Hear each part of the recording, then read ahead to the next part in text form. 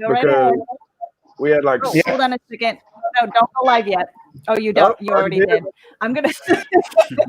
Yeah, we got Rick Stafford You know on what? board.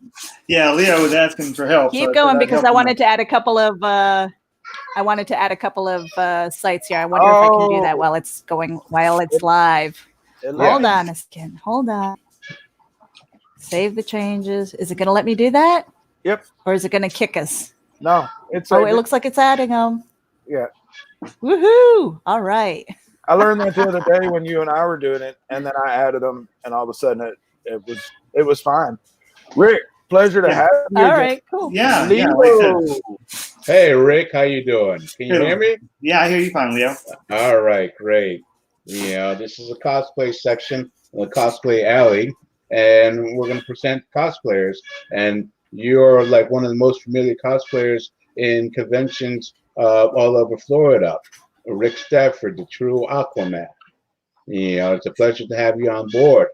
You know, what have you been doing as far as cosplay is concerned in this empty time? Well, you mean what have I been doing in quarantine? Cosplay related? Oh. Yes, cosplay related. Have you been working on suits or you know, a new cosplay? Nothing new, just because I've been kind of focusing on self-improvement over new cosplays. So been doing a lot of working out. Got a nice little home gym. I developed a fitness program for people at home, and I've been basically moderating that program for people, helping keep them in shape while they're at home, because everything I do with my program is home-based, so it doesn't require any equipment. It's all basically special warfare community workouts that can be done anywhere, and I just made it basically doable for anybody. Oh, can you kill people with your thumbs? Pretty much. All right. I need a lesson from you. No, yeah. but you do fitness, and I mean, do you share videos, you know, kind of like daily things that people can exercise with you? I do. I've got actually 2 different programs that I developed from my 20 plus years as a fitness trainer. And one of them is called my Rapid Results program, which is a 30-day program. Each workout's anywhere between 20 and 30 minutes. And then I've got my VIP program, which is a 3-month program that you do 3 days a week. And those workouts typically run 45 minutes to an hour. And it's basically step-by-step, paint by number. Everything is laid out. All the timing, all exercises are timed for you. Everything is done. It's basically as idiot-proof as possible. You just start it, follow it, and in 30 to 45 minutes, you're done. No way. You see that, Meredith? You see who just snuck in here? Who just snuck in here? Oh, God. Oh, no. We got Deadpool. Deadpool. You behaving? Hi, Meredith. I am so sorry. I was busy. Yeah, sure. The excuses. Hi, Matthew. Who are you out killing this time? It's Leo. Yes. What Love can I you, do Leo. All right. No, I want you to say I love you. What you been up to? What you been up to? Is that Rick? Yes. Is that you? Right there, right. There's the true Aquaman right there. Yeah. Is it? I can't Yes, see. it is. All right. What's up, Rick? Hey, what's going on, Deadpool? You remember me? Yes, I do. Deadpool, are you being good and staying home, Deadpool? Or are you just going out? Why would he? He's immune to everything. Yes, he is. So why would and he he's wearing a mask. Yes, he's wearing a mask and gloves. He's being a proper citizen. when he's not killing bad guys, right? Yeah. And of course, if Deadpool could have been a carrier, you know, he would have carried a lot of other things besides COVID. So yeah. I think anybody around Deadpool is safe. Oh, I think he would have been patient 0. We got hurt. Oh man! So we were talking about working out and staying healthy, and that's Rick. Yeah. Rick That's right. works out. Yep. He does it. He does his ruckus, whatever you call it. Rucking. Yes. Rucking. What is it? What? What? Rucking. That is not what I thought you said. Starts with an R. It starts with an R. Okay. But yeah, no. Just so you guys know, so. Oh, go ahead. Oh yeah, I was just gonna say. So this is Geek Out Virtual Con, and we are at the end of the day. So we've got a little bit to go. We've got the cosplay alley with you guys, End of the day, and we've got 3 hours left. 3 hours. I know. We've got 2 hours of cosplay. We've got some more people coming in. I'll probably give up a seat so I can go stretch and grab myself a whiskey. I need one, and then we're gonna actually. Because if you just said grab Whiskey. my stuff, we was going to have to re-rate this show. That, and I have to get better lighting here or shut down my shades because look what I'm learning. I'm learning, to have a proper background and stuff. We got the play done. But so you guys have fun. I'll be back. All right. I'll be back. Hi, Meredith. Sorry. I am. I love you. Stay on board. I got an apology from Deadpool. I need heart eyes and stuff like that. I thought it was 6 o'clock. God damn it, she left. All right, Julie's on board. Julie Queen Cosplay. How you doing, Julie? Doing well. Can you hear me? How's quarantine? Yep. How's quarantine going for you? It's been on and off, so. Okay. Hey, Deadpool, somebody wants to say hi to you. Oh my God. Tell me about. My buddy. You got to bring it over, buddy, so we can see bring it over. Bring it over. Bring it up. No, it's mine. Yeah, there we go. Dad already stole the headphones earlier. He's scared he's going to steal the belt too. Yes. No, he's my nephew. Oh, gotcha. Yeah. So you stole, man. You didn't even steal your kid's headphones. You stole your nephew's headphones, man. And here I thought Leo was up on a high horse. There. Oh no, it's like last minute technical difficulties that did not see, and I just had to grab the first piece of equipment that I can. And it's like I bought these headphones for him for Christmas so he can keep the house quiet and all that stuff. So like now. So you say keep the house quiet. You mean so you don't hear him killing all the people in Fortnite? Oh yes, Fortnite. What else? We don't say that word. Oh. That's a bad word. That's an F word. Why did they steal your dance? What? I said, what? Did they steal your dance? Oh no, they did not. My son plays it 24 hours. Oh.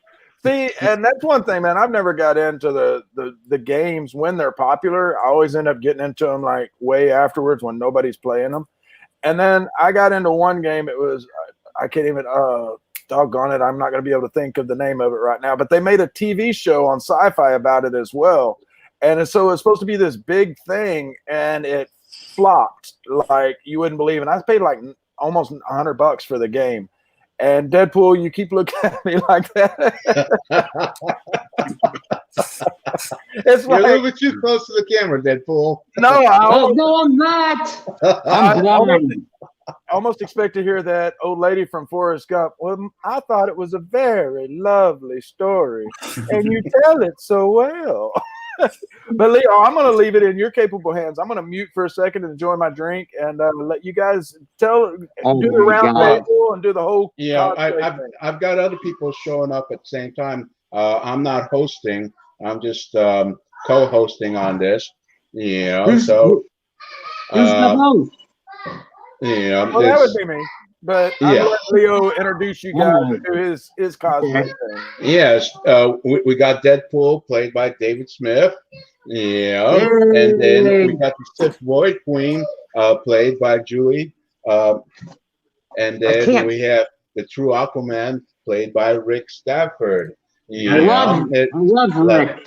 Thanks. And then we got other people coming on board, and then I just wanted to like introduce y'all to everybody else that as to what's going on. So how's quarantine going for you guys? I still. My mental health is going up and down, so yeah. Well, I've been fortunate to be an essential worker, so I'm staying busy with work. So I actually have a job, unlike a lot of people, unfortunately. Okay. I still work.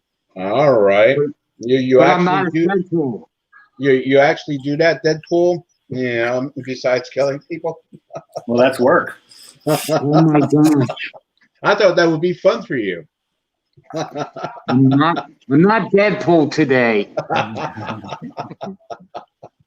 Q&A time. Yeah, I've been making TikTok videos and stuff, so. No. Cringy. There's a lot of plague doctors on TikTok, so yeah. I know there is. Now, I'm, I was on mute there for a second. The Sith Void Queen. Explain what that is, because again, I'm not up on everything, and the first thing I think of when I see you is Assassin's Creed, just because of the doctor that they have in there, the old fashioned doctor. And I know that's completely wrong, because if you have Sith in there, of course it's something Star Wars, right? Yep. Okay. Whew. Tell us about your character and how did you come up with it? Where are you located at? All that good stuff. Located in Orlando, so yeah. I came up with this costume. Well, I bought it at the Spirit Halloween store, so. Okay. This mask I got from Amazon, so it was pretty cheap. Yeah, Julie, you doing the plague doctor long before anybody even heard of coronavirus. I remember taking pictures of you like sometime last year before even this came up. You were thinking ahead. Yep. So yeah, there's actually a big plague doctor community, but they're hidden. I met her at the last con. Which was it? Space MyCon. MyCon. Oh my god, it was so horrible. Those freaking right when I walked through the door, the public thing on property, so I wasn't too happy about it. Ignore it. Have fun. Yeah. But I was being chased down by kids and everything, so.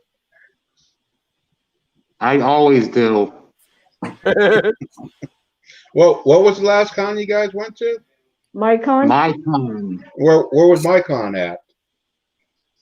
Central Florida. It's by the big Ferris wheel, the Icon. Over there. Okay. That hotel. Let's see. David, I saw you at Space Coast. Yeah, I think Space Coast was the last major con I was at. Yeah. And then Julie, I think the last time I saw you was at the Orlando Touring Comic Con in Orlando. Yeah. Yeah. What are you guys? How are you guys feeling about not going to conventions? Just cooped up at home most of the time and not be able to cosplay. My wife loves it. I don't mind. I play video games to distract my mind. So. Yeah. Well, we had talked earlier, and I had made the unfortunate prediction of the fact that I don't think that we're going to see a MegaCon this year. I know they've rescheduled it, but I think that's going to be way too soon. Yes, it's way too soon. And at this point, I'm waiting. Go ahead. The more people that keep going out, the more the virus is going to stay. Yeah, yeah, and we talked about that too. Yeah, we haven't even seen the second wave of this yet. What's going to happen is, and again, this is coming from a medical professional. We're going to be going from people that are going to say, oh, we've lifted the bans. That means I'm immune now. Go out into public, and the next wave will hit. It's just the mentality. It's the mob mentality. People don't think it through. They think once everything is open again, that just means everything must be clean. Everything must be sanitized. The disease is wiped out, and that's far from the truth. So we're looking probably upwards to the end of the year before we really see this thing under control. Well, look at how long it took. Throughout the whole year. Yeah, and look how long it took for a lot of the young people to actually start taking it serious. And granted, a lot of that was the spring breakers and the St. Patrick's Day people. And you had the headline saying that it was only affecting the older people and people with pre-existing health conditions. And here in Austin, you know, we had a group of kids out of UT, and I say kids, you know, they're in their 20s, they're in college, and they chartered a plane down to Mexico. There was like 80 of them, or maybe even more. But last I heard, there was 40 of them that were infected with coronavirus. And not only did they get infected, but they took commercial flights back home. Some of them did. Some of them took the charter flight, but some of them took commercial flights back home. And so now, you know, now there's 40 of them with it, and they're going, well, we better take this serious. Well, you think, you know, and how long is it going to take? Because we know the government is bound to reopen things, and it's going to take another shockwave rolling through this country before it shuts down again, and then it's going to be indefinite. And don't forget about the hurricane season coming. No kidding. Good point. Good point. And you know, so I know, you know, we've said that you guys are a couple of you are still having to work, whether it's from home or you're an essential worker and you're going outside the home. What are some of the things that you're doing to stay sane while you are stuck at home with the loved ones that we love being around so much, but we're around a lot more lately? And Leo, let's start with you. How are you doing it? And then we'll just kind of go clockwise. We'll go to Rick. And then you know, you can say I'm retired because I'm disabled, and I pretty much spend most of my time at home any which way, and I try to keep myself busy and get into a routine. Wake up in the morning, and try not to stay inside of my bedroom, and go into my workspace outside of my bedroom, and get on the computer, download movies, see what's new, and you know, pick up my camera.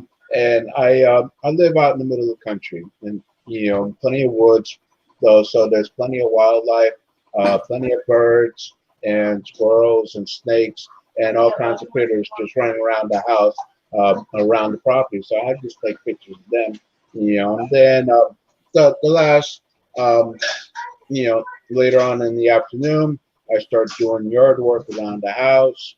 I work on my garden, you know, water my plants, clean up the yard, and you know, try to like around 5 or 6 o'clock in the evening, go back to my room and then watch whatever entertainment that I have, or you know, what's on you know, cable TV, and then you know, 10, 11 o'clock, you know, go to sleep, and then just do it all over again.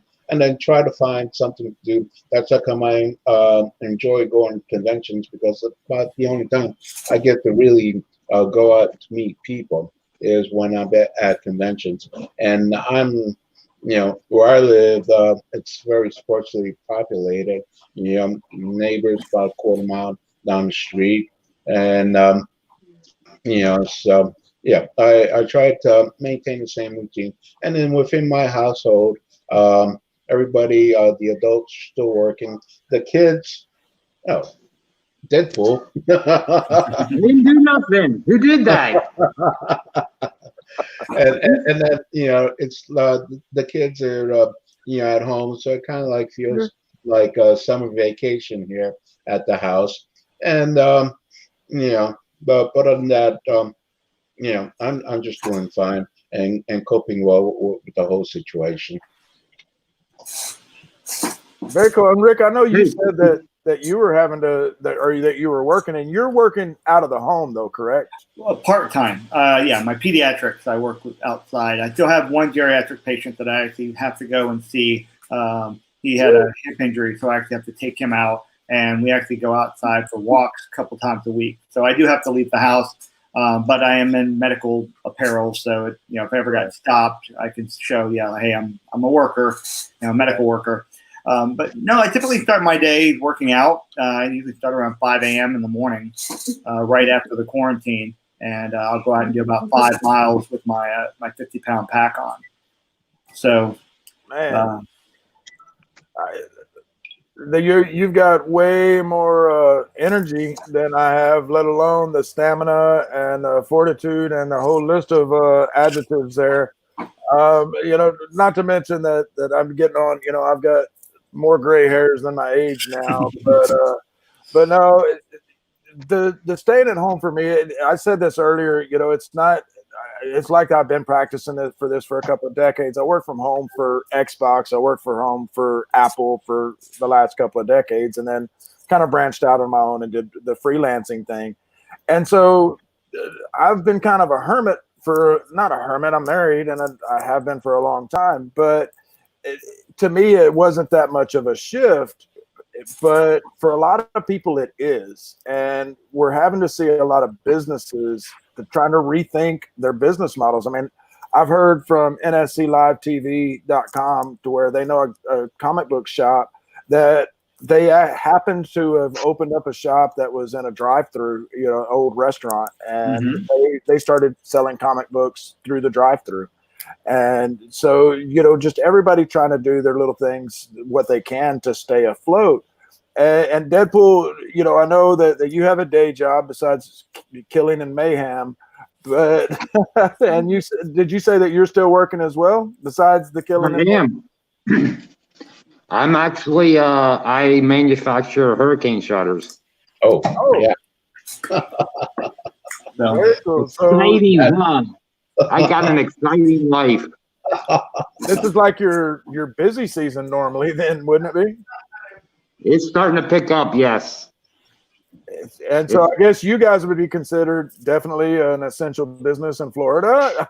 And so, but I'm taking it, that's not too often you go out in costume to install the. No, I do not. I was thinking about taking a walk around the block tonight, since I'm already dressed. Right? Dressed for the occasion. And you got the gloves and the mask. Can you imagine how many people sitting inside their homes would be bored looking out the window and they see Deadpool walking down the street? You would be all over so many social medias tonight. Well, but the problem is people would want to do selfies, and that breaks the 6-foot rule. That's true. Yeah, you have all the kids screaming, wanting to come outside and meet Deadpool. Selfie stick. Well, and Typhoid Queen. I could just put it on Stiff's big ass beak. What? Put the camera on your beak. I don't know. On your plate doctor mask, yeah. I'm just trying to come up with something. And then we just have that 3D built-in selfie stick. But and I know I'm sorry, and you may have said it earlier. Are you just completely quarantined at home? Is your job, you're off of work right now? Who are you talking to? I'm sorry, Sith Void Queen. Okay. Oh, me? I don't work. Oh, gotcha. Okay. What? So, how are you said that that earlier the self isolation and the mental aspect was kind of getting to you at times. Are there any other venues that you're finding that you're kind of turning to now that you didn't turn to before? And we'll start with Sith Void Queen. What was the question? Are there venues now that you're turning to, or escapism, I should say, other avenues of just being able to explore and get outside of your own head while you're stuck at home? Usually video games or movies or TV shows. She likes to stream. She's streaming her video games. I see it. Oh,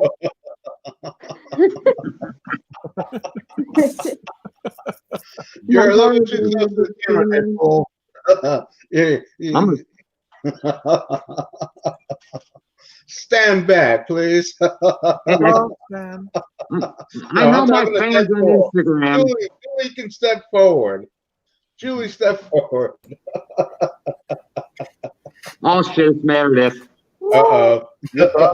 Meredith, I'm gonna I am so sorry, Meredith. Everybody behave now. Meredith here. I'm so sorry, No, Meredith. you missed me.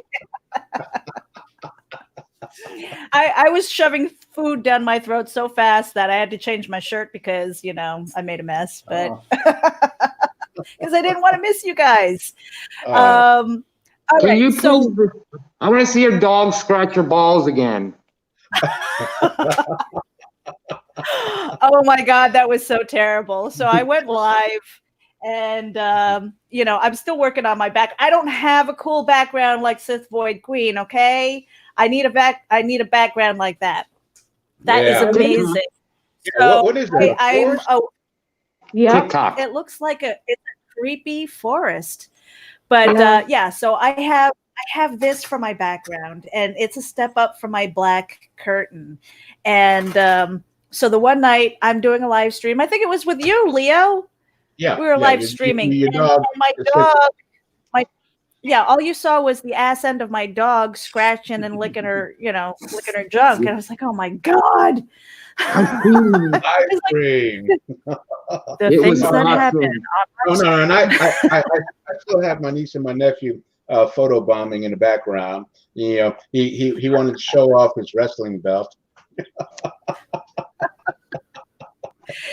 So I don't want to repeat what Matt was asking, you know, but I know that this has affected you guys. I mean, do you have other opportunities to get dressed and just kind of play, or you know, what are you guys doing?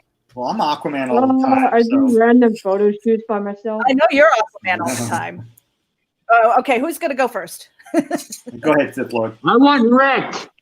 Go, Rick. I'm taking over. Go, Rick. Oh, well, yeah, I'm pretty much Aquaman 24/7. So I'm always wearing the orange-green combo everywhere I go. So true story, I'm working with my geriatric patient the other day, walking him, and a car comes to a screeching halt because we're walking on the sidewalk, and the window rolls down, and it says, Aquaman, what are you doing out here? I was like, and I'm wearing a mask. I've got, you know, I'm wearing scrubs, nothing. Well, yeah, they are Aquaman colors, but it was like, but it was somebody who recognized me as Aquaman with a mask on and sunglasses on, and it's like, wow, I'm that recognizable in the public. You're actually wearing a hoodie right now, and Yeah. I want it. That is so cool. I mean, did you get that specially made, or like, where can I get one? It was a limited run out of China, so before the coronavirus. So. What?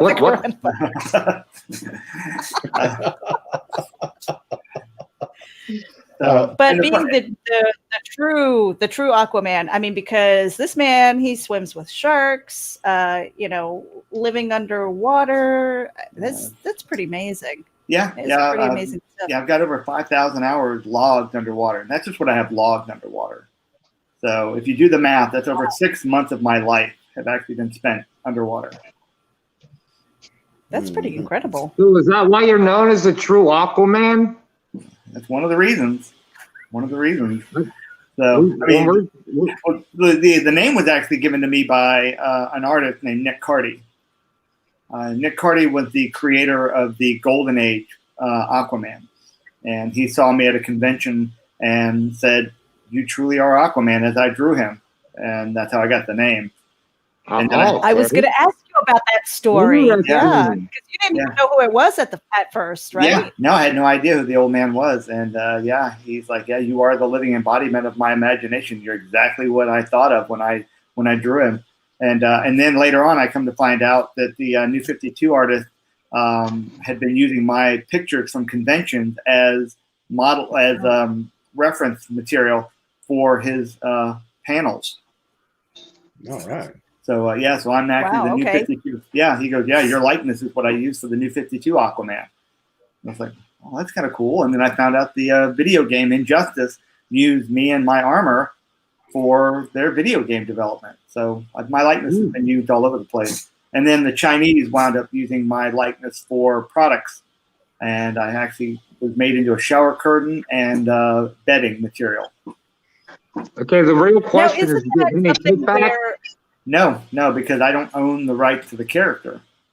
Oh, but it's your face. It is my face, but the character Aquaman is still owned by DC. So I'm just holy cow. Yeah, so that is totally another conversation. Yeah, it's a muddy area. Athena knows way more about it than I would because of the fact that she even though she had to get approval from DC to be called the heir to the Dark Knight, but they gave her the agreement. But she had to go and ask them. This is what my fans are calling me. Can I use the title? And they finally came back with an answer. Said yes. You can't profit from that title, but you may use that title.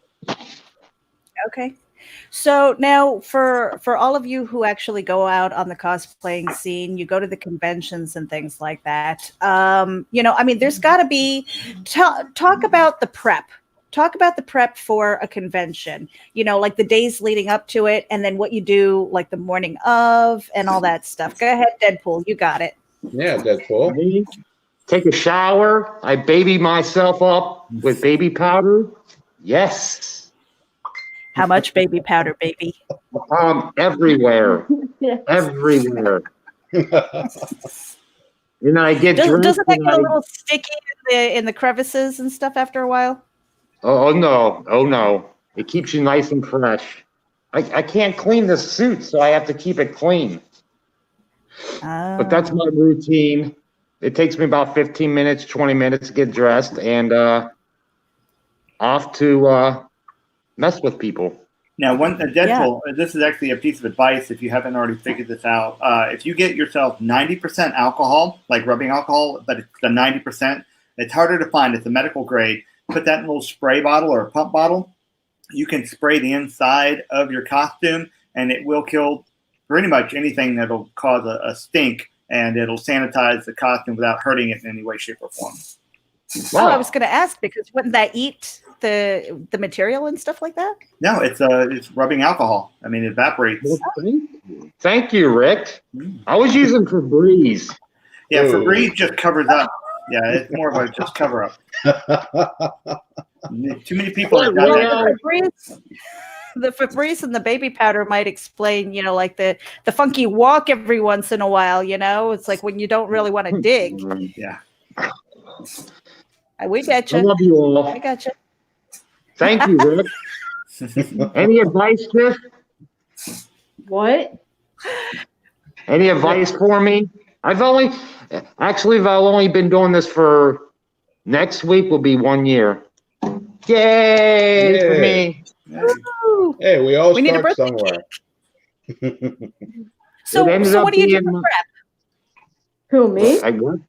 Yeah, you. This boy. What do you do for prep? When I get up in the morning for a Comic-Con, I pack some stuff, my water, my medicine, whatever I need, pack it in a backpack, and when it's time to go, I just go put on my costume and everything. Do you get dressed at the convention, or do you get dressed before you arrive? Get dressed before I arrive. Okay, because that must be fun to be driving down and you've got, your costume on and the mask and things like that, and people doing double takes, like what the hell is that?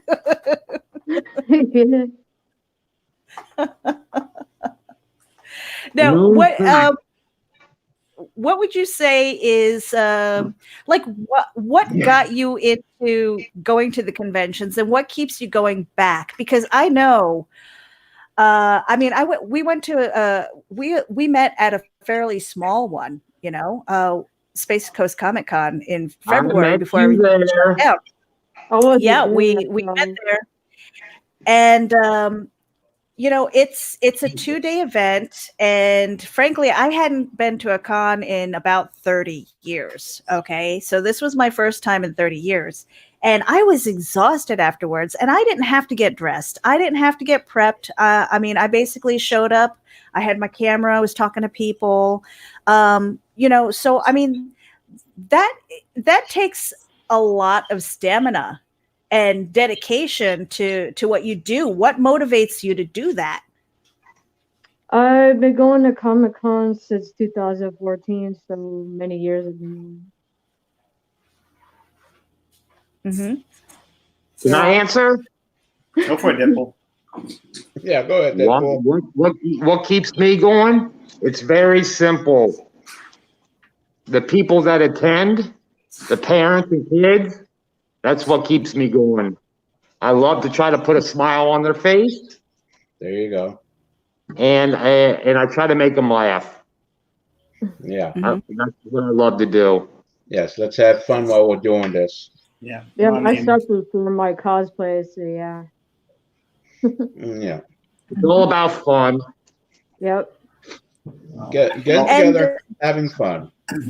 And I'm typically, I'm going to say, I'm typically a guest, so I see it from a different perspective. I'm usually having to get there early, set up a table, then I dress. So I usually dress at the con itself. So, but now I'm going to be taking off because I'm going to do what you just finished doing, Meredith. I'm going to go ahead and have dinner. Athena just got home with dinner. She went and did a quick pickup for us. But I just wanted to start the con part off. So thank you, Rick. Thank you so much. We are waiting. We are waiting for more people to show up here. Yes, Deadpool. Thank you so much, Rick. I love you. All right. So you guys take care, Rick. And we'll talk soon. All right, later, guys. All right. Thanks a lot. All right. Oh, that was awesome. Yeah. So the con experience. What was the biggest convention that you've been to? Either one of you. And Holiday Matsuru. Mm-hmm. MegaCon. I hear it's a beast. Yeah, it is. Now, do you think that is? I mean, it was rescheduled for June 4th. Do you think it's going to happen? No. Are you talking about MegaCon? Yes. MegaCon. Yeah, first week of June. MegaCon will not happen. Yeah. They're just going for the money. That's all there is. Yeah, I mean, because they managed to reschedule some of the bigger names for June. But even Disney right now, Disney World, because we're all located in Florida, I believe. Disney World has closed down, I think, through the end of May. So that doesn't bode well for the other conventions if Disney isn't even open. And I don't know, Leo and I had this conversation the other day where all of these cons that are trying to reschedule are screwing up the ones that already have set dates. And then I've spoken to quite a few other people who said that the convention 2020 convention year is done. It's already done. What do you guys think about that? And do you think it will recover? Well, we're just going to have to wait until next year. You think wait till next year? Yep.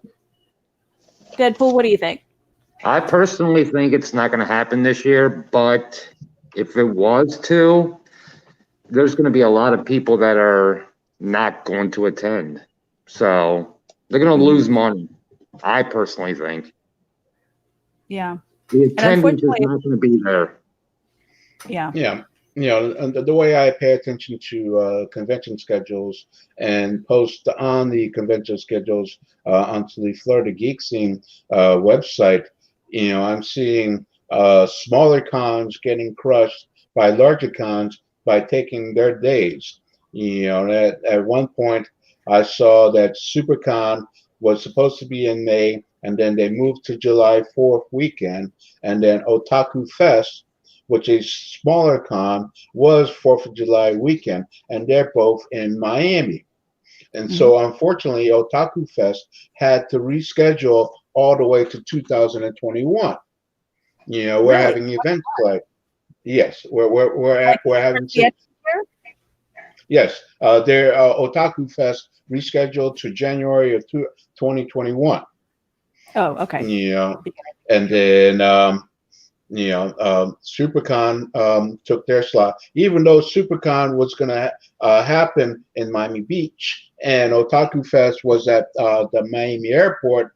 Still, that weekend, and even then, that's quite questionable. Who's going to show up for a 4th of July weekend on the beach? Mm-hmm. And then I see other events, large events, just stepping all over smaller events and causing the smaller events to move. Which there's no sense of communications between the con promoters with each other, or they don't want to, or they just don't care. That's what I'm seeing. Mm-hmm. And Leo, what I'm going to do, I'm going to share the StreamYard link out. So if anybody wants to pop in a seat, we have 2 more seats for anybody who wants to join the conversation. Hold on one second. I'll share that out. And I want to put this up here because I want you to speak about Sith Void and Deadpool. Don't go away. I just have a little overlay here because I want Leo to talk a little bit about Florida Geek Scene. Okay. Again? Oh, come on now, Deadpool. Again. You love it. Show some love. Show some love. No, I love your memes. Come on. Okay. At Florida Geek Scene, it's a website of all the events happening in Florida. Everything pop culture that happens in Florida. The conventions, the comic book scenes. We review movies. We open, box opening of toys and stuff like that.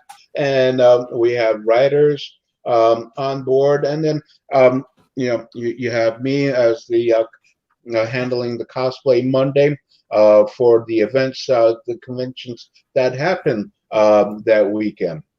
And I try to cover as many as I can within the Central Florida area as much. And then we do things like also put up the current scheduling of events for the state of Florida. You can come on over to Florida Geek Scene and you can plan out your convention schedule according to our calendar. Mm-hmm. All right. Hold on a second, because the calendar is pretty extensive, actually. I mean, it's really impressive that you've got the people who. How do they submit convention information? So, if we were doing virtual con again, but we've got CyberCon next week, and I want to shout them out also. Yes.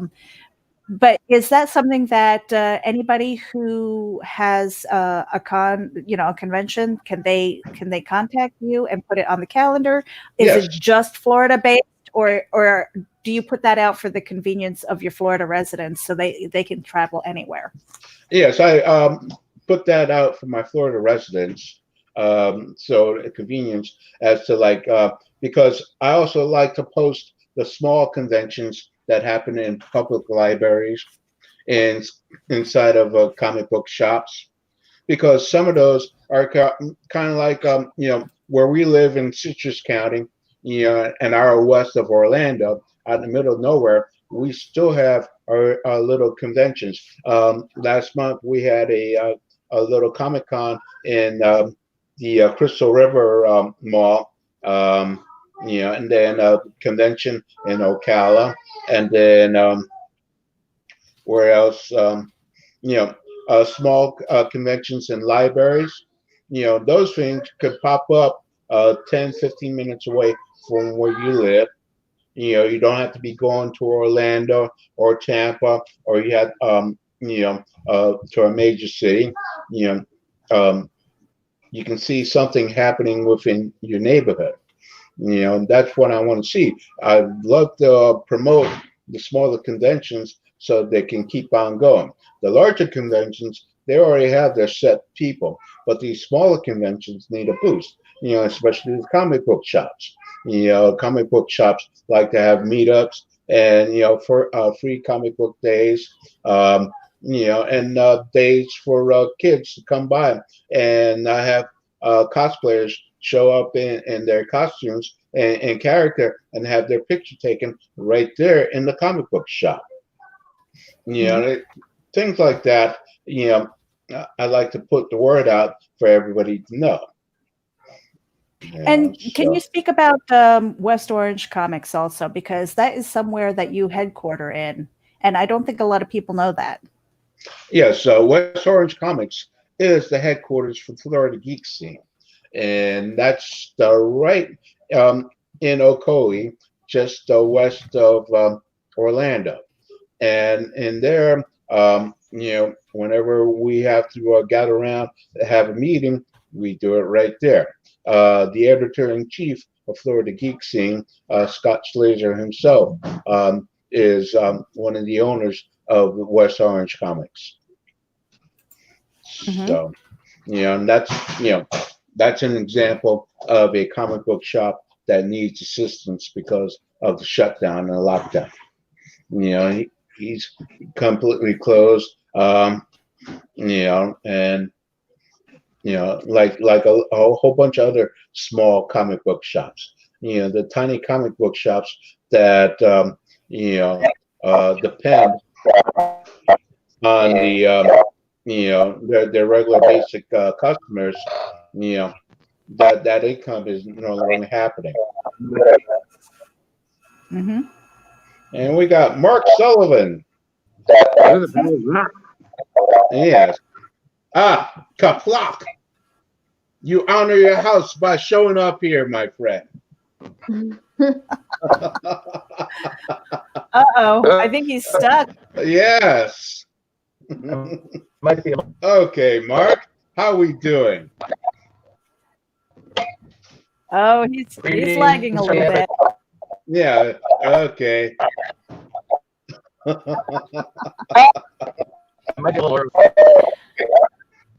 Does he live in the country like you, Leo?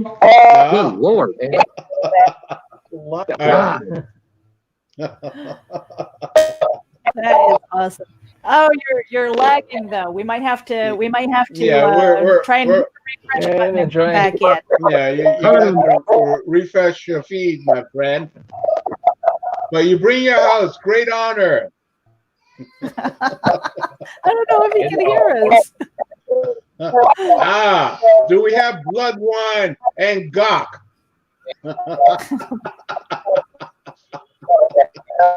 Cut him. How do you serve your gawk? I'll come back.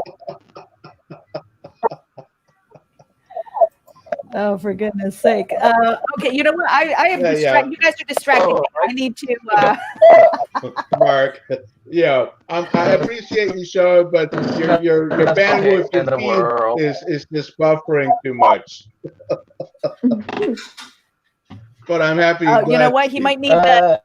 He might need earbuds. He might need earbuds. I don't know. Can you put earbuds on with that on? Oh, okay. Man. Mark. Hi, Mark. We All right, I'm sharing out the link here. Hold on a second. I keep getting distracted here. So you people stop DMing me. No, don't. I love you. I love you. Keep sending the love. If I don't respond back right away, it's because my computer hates me. I have like 10 tabs open right now. Uh-oh. Yeah. Well, so that's okay. So, okay. I'm next to my buddy Leo. Who stocked up on TP? Were you guys one of the? I was going to ask you about that. Can I ask about that? What is the deal with that? Please explain. I have no clue as to why that ever happened. Besides, I'm ex-military. I learned to live out in the woods, so I've learned to improvise that situation if I have to. Yeah, I never don't understand. Well, maybe okay. So this I think is maybe the Florida mentality, right? Because we go through hurricane season. Hurricane season starts what, June or July? I think it's June.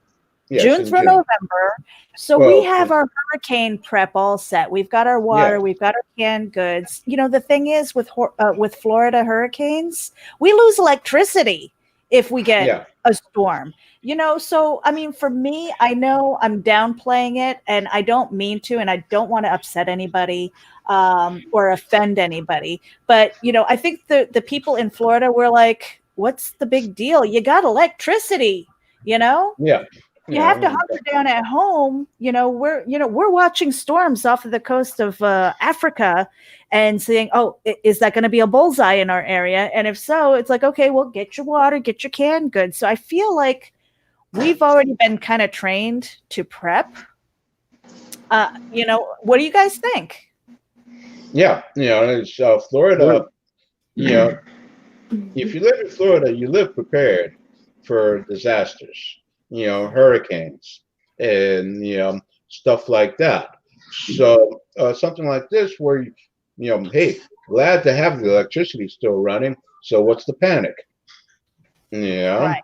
It's like it's somebody says stock up on your paper towels and toilet paper, and everybody just goes nuts. And whereas here, my biggest concern in my household is non-perishable food. How much non-perishable food I have in my house in case the electricity goes out, or like what I've been doing for the last 2 weeks. I've just been going out shopping one day out of the week, and then that's it, just staying home. Unfortunately, not everybody can do things like that. Some people have to go to work or attend other businesses and things.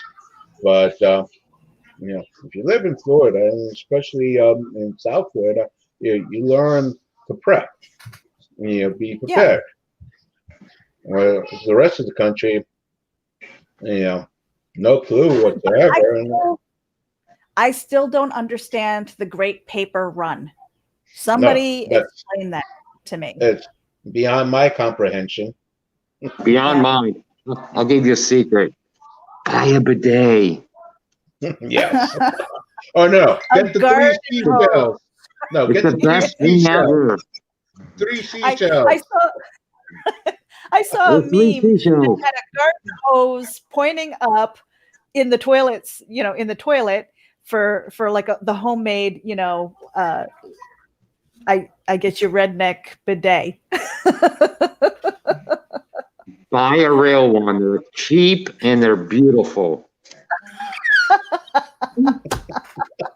Nothing like water shooting up your ass. It's awesome.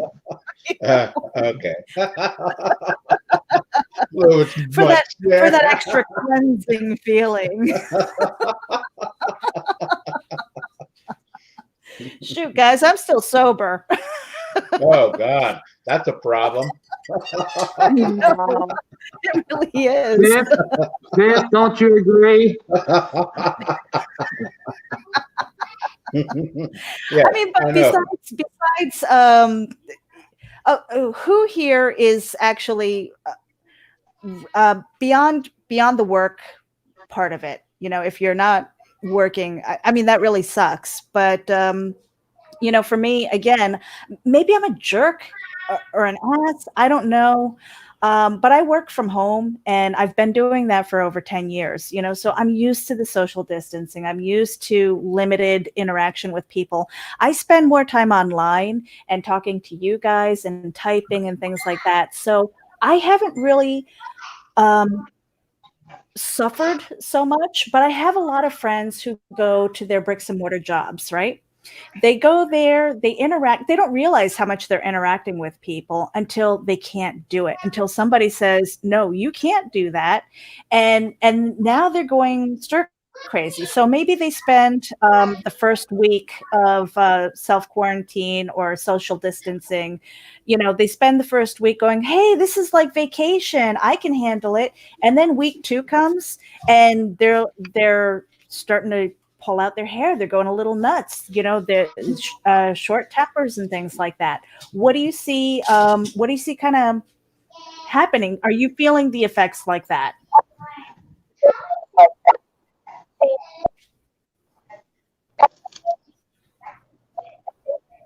Hello? Oh, I'm getting a little bit of feedback. I'm introvert. Yes. No, We're I'm trying an to get Mark back introvert. here. You're an introvert anyway, right? I'm introvert trying to be an extrovert at cons. And so that's what I'm missing right now. Well, you know, for me, Hold on. with the family that I have going on, you know, it's more the children are being more affected because they feel like it's, you know, summer vacation when in reality they have to do homeschooling and they don't understand the seriousness of being homeschooled and having to do work at home. And you know, that's what I see going on within my family. Right. You know, the children don't understand the severity of the whole deal. You know, and, you know, lucky for me, I got a big old yard and plenty of things for them to do and run around with. But some other families are probably having a difficult time. You know, parents are trying to explain to their kids that they can't go anywhere and they can't go to school, and then they got to take their classes at home. You know, the younger kids, you know, younger than, you know, 8, 9 years old. You know, try and explain that to them. Mm-hmm. Yeah, We were trying to get Mark back in here, and oh, there he is. Yeah, we got you. He's on mute. He's on dial-up. No dial-up. Mark. I have nightmares Mark. from that. He's on still AOL. Jesus, really? ALO, what the hell? AOL. America Online. Yes. Mark. This is too young to know that. Can you use your phone? Are you using your phone or are you using a webcam? He's on his Nokia. Jesus. No, not a Nokia. Oh no, he's frozen again. Yeah. All right. So if anybody is tuning in here, what I did was I posted the StreamYard link on our Geek Insider Facebook page. So if you want to join in and join the conversation as we wait for more cosplayers to pop in, that way you can get on camera and talk to these guys. Oh, here we go. We've got somebody else popping in here. Mark, we're still having an issue with your audio. Wonderful. All right. Hello. Hello. And I'm gonna let. Is it Rob Sims? Yeah, Rob Sims. Hey, great to see you guys. What's up, Rob? Hey. Oh, Kyla. Rob and Kyla. Who are they? Well, do us a favor and introduce us to you, where to find you, what you do, and all that good stuff. Hello, everyone. We are Cause Effect Studios. I'm Kyla Swanberg and Rob Sims. And together we're a couple that provide interactive photo op experience at all your Comic-Con and convention booths. And my background is that I'm a costume designer and makeup artist and also an actor. And whereas Rob, I do all the technical, I do all the wiring, special effects, lighting, scenic, you name it, electronic-wise, I do it. All the good stuff. Yep. And so together we team up and put our favorite movies to life. So we're mostly known for our Beetlejuice booth, and we brought some stuff with us today just so you guys we brought some toys that see more than just us. Yeah, let's see it. While we're in our, I like to call this whole time as like a creative quarantine. I don't know about you guys, but it's, you know, the best art can come out of hard times. So. All the projects that we've been wanting to work on, we've had a lot of time to do it. Now that we've actually caught up. So that was one of the themes that we've been hearing throughout the day, is that a lot of the people who are naturally creative, whether they are artists or writers, and you know, who not to say this is a good thing, but in a way it is for their creative process, but not so much for maybe their paycheck if they're not going to their day job. And, you know, now that they're home and they're like, well, I have all this time. So once they get over the issue of, oh my gosh, I'm home and stuff, getting over that hump of saying, okay, this isn't vacation. Maybe I'm a little bit scared. Let me put some of this energy into these creative endeavors. And so what have you been doing to keep yourself busy, and how are you kind of expanding that universe in your creativity? Well, certain costumes we were working on, we thought we had, you know, this much time. So then with this circumstance, now we have a lot more time. So our newest endeavor, aside from our Beetlejuice stuff, which we love, is another favorite fan. So we've been Goose and Parish, where you get to meet Gozer dogs, and we have Yanish Poha and Vigo and Gozer costume, which is a lot of cat suit and bubbles and textures and stuff. But then we thought,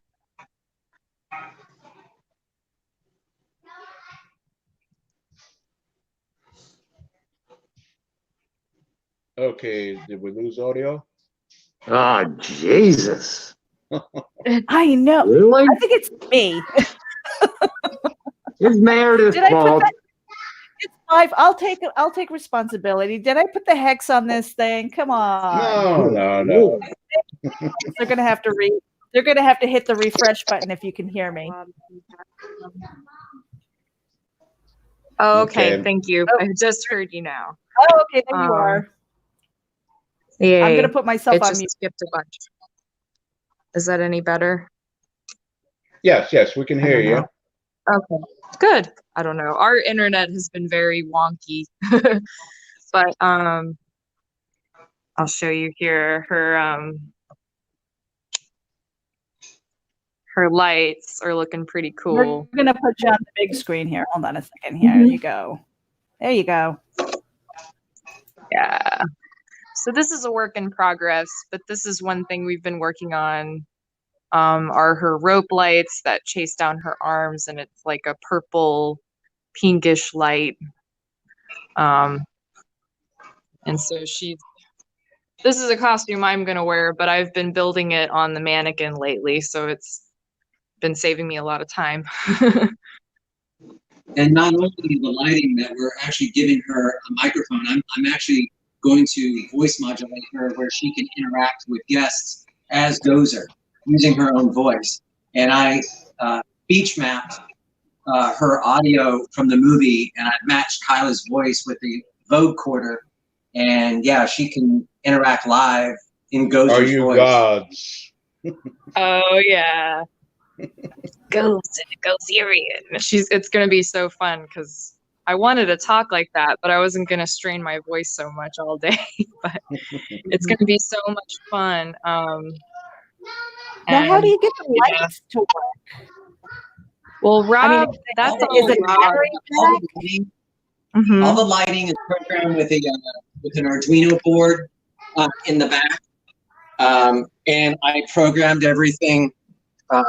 If you come around here where I can unzip her. All the programming's back here with an Arduino board, and I've got a 4 rechargeable AA batteries that she could run for like 10 hours and she'll never lose any power at all. And it's rechargeable. You plug right in, it charges it back up, and you're ready to go.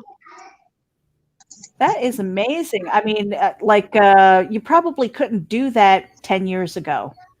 That would have been way, way too much of a burden. No, yeah, doing the lighting the old-fashioned way would be insane, but I've been trying to dabble with technology and costuming and trying to push the limit on as far as, making things creative and work together. And it's coming out quite well. I'm really impressed with it. Yeah. Especially I've definitely never worked on such a technical costume before, so it's been pretty fun. And then aside from that, Violet has to, we have a girl that wanted to get married and she wanted to be like Lydia. So she hired Kyla to make her another wedding dress. So Kyla over here on the right, she's actually commissioning and making another wedding dress. This is not Kyla's. This is her customer's dress that Kyla's remaking. Brand new. That's a brand new Lydia dress. I haven't. Tomorrow I'm gonna start doing all the ruffles. That's the thing that takes so long on this. It's all the that Gunny Sacks 1981 kind of dress. So she's still here with her base, but then she's got to get all of her ruffles put on, like tier after tier of ruffles. So it's gonna be a lot. So we make costumes for cosplayers. I mean, it's not just us that you commission us to make something, we'll make it, and if we can't make it, we'll make it anyway. Yes. Basically, if you want lighting in it, you just tell us and we'll make it happen. That's what we do. We love it. We have so much fun doing it. So that's a little taste of it. Looks very good. It looks awesome. No, I love always running into you guys because you guys seem to always be having fun at the conventions, especially at your booths. Every time I look into your booths, it's just smiles and smiles, and people just having fun taking pictures in your sets. I especially love it when you're at Spooky Empire, and that was great. Especially when you did that Beetlejuice. I remember the time. Dylan Garasco, he's in. But no, I always love coming in and watching your sets at the conventions. They're amazing sets, and you guys look like you're always having fun and a great time. We do. We absolutely do. It's a lot of fun. I love the kids, especially when they know who Beetlejuice is. That's the best thing when you hear, a little sometimes 8-year-old, younger, go nice up and model, honk honk. And they run up and hug me. I mean, an 8-year-old kid you think would be scared of Beetlejuice runs up and goes, I see your movies all the time. It's the best. But we get a lot of that. And we had one couple propose at our booth one time, which was pretty cool. Yeah, we had some at Spooky last time. We had no idea, and they came in and they proposed right in front of us. And, oh wow! Yeah, they were in Lydia, or the girl was Lydia. Yeah, don't you just love it when they propose at conventions? Mm-hmm. Oh yeah, absolutely love it. And the ghost set is huge. Mm-hmm. All right. Each of those tarot cards are huge, so it's going to be a big booth. Oh, okay. What? You're setting up at MegaCon, right? If it happens. So far. Yeah. We've been in really close contact with Mega. Mega's been informing us of everything that's been going on, and we've just been, adjusting our schedule to what they, what happens with the con and everything. So, but yeah, they're sweet. We love them to death. Fan Expo is amazing, amazing people. Yeah. Okay. Fingers crossed on these postponed dates for, MegaCon Orlando, Fan Expo Dallas. So we'll see. Well, where else are you going to? So we got the Orlando, we've got Dallas. Yeah, we're doing Fan Expo Orlando, which would be next. And then we're going to Dallas. Fan Expo Dallas. So far, the postponed date has been June 19th through the 20th. And then July, at the end of July, we've got GalaxyCon in North Carolina, which will be doing the Back to the Future DeLorean time machine. A DeLorean, a time machine that I helped build in Raleigh is debuting their time machine. So, because I do Marty McFly too. So Kyla and I do Marty and Jennifer. They want us to come and do photos with the car in GalaxyCon for that. And then we've got Fan Expo Boston, which so far the dates are good for that. And then we've got Fan Expo Canada. Both of those shows are in August. So it's busy, and hopefully, knock on wood, the later into the year won't be so sporadic. It'd be nice to work a little bit. So, for everybody. That's the artist. All right, Rob and Kayla, it's great hearing from you, and it's wonderful seeing you. Let's bring in to the phone Dylan. Dylan, how you doing, guy? Good. How are you? All right. What have you been working on in the lockdown? Have you been working on any new cosplays? Yes, I have. What you got going on that's new? Well, got Mr. Killer Croc here. You got Killer Croc? Got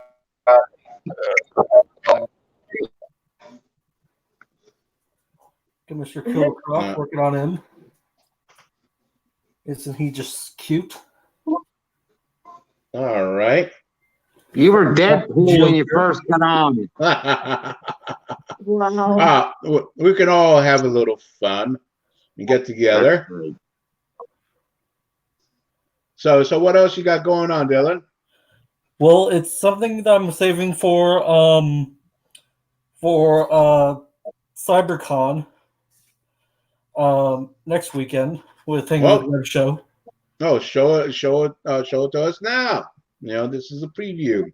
Well, this is a preview of virtual conventions. It's too big for my room right now, but I will show it. Oh, okay. All right. It'll be on my Facebook page next week. All right. And then, what other things have you been keeping yourself busy with other things, or are you staying at home, or are you actually going to work? No, I'm staying home with the family. I unfortunately have a family that has compromised immune systems, so I have to stay home. Yeah. Stay home. I pretty much understand that. And then, what are the future plans? What other conventions are you hoping to go to? After this is all over with. Well, after this is over with, I'm thinking about doing MegaCon. And hopefully also KaiserCon as well, Kaiser Comic-Con. Mm-hmm. But KaiserCon, didn't that, wasn't that over with? They had to reschedule. It was like literally a week before the lockdown. Okay.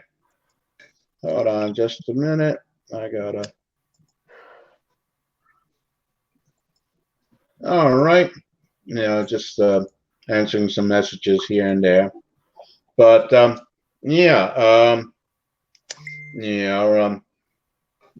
what else would you hope to do in this downtime? Because you also do productions. Is that correct? Unfortunately, I'm actually done with the productions, the Colmore Things kind of thing. my crew kind of expanded because my friends all kind of are busy with their own jobs and their own lives. So they're kind of doing our own thing. So it's not exactly I'm part of any crew anymore. It's kind of just me by myself and I. Well, you can, you can move fast by yourself, but you can move further with more people on your side. But yeah, that's what I'm hoping. So I'm hoping to talk to a few crews later on in the field of cosplay, and hopefully join up with someone soon, and do something with my cosplay skills. No, okay. So yeah, great. And it's like I always enjoyed watching you at the conventions. Last time I saw you was at Space Coast Comic-Con. Yeah. All right. And plus, I also have been doing voice acting work. Oh, there you go. Have you done any actual gigs or I did a abridged for what was it? Full Metal Alchemist. Oh, okay. For abridged, Full Metal abridged, and I was the corrupt priest. And and I'm working on other projects soon. One which I don't know, I'm not supposed to tell, but it has to do with Batman. So I'm really excited about. And we'll just see how it goes from there. All right, hold on just a minute. I'll keep updating my Facebook page and my YouTube page my phone with all different content. So do look out for that stuff. Dylan. Hold on just 1 minute. Let me. We're gonna have. Looks like we're gonna start having the whole entire Gotham Underground starting to show up. So it's like let's give those guys some time to step on in. It was great to see you, Julie.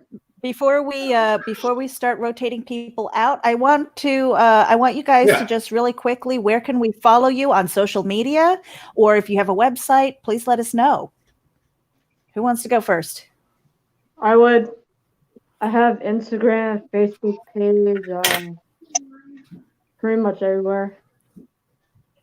Yeah, I mean when you get onto the if you get onto Florida Con Gurus, make sure that you put in your social media so that the people who are watching the live stream can follow you, and that way we can all followings and stuff, because that's what it's about. This thing is really about networking and helping each other out, uplifting each other through some really hard times. So make sure wherever you see this live stream, if you've been a guest on here, please put in your social media so we can follow you. Okay. Sounds good. And Rob and Kayla, how about you guys? Kyla, where can we find you guys? You can find us on Instagram and Facebook. You can search COSFX Studios. And that is where you can find all of our strange and unusual builds for the upcoming shows and everything in between. So check us out, COSFX Studios. What about you, David? Deadpool? Come on, everybody knows me. Really? Everybody? Oh, no, they don't. Hey, COSFX, do you follow back? Well, we should. If we don't already. Okay, then I'll follow you. Hey, Dylan. And we'll follow you back. Yeah. Hey, Dylan. That goes for all of you guys. Yeah. Are you the one that I tried to steal a Yoda from? I think so. Yes, I think so. Oh, that's him. I know you, dude. We could tell. Yeah, you two were at Space Coast at the same time. You two were at Space Coast. Yes. Space Coast. Awesome. Well, to find me, I just do Instagram. It's at Deadpool Cosplay 19. Deadpool Cosplay 19. Yeah, gotcha. Yeah. I always follow back. But if you don't follow, I'm not going to follow you back. Oh, I just wrote it down. Deadpool has added. You know what? He always has too. Hey, he's dead. I like him already. Yeah. Hey, look, a hey, T-Rex. cosplay FX. Thank Let's you. cause Bye, FX. guys. Peace out. No, Love no, you. don't go by yet. No. No, you Can know, you make a unicorn that looks like the Deadpool one in the movie? Yeah. Oh yeah, we could do that. Oh, I might have to hook you up. That might have to happen. Awesome. See you guys later. Love you guys. Love you guys. Be good. Just Love because. Love you. I still love Leo. all right. Who's and getting then asked now- next? now we got the Gotham Underground coming up Awesome. and getting ready to show up, and let's see who we got going. You know, it's like I'm you know, grateful that you guys showed up. You know, and it's like I love you guys. You're my con family. You know, and it's like be careful and be safe out there. You know, it's like I'm not even talking about the virus. I'm just talking about the people without common sense. You know, dealing with them. But Thank you, Leo. A con isn't a con without Leo. hey, you know, no, con isn't con without you people. Okay, No, you without know, it's Leo. like you know, you guys make cons fun. You know, go out there and have your picture taken with your fans and you know, the little kids, and bringing smiles to them. You know, it's like I love taking pictures of you folks because you're truly creative folks. You know, and just go out there and show what you got. You know, and you know, have fun while at it. Will do, Leo. All right. Bye, And, Sid. all right. Thank you. We were the first two. We were the first two. Yay! All right, Dylan, I'm going to get your goddamn Yoda. Hey, Leo, if you need any fill in, just let me know. Sure. You know, can probably do with some help tomorrow. You know, from 5 Tomorrow? to 7. So I'm done for tonight? Huh? I'm done for tonight? Yes, you are. Oh, Yeah. Jesus. Did you have fun? Yes, I did have fun, but the Gotham Underground is going to be all night. There's about 30 of them. Oh, come on. Dylan, you're a creep. Are you a juggalo? All right, I'm No, he's not. Dylan's a really great guy. I know, Yeah. I met him. He's a good guy. Oh, there they are. There we go. Taking over the stream. Yes, take over the stream. Gotham Underground. Thanks, Gotham guys, for Underground showing up. taking over. Yes, thanks, guys. Thank you, guys. You guys kept Love me you guys. Mm. Oh, who we got? Yeah. There's Brian. He doesn't like me. Oh, Right That's a there. lie. I love He you does so not like much. me. Yeah, you got to make space for the other folks. All right. See you guys later. Thank Bye. you. Thank Later, you. man. Thank you. Take it easy. Thank you, David. Thank you. And we got the Gotham Underground in the house. Yeah. All right. We got Brian over here doing Bane. And then, we got the Oracle here. And then we got, my mind's much right now. Scarecrow. Oh, okay. We just got rid of a Deadpool. Now we got another Deadpool. Great. Let's have fun. Yeah. We're contagious. How's Heidi and Joseph doing? We're doing amazing. How are you doing? I'm doing great. You guys staying safe at home? Sure. Yeah, that's what Dylan do. We stay safe. Yeah. All right. You guys working on any projects or future projects? We're always trying to either add improvements to our current cosplays, but we definitely have some new cosplays we might be debuting whenever the next convention is. Yes, that's a big question. As far as conventions are concerned. And then So we got a little treat for you tonight, if you don't mind. Go ahead. We prepared a little skit. We're just Sure. sadly gonna have to kick you out for a second just to bring Yes, one more go ahead. person. Go ahead. Have fun. All Meredith. And then all yours afterwards. Yeah, let's see.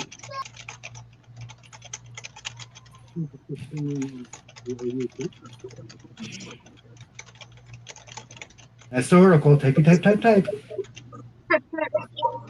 course. I'm gonna swing from the chandelier.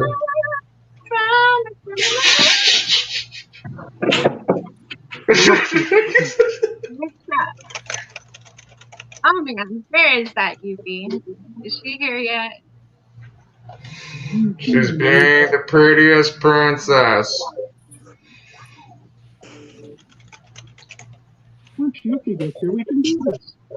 L is for the way you look at me. O is for the only one I see.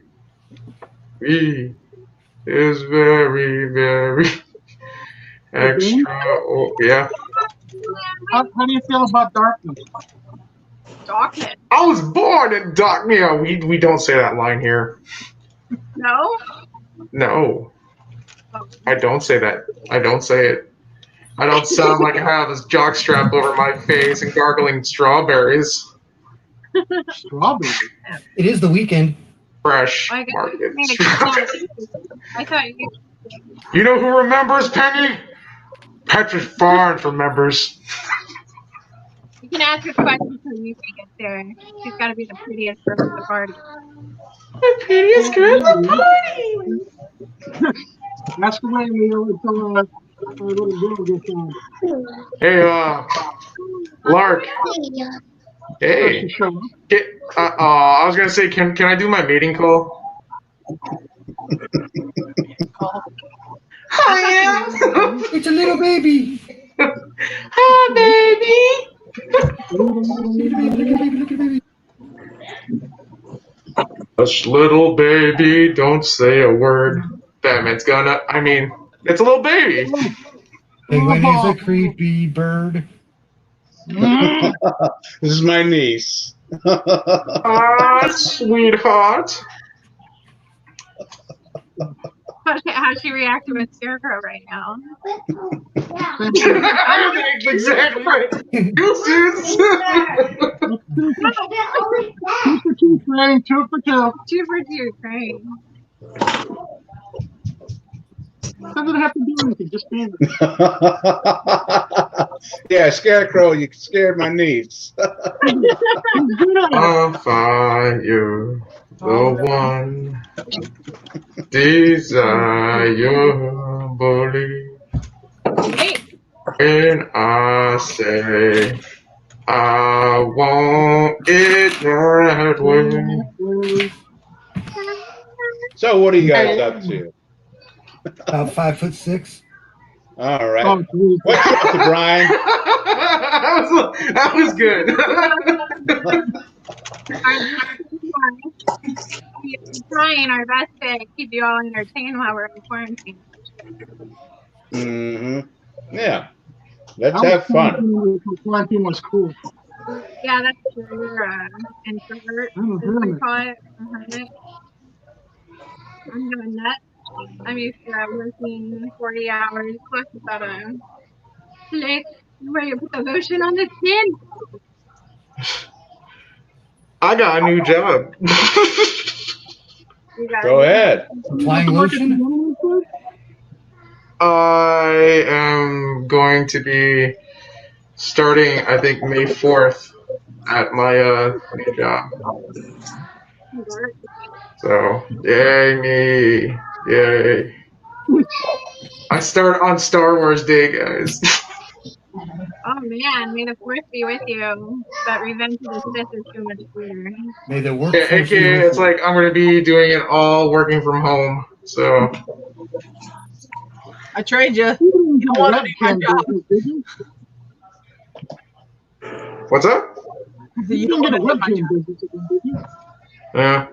You got the coolest job. You work for Batman. Yeah. No. He's got to pay well.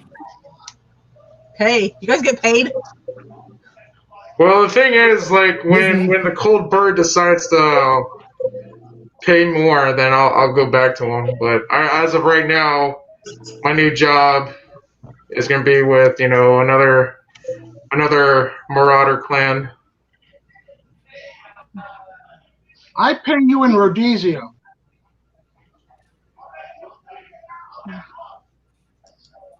So we're gonna go to Rhodesia's, right? Like after all this?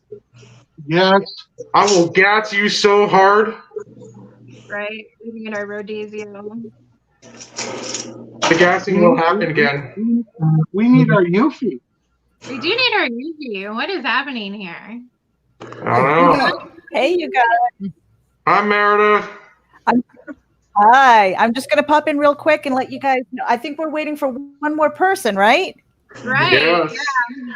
I'm The blowing up our prettiest phone. girl at the party is who we're waiting for. An ex-member. Well, I'm in the background, so. I bought Harley Quinn a watch. right. I don't know why she's late. I'm not touching that with the 10-foot pole. Ask Cat. I'm not even going to touch that with the 10-foot pole. You don't need 10 feet. It's only 6 feet. I'm going to step out for you guys, and I've got a little banner here for you just to introduce you. I don't know if one of you want to get on and just talk about the Gotham Underground. Yes. Okay, right there. We'll give her 5 minutes. If not, Let me see if I can find that. That's awesome. Yeah. Let me. I thought I loaded this thing up. Aggressive. Be aggressive. Be aggressive. I just heard somebody pop in. Aggressive. All right, you know what? I'm gonna pop. Is the prettiest girl at the party coming in? Yes, I'm here. Oh my goodness. Okay. I hope you guys are in for a treat. So just pretend that you didn't see us. Pretend that we're not all here at the same time.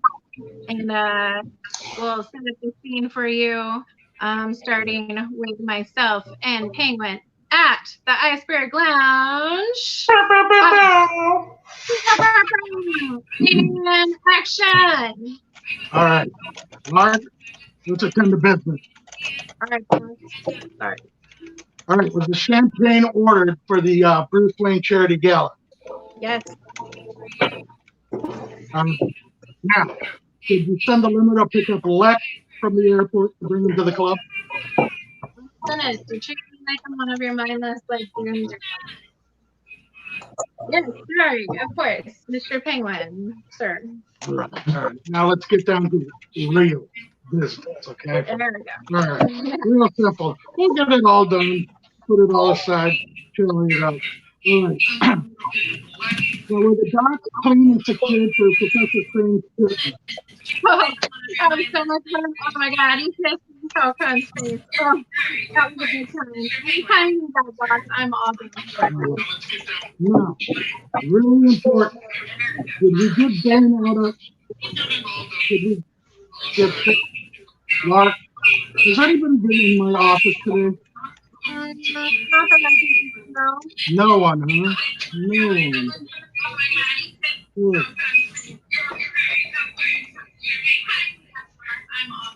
No, that's clever. I'm a bird boss. No kidding. That's too small to be the cat. Not obnoxious enough to be the child. But it is a bug nonetheless. Wonder who he is. I'm sorry, tricycle on the back now. And Penny! I finally broke out, guys. Somehow I made it into some Polynesian guy's house. There's hooks behind me.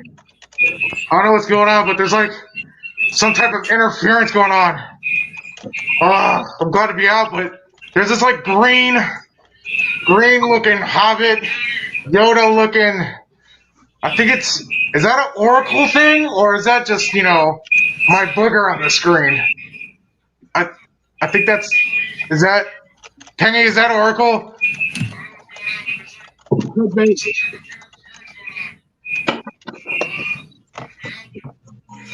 So, Hood, I need you to head over to the Riddlers. Cobblepot just found a bug he planted at the lounge, and things are about to go down. Why can't I go to the lounge? They might lean to the lounge. I don't want you anywhere near Cobblepot with your history. Do you need any backup? Who's that angry Pomeranian away from me? Did you just call Tim an angry Pomeranian? I was talking about Damien. Yeah, okay, fair enough. You guys really think this is the Riddler? I mean, look at it. There's no look up there. There's no question marks. There's no haikus. There's no clues. I don't think it is. If you ask me, I think it's Carol Baskin or possibly the Clintons. I'm not sure. Or maybe I just watched too many documentaries. So you guys continue doing whatever you're doing. Jesus. Are we hopping universes? Always. Sorry. I'll leave. I can't hear a thing going on. Anyway, hiya, Pengy. So, all this hopping universes and whatnot. I think I made a boo-boo. Oh, well. You know how Nigma used to be the statue in the Iceberg Lounge? And that kind of melted? Well, I got you a new one. Take a look. You can have a capsicle now. How apropos. Oh, shush. All right, no for you. Where are coming from? I think someone, forced the rift. Okay. Good news, bad news. What do you want first? Good news. Good news. I got the bug in and it works. Bad news. It's in the Iceberg Lounge. Bad news for you. You got the same new product. No. Are you kidding me? It was Riddler? Oh my god. Oh, because we found it. That rat, we kind of found it. Figured. Scarecrow will take care of Enigma. Yes. You can always count on Scarecrow. I like Thank you, Scarecrow. Can always count on you. Maybe you can be talking about Damien. I hate Damien. I think Vice President Scarecrow sounds very nice. Right? President Oswald Cobblepot, Vice President. You could have been charged. Nice ring to it. Spain is in charge of security. Can I run the liquor cabinet? I'm just muscle to you? Is that all I am? I don't have a brain. I mean, if you want to do accounting, sure, but I better get most of that money. How about we do this? We make the Bane, the Bane physical fitness test in all the schools. I don't think anybody would ever be able to do that. Well, you want to be in charge of the military? What about the military? You want to be in charge of it? Yes, I do. All right. All right, guys, I'm sorry. I hope that was good, but different screen, different places. We just wanted to kind of have some fun with you guys. So, I always have fun with you. To rotate us in and out however you please. You want to introduce everybody's name really quick? Sure, who wants to go first? It's a world famous cosplay. Oh my Let's start with the god. second window. I What think a You guys pretty are one. lovely. Nice to meet Hi! you. I'm Bane. I like nice long backs to break. Pit of Darkness. I'm also Harris Cosplay, as they like to embarrass and say world famous Harris Cosplay. That's me. You are world famous Harris cosplay. Shut your mouth, Tiny! Tiny. You love me. I appreciate you. Scarecrow Riddler, you want to give your info out? 43 years underscore cosplay. A lot of fun. Of course, it's Scarecrow.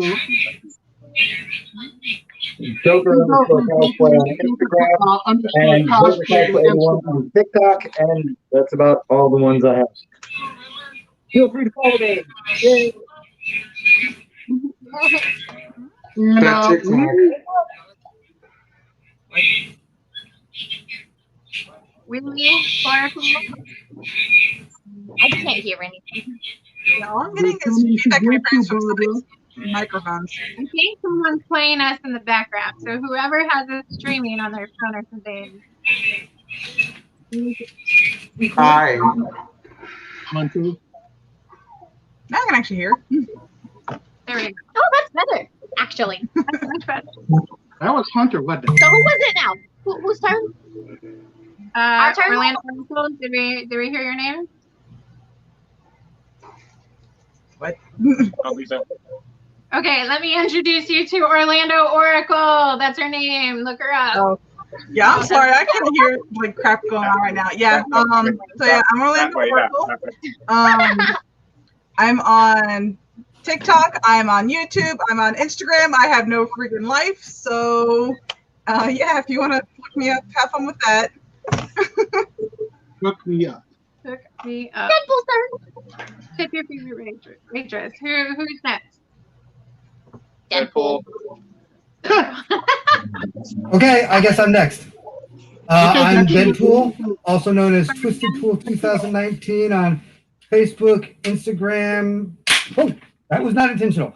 That's about all I got. So As a bird. You stole my color. I'm gonna have to fix that later. Now you guys, no, you, what? Yeah, camera. What are you shooting me for? What I'm did I pointing. do? I'm pointing. Oh, with your gun. That's apropos. Anyway, How do you spell Yukinori that? cosplay as Harley. Spell that. And I'm pretty much on anything you can think of as Yukinori cosplay. She's TikTok famous. I am not. Don't you say that. She's world famous TikTok, famous internet, famous blog, famous Yukinori cosplay. Go If follow I have her. to She deal with makes this fake crap, you videos. do too. Yep. That's 20 seconds of your life. There's she at? Your turn. I just want to clarify something. Yuffie, you said you're on anything you can imagine. Giggity. Ha ha. Very funny. That was kid friendly. If that was kid friendly, you're the one who's taking it wrong. Yeah, you got a dirty mind. He still under his mask.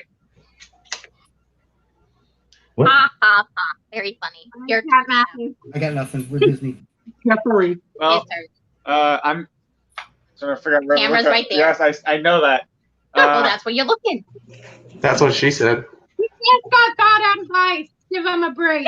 I'm Cat Mathis cosplay. Hey! I'm not doing it!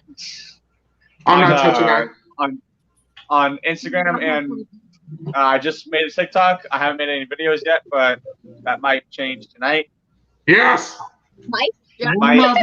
Don't you say ew? I heard that. Are we gonna put him back on ice? Boss. Oh, that's. What does that say? I can't even read that. Please make sure you guys add your social media links to the YouTube feed or Facebook where we're streaming. Oh, okay. I totally, yeah. Do that. Yeah, if you look us up, you'll find us really quick. We don't stray far from our names. If you're not sure or forget names, you can start at the Gotham Underground. We have everybody linked up through there, and their main choice of social. And then, of course, most people have link trees nowadays. Again, I'm Miss Riddlebox Cosplay. Egos is Ozzy J Wyatt or Ozzy J Cosplay, depending if you're on Facebook or Instagram. We have our merchandise page. Is this Marie? Maurice. Oh, hi Marie. So, yeah, I know like posts can't be on while we're on, so feel free to rotate us in and out and ask questions. Or I hope you guys enjoyed. I'm sorry for the feedback. Someone was playing it in the background. That was weird. It's all No, good. I'm gonna blame that one up there. I'm blaming that one. I'm blaming that You one. always blame me. You know what? You know what? I will post you in my calendar. Oh, you will not. You will? No. I own the rights. I own the rights. I'm just Hold on, saying. man. I can't really hear what you're saying, but I have a hard time hearing what you're saying. Jeffrey, he's already got me in the calendar too, so. I think we need a Gotham Underground Yeah. calendar. Oh, there's going to be a Gotham Underground I don't think calendar, that's and there's going to be a required. I don't think that needs double-fudged to be done. caramel calendar. I don't think that needs to be done. I agree with Scarecrow. Scarecrow's saying no. I agree with Scarecrow. Hold on. Can I mention the world famous TikToker Yufinori real quick? Of course you can. So this actually goes out to the whole underground. You guys better duet that stupid video I did for you guys. Just saying. I was already planning on it. I saw it. Yes, you better do it. You better do it, Cap. Oh, well, I'm making him. Yeah, we'll see. Your animal. I'm already making him do it. Are you making him do it? Oh yeah. Oh yeah. Oh yeah. Just don't expect me to dance, cause yeah, that don't happen. Oh no. I'm a Deadpool. Oh no, there's dancing involved. What am I gonna do? Roll my wheelchair around in circles? Yes. I mean, do what you can. I'm pretty sure that's how. Like I expect Pengy to have his umbrella out over his head, like. I expect Lark to have her like toy gun and her hat, like See, like a Tom Holland, the Rain, Rihanna's Rain. We'll do it. Damn right. Scarecrow, I don't expect you to do it. Riddles, you have no reason not to do it. Scarecrow can only do it if he takes off his mask and throw it. I need 42 riddles to throw that cane, if you know what I mean. Scarecrow, well, you know, Vanessa's always got to be the prettiest girl at the party. Yes, I have a role for Scarecrow for this duet video. Scarecrow, I want you to drop money on us. Like, throw money at Riddles when he makes his video. $1 bill, y'all. Yes. We get rain. Go down, y'all. That chain will be epic. That chain will be epic.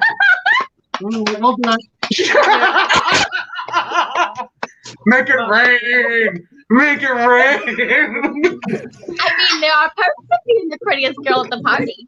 I'm just, oh my God. Somebody come get her. She's dancing like a street.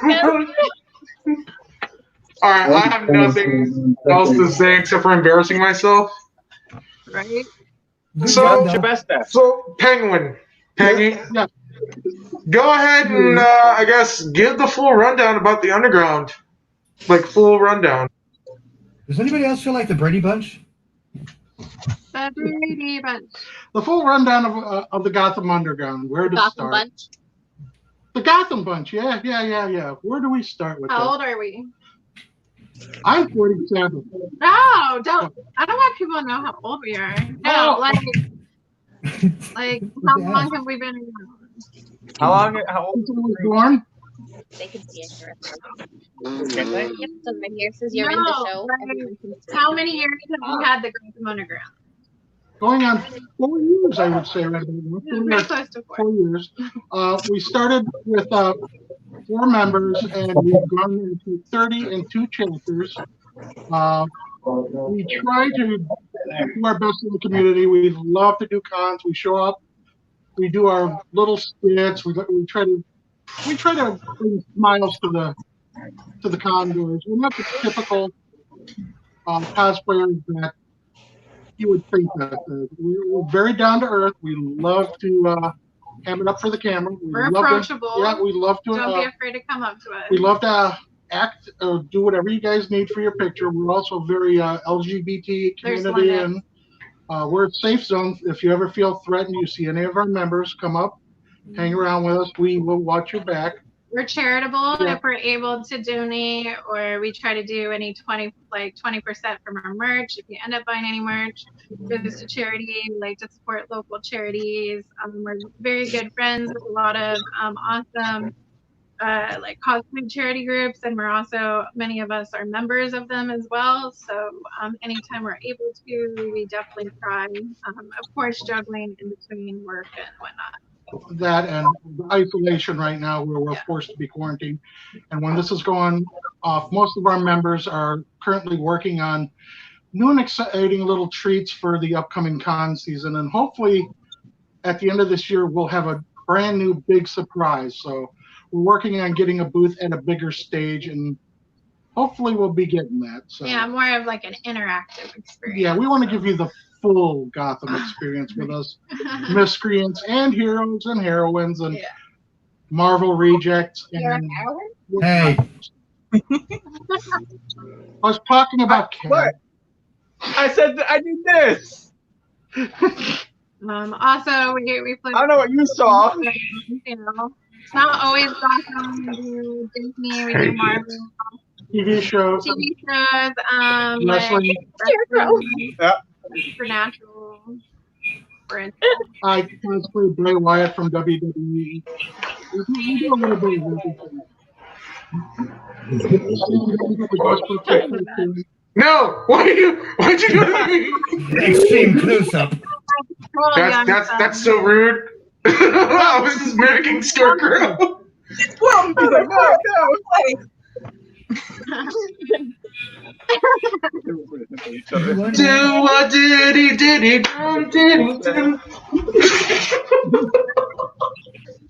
Wow. Harris cosplay, everyone. Harris cosplay.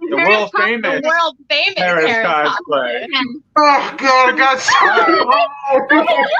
No, I have to crouch down. Oh my god, it's world famous. Yosinari. World famous TikTok.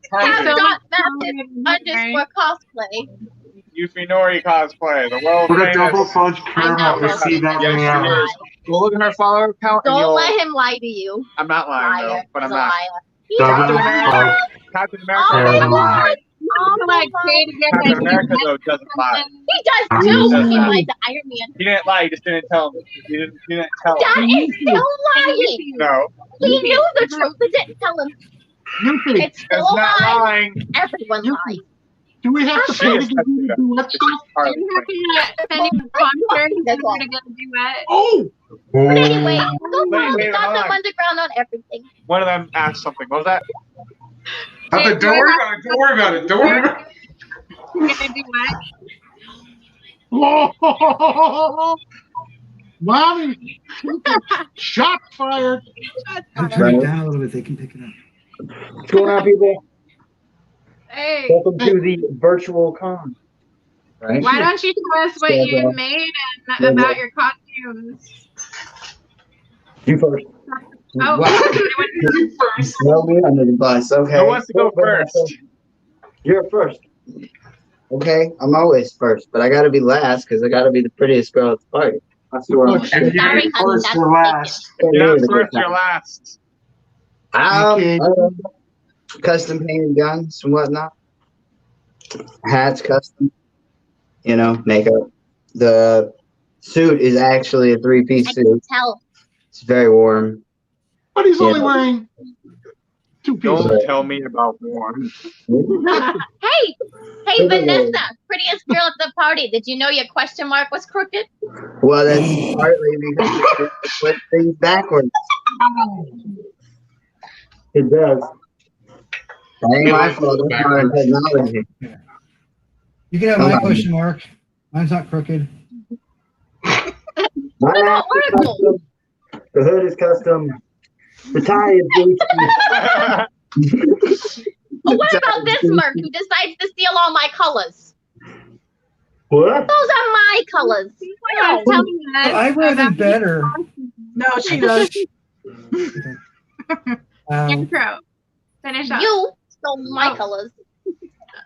All right, I guess it's me now. Oh wow, something's pretty on the screen. Oh. Oh, shucks. Isn't she lovely? So wonderful. I mean, Leo and Meredith, feel free to jump in and kick one of us out if it helps run this party, because we squirrel a lot. Yeah, we're not. Yeah, we could talk a lot. We can. We can indeed. I got rid of the prettiest girl at the party. I mean, you did play all the bug. time now. Not very smart. Am I the second prettiest? Very smart, brother. All right, well, I'm gonna bounce out, guys. It was great coming to the con and being with you guys and being with this family. I miss all of you. Animal Crossing and Pokemon. Gotta catch them all. Love you, brother. Love you guys. Love you so much. I'll be giving you a call later. Bye. Bye, guys. You're welcome. That's who looks like under the mask. He just had to show his face. Right, we're gonna dip out too. We're gonna go make some TikToks. She's gonna make TikToks. No, you're making them too. She will. Cat Dot has this underscore cosplay. Can somebody put that guy back on ice? Yeah, we're gonna get him back on ice. Don't worry about it, Scarecrow. Captain I'm America. gonna go duet some of Mom's TikToks though. I made a promise and I'm trying to keep it. Do we have to worry about Deadpool and Captain now, or we got him under control, right? I don't know. You think I'm gonna keep him? Can I keep him? It's fine with me. Sure. Whoa, cat! Run, now's your chance. Go, Cap, go. Cat. No, you ain't going nowhere. Sorry, the delay. Boogie Boogie Got Boys away. with me. That is the creepiest thing I have ever seen in my life. And she's sitting in my boxers. Hello, Matthew. Great, Matthew. Man, I came in at the wrong time. We're talking about someone. Marsha. Hey guys, I've been watching in the background. You guys are fantastic. Oh, thank you. You know, Deadpool had Okay, there's our logo somehow. Ew. I don't know how that's up, but it's there. The host. Oh, okay. We're all lunatics. you know, Deadpool had a, kind of throw a wrench in everything with the feedback there, but we were still able to hear the show, so don't worry about it. Yeah. Deadpool, it's all your fault. But listen, guys, we do have Baskin again. I think it was Carol Baskin, actually. I mean, yeah, it was her. Yeah, it was that. Yeah. Hey, she is going to be the scapegoat forever, and especially if she ends up being guilty. But we've got some other guests coming on here, guys. We thank you so much for showing up and for entertaining everyone, and especially for getting into costume when there was no freaking convention that we could go to this weekend. And we dress like this normally. Hey, we were very, very glad to have you Cosplay's all. life, not just for conventions. Exactly. This is true. This is true. This is life. And we hope to have you all back next time around because this is just the first of many. So thank you all. Anytime or anything you need us for, you want us to commercials, little skits, jokes, feel free to hit us up. We love to have. Yeah. Fantastic. Well, we will definitely be in touch. Thanks, y'all. Have a good one. You too. Bye. And we'll continue to watch. Okay. And up next, ladies and gentlemen, is the one and the only Alan Baxter. Hello, Mr. Baxter. Hi there. Thanks for hanging tight there for a couple of minutes. Doing great, sir. Thank you for joining us. Folks, if you don't know who Alan Baxter is, I'll let him introduce himself here in a moment. But He is an author that has novels, novellas, my favorite short stories, because I never get the time to read. So short stories are right at my speed, because I can digest them and enjoy them without having to worry about not picking them up for a couple of weeks. But Alan, let everybody, for those, I mean, I followed you on social media for a while. You have a great sense of humor. You have a great presence online or on social media, Twitter especially. But tell everyone who you are, and I just kind of gave a rundown, but give some of the titles of your books, how folks may know you, because I know myself, I picked up titles, in the shopping center or in the grocery store, picked them up, read the back of them, and then, the author doesn't stick with you until there's a chance to get to know them better. And so let us know who you are and how you, your genre, I should say. Okay. Yeah, like you said, my name's Alan Baxter. I write mostly horror. I venture a lot. I tend to genre mash. I never met a genre I didn't like. So a lot of dark fantasy and horror, but there's always crime and mystery and adventure and stuff like that mixed in with it. My latest novel is Devouring Dark, which is sort of a London crime novel with supernatural assassins. Somebody said it's like if Clive Barker wrote Lock, Stock and Two Smoking Barrels. So I don't know if you know that movie. And my latest short story collection is Serve Cold, which is a collection of horror stories. So running the gamut right through from sort of straight up body horror to supernatural, mythical kind of horror and stuff like that. I've written a bunch of novellas too. I think for genre fiction, especially for horror, the novella length is a really good length, like sort of 100 to 150 pages. It's a really good length to tell a story. And I recently released a novella called The Roo about a murderous demonic kangaroo decimating an outback town, which is as ridiculous as it sounds, but it was a lot of fun and people seem to be quite enjoying that. So, but like you said, you can find me on Twitter, just my name, Alan Baxter on Twitter, and that's where I'm most active, and you can find all about me there.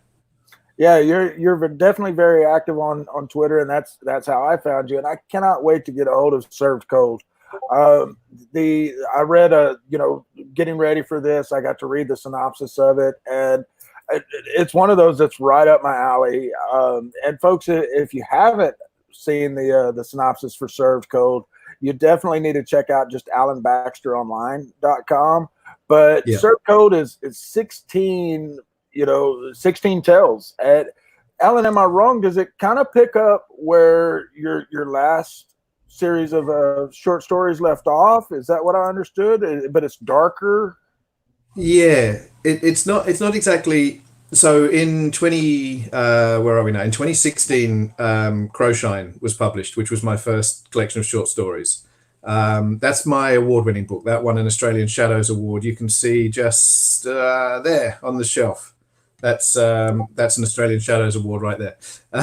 So I'm quite proud of that book. That was 2016 that came out. And that's a collection of horror and dark fantasy that's a little bit more sort of leaning into the fantasy side of things. And now Serve Cold is mostly stories since Crowshine. There's one or two, I think, that didn't really fit with the theme of Crowshine that were originally published before that. But otherwise, they're more recent stories, and 3 original stories that weren't published anywhere else, except in Serve Cold as well, including a novelette at the end that's like a sort of 10,000 word story at the end of the book that's not anywhere else but in there. And Serve Cold does lean a little bit more into horror territory, so it's a little bit dark, a little bit, but it's all my stuff. It's all that weird mix of sort of fantasy and horror and the weird and mystery and crime and all that kind of stuff. Yeah. Fantastic, man. That's exactly the kind of stuff that I like. Mine that I write personally, excuse me, is the good versus evil, God versus Satan, and there's usually some sort of twist in there.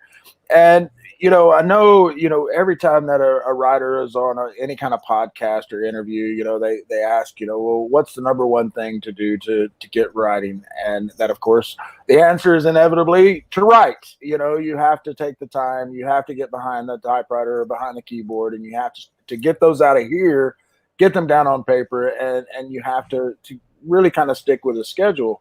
But aside from just the stick-to-itiveness, excuse me, the stick-to-itiveness, the making sure that you have some sort of schedule, what would you say is the second thing for someone to get published mainstream these days? What is the second most important fact that they need to know? Read. You're right that the only thing that will get you published is if you write. You have to write. It doesn't matter. I mean, I'm very much against writing rules. I get on a soapbox about it. There's no rules. It's art. You do what works for you, but you have to do it. If you're not actually writing, then nothing's going to happen. So assuming you are making the time and you're writing, whether that's 1 hour every Sunday morning or 5 hours every day, doesn't matter. If you're writing, that's key. You write, you finish a thing, you make it better, you do the next thing, you make it better again. The only other prerequisite, really, there's any other number of sort of bits of advice that you can be given or tips that may or may not work for you. You can sort of hear what people suggest and see if it's going to work for you. But I think the only other actual prerequisite to be a writer, other than doing the actual writing, is just to read broadly, voraciously. I mean, I read heaps in my genre, but I also read straight up crime. I like police procedurals. I read sort of lit fic. I read non-fiction. I think you have to consume voluminous volumes to really understand the structure of story and style of writing, and it gives you tips and clues of what's going on. But it also kind of keeps you informed of what's happening in your genre, so that, you know, you don't want to write to a trend, or you don't want to try to be the next big thing. But when you see what other people are doing at this time in your genre, it kind of fuels your own, or for me at least, it fuels my own desire to tell stories. And it's like, you know, if someone writes a home invasion horror novel and you're like, well, I reckon I could do a different version of that. That gives me a good idea. Then great, because it means you riffing off other stuff that's in the zeitgeist. So, you know, that whole thing, art is a conversation between the artist and the consumer. It happens with visual arts, with acting, it happens with music, and it happens with writing as well. So if you're not, if you're just producing but you're not consuming, you're missing a vital part, I think, of what's required to make good art. And, you know, pardon me, man, I've been talking all day long and now I'm losing my voice. And that's one thing that I have lost sight of for years now, is actually taking the time to read. And I loved it, you know, all growing up. I used to take, you know, The Stand to school, you know, the big, thick, Stephen King's The Stand. And kids would, ask me, why are you, what class are you having to read that thick book for? And it was like, no, this is my second time to read it. And it was just because the pure enjoyment of it. And these days, I find myself more and more, once I'm done with work, I'm done with my writing, I'm like, I just want to unplug and I just want to veg out on TV. And then, though, it takes me hours to fall asleep because the brain doesn't slow down. But if I take that time and I read an hour or 30 minutes even before sleep, I end up sleeping more soundly. And you're right, it gives you those ideas that you can build up off of or springboard off of, especially because we especially for the wannabe writers or the newcomer writers, we kind of get the blinders on. We kind of think only in our genre or what we think is our genre, and we lose sight of what's happening in there. And I can't tell you how many times that I have had a great story idea, and then, I keep it up here, I don't put it down, and the next thing I know, it's a TV show, along those same lines. And you can't sit on it too long. And hi, Adam. But the thing is as well that you can give the same prompt, if you like, the same story idea to 5 different writers, and 5 different people will write 5 entirely different stories. They will go in such drastically different directions, because that's the thing about the way that we create. The combination of what we consume and what we think and the ideas that we have with 5, that's why a themed anthology, when it's well edited, an anthology of short stories, which might be a seemingly narrow theme, can have such great variety. There was one in Australia several years ago, and it was called Dead Red Heart. And it was an anthology of Australian vampire stories. So they've got to be feature vampires, got to be set in Australia, which in itself seems like a relatively narrow theme. But the variety of stories that came out in that anthology was fantastic. There was a really broad range of styles and ideas and things going on. And that's the beauty of it. And the more you consume, the more your ideas become informed by what you consumed, and the more variety you can put out, I think. Fantastic. And Meredith, can you take over for just a quick second? I'm so sorry. Hang on. Let me back out here. Sorry, guys. Just one technical difficulty here. No worries.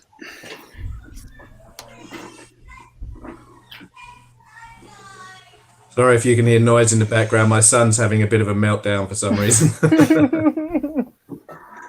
I don't know if that was technical difficulty or if his eyeballs were swimming.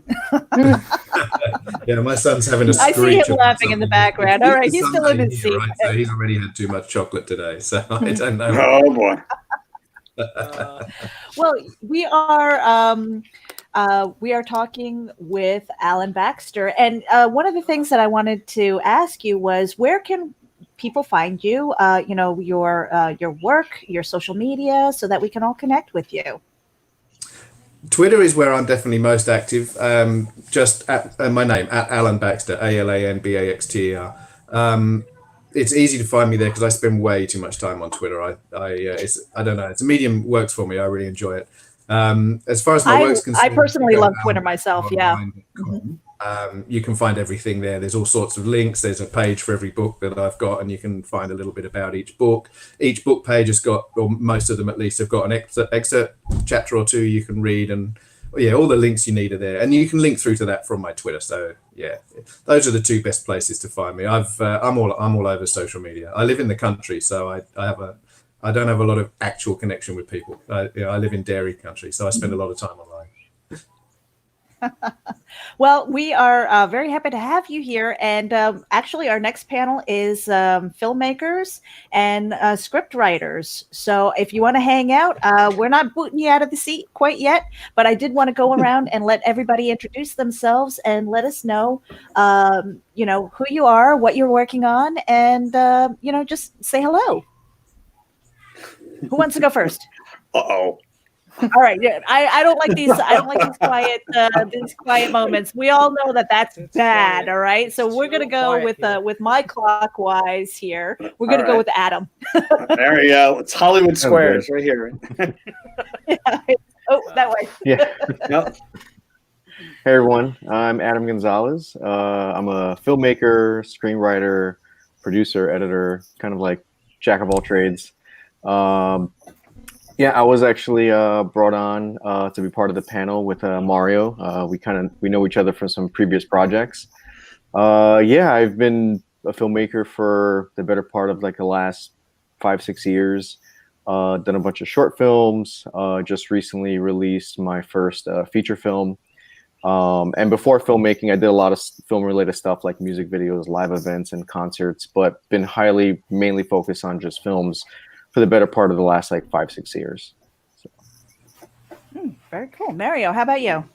Okay. Wow. Yeah, I know this guy. Adam and I, we've done a lot of projects together.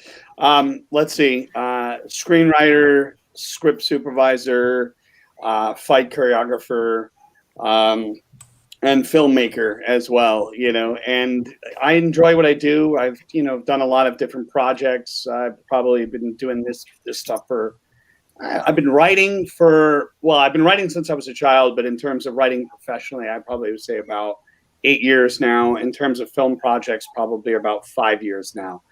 So, it's a process. Everybody knows that about film, it's a process. It's a lot of work, but it's exciting. It's fun. And, you got a whole bunch of other stuff I could share with you tonight about some of the projects that, Adam and I have done, and some of the stuff that I've done as well. Mm-hmm. Nora, how about you? Yeah, hi. My name is Nora Finkscheid. Originally, I'm from Germany. Right now, I'm in Canada, Vancouver, where we have been shooting until mid-March. So happened what happened to a lot of people probably. So right now we're editing. In general, yeah, I've made a lot of short films afterwards, some documentaries, middle-length film, and then one feature film, which was also in German language. And right now here I was shooting a project, feature film for Netflix in English language. Mm-hmm. And we're going to be talking about System Crashers pretty soon. We've got to actually post. We had an interview not too long ago, so we're going to be posting that on our YouTube channel and posting that on our iTunes podcast. Matthew Smith, how about you? Why don't you give us a quick introduction? Well, hi, I'm Matthew Smith, and I'm a a short film director, partly. I make short films, obviously, and I'm planning to do some feature film at some point. I also make short form movie reviews because I want to entertain people as much as possible. Mm-hmm. That And is, I just heard that you were accepted into college. You want to tell us where? Yes, SUNY New Paltz, and I'm very excited to go. Okay. That's very exciting. I just finished a couple months ago. I finished a short film I'm working on. I just have to edit it down now. Yeah, and this is the thing that I wanted to talk about with this session was the filmmaking part, the script writing. I mean, we have during this entire day, we've had a lot of creative people. So we've had the comic book writers, we've had authors, and now it's time for the script writers. I think a lot of us have started off as maybe writing poetry or short stories and things like that in the hopes of writing a book and then maybe adapting it into film, because I know for me personally, when I write something, I see the movie in my head, and so I try to write down what I see. And so I want to know the process of adapting that and then finding those connections to make it happen and make a film, because a lot of us here are independents. We're not really associated with corporate or the main avenues and stuff. And Alan, if you have something, I mean, if you've ever had a book that you wanted adapted and things like that, these might be the people to talk to. If you haven't had that done already. I'm happy to talk. Yeah, sounds good. Yeah, these are the people that you want to talk to, because they are the filmmakers. So who wants to start? Like when it comes to the creative process, writing and getting that adapted to film, like what do you do? I mean, where's that start point for somebody who wants to break into this field and see something on the screen? Well, I guess I can go a little bit on that. Well, in terms of adaptations, there's always the legality part, the legal aspect, and when you're having to do with rights and ownership, there's always bringing those things into question.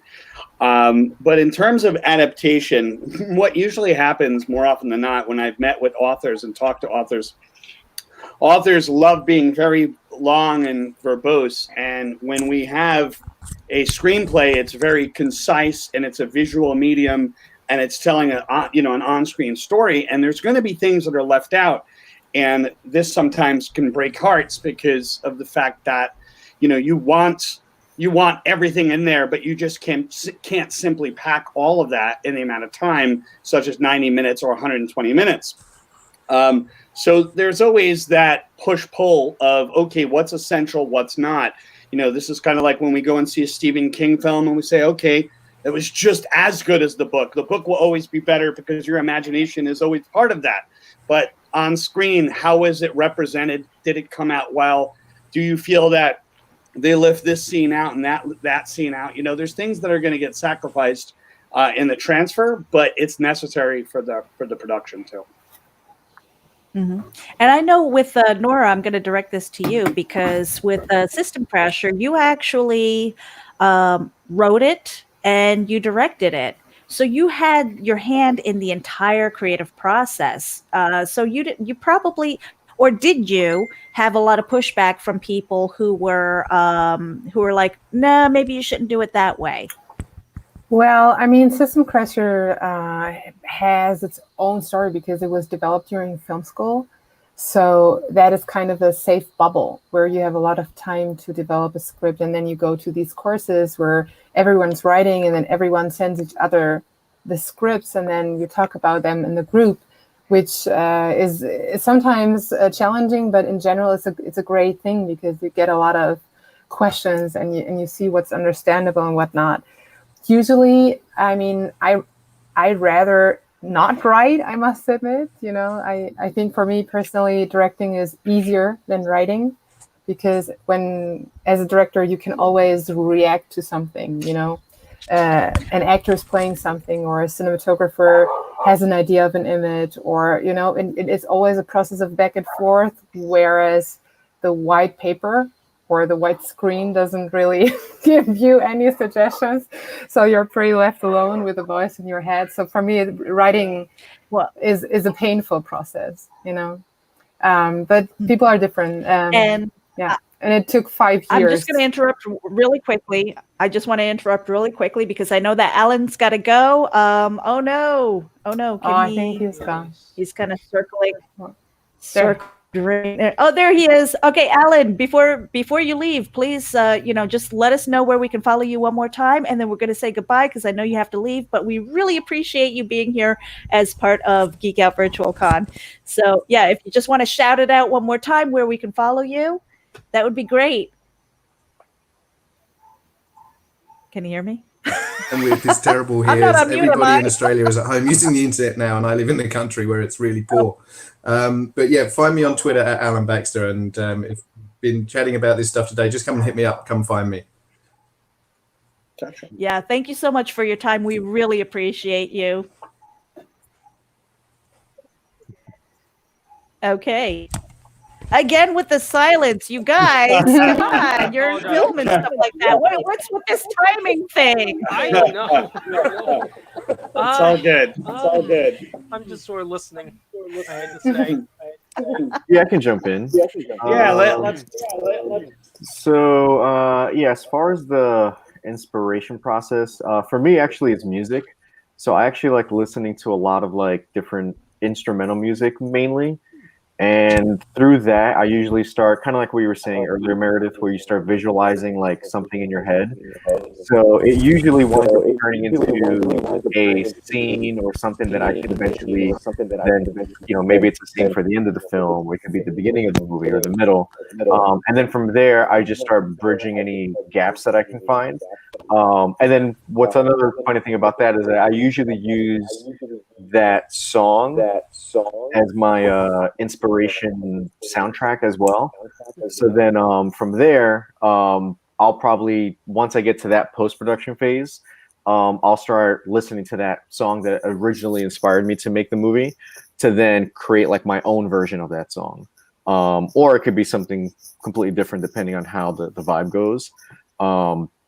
As far as the writing process, I actually learned how to, like, I guess, screenwrite back in the day by printing scripts of, like, this is not pre-internet, but pre enough where like internet wasn't that readily available. So I used to have to like really hunt for like movie scripts. I would print them out and then I would sit down and watch my favorite movies while reading the script so I can actually understand like how the structure was. And then I did that enough with enough movies where then I just started writing on my own, and then through a bunch of books and YouTube videos and audiobooks and just a bunch of other stuff, I kind of just taught myself how to write, direct, produce, edit, score, the whole kit and caboodle. But yeah, for me, it really, most of the time it starts off with music, and then from the music, screenwriting and so on and so forth. So. Mm-hmm. And Nora, I interrupted you, so I don't know if you had to finish up a thought or something like that. I do apologize, but I did want to say goodbye to Alan.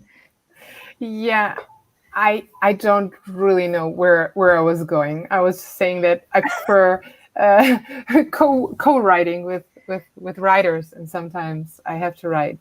And then, yeah, in the case of System Crasher, it turned out well, but it was a long process, like 5 years. Including research. That's interesting because I am, I love to write, but I don't know how I feel about collaborating with people. Mm-hmm. I'm just kind of like, control freak as far as character development and things like that. And again, I haven't created a film or anything like that. All I can do is like see what's in my head and hope that it's translated well onto paper. But to take that extra step of my dogs are going, so I'm going to ask you guys a question really quick. I don't know if you can hear them. All right, maybe she's behaving. This is what happens when you go live, guys. Anything can You happen. just when you're never live. know.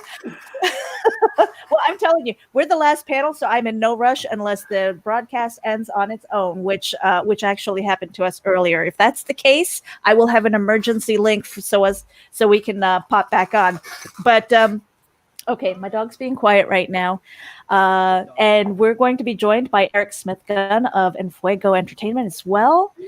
So I mean, I just love this panel because we have this whole wealth of experience, from pretty much novice to very experienced. And when I say very experienced, it's basically like if you go through that process and you've already released a film, you've already released a baby into the world, you're kind of a professional. I want to say you're a professional at that point. I mean, you've gotten all the warts and lumps and things like that.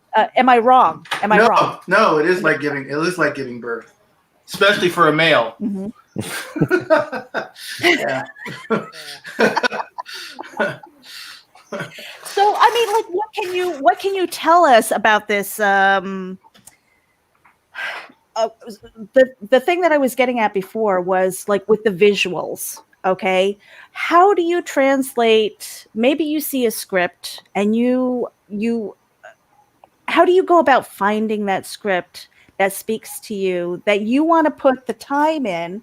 Because it's not like me grabbing my cell phone and going, I'm making a TikTok or something like that. And that's not the same thing, right? Mm-hmm. No. There's a whole production thing that goes in.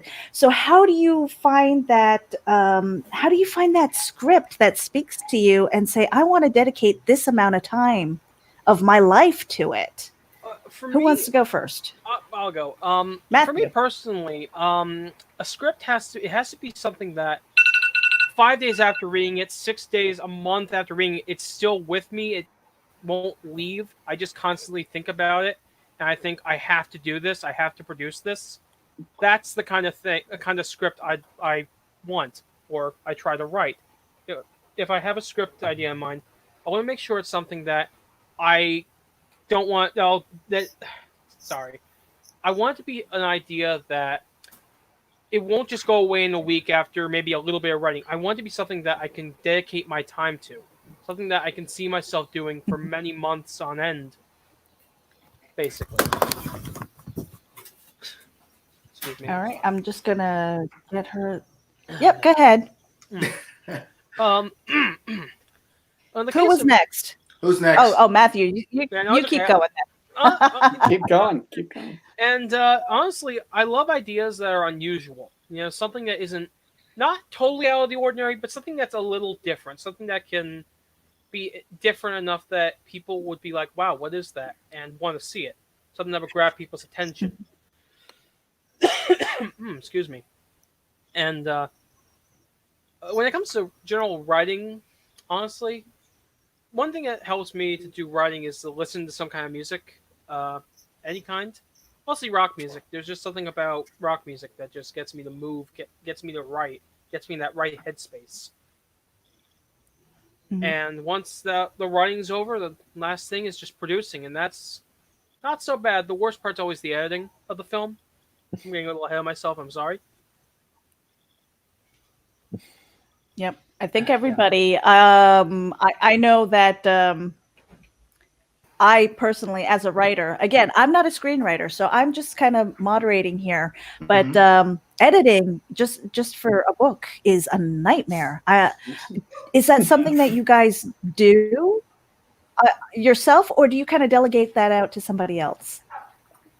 I like to do it myself. Adam, you go. I'm going to pick on you, Adam. So with me, I mean, as far as the writing, out of the 7 films that I was part of, I wrote 5 of them. 2 of them I either co-wrote or was brought in just to do like the directing, filming, and editing. Typically with me, I kind of like to do everything but the makeup and the acting. So I like to really, I don't want to say I like to be in control of the whole process, but there's just a certain like atmosphere and a type of like just a certain vibe I just like to keep consistent from the whole process, whether it be from writing and then casting and then actually filming and then directing and then editing, so that at least I know from like beginning to end, it's exactly how I want like the end product to be. I would say when it comes to editing though, like I think, it pretty much just falls under me, but I definitely rely on like my co-producers as like a second pair of eyes. So I'll like send them like, hey, how do you think of the scene? Because sometimes when you're just like staring at a shot or like a scene over and over again, you just kind of like lose touch with it because you're just working on hours on end. So it's nice to have a fresh pair of eyes and just say, hey, what do you think about it? And then 9 out of 10 times they'll pick up on something that I just because I just been working on it for so long, I just wouldn't notice it. But I mean, I think the most fun process for me is probably the editing. The filming, I think, is the easiest part because I kind of already have all the visuals in my head and how I want it to be. I think the hardest part is actually the writing.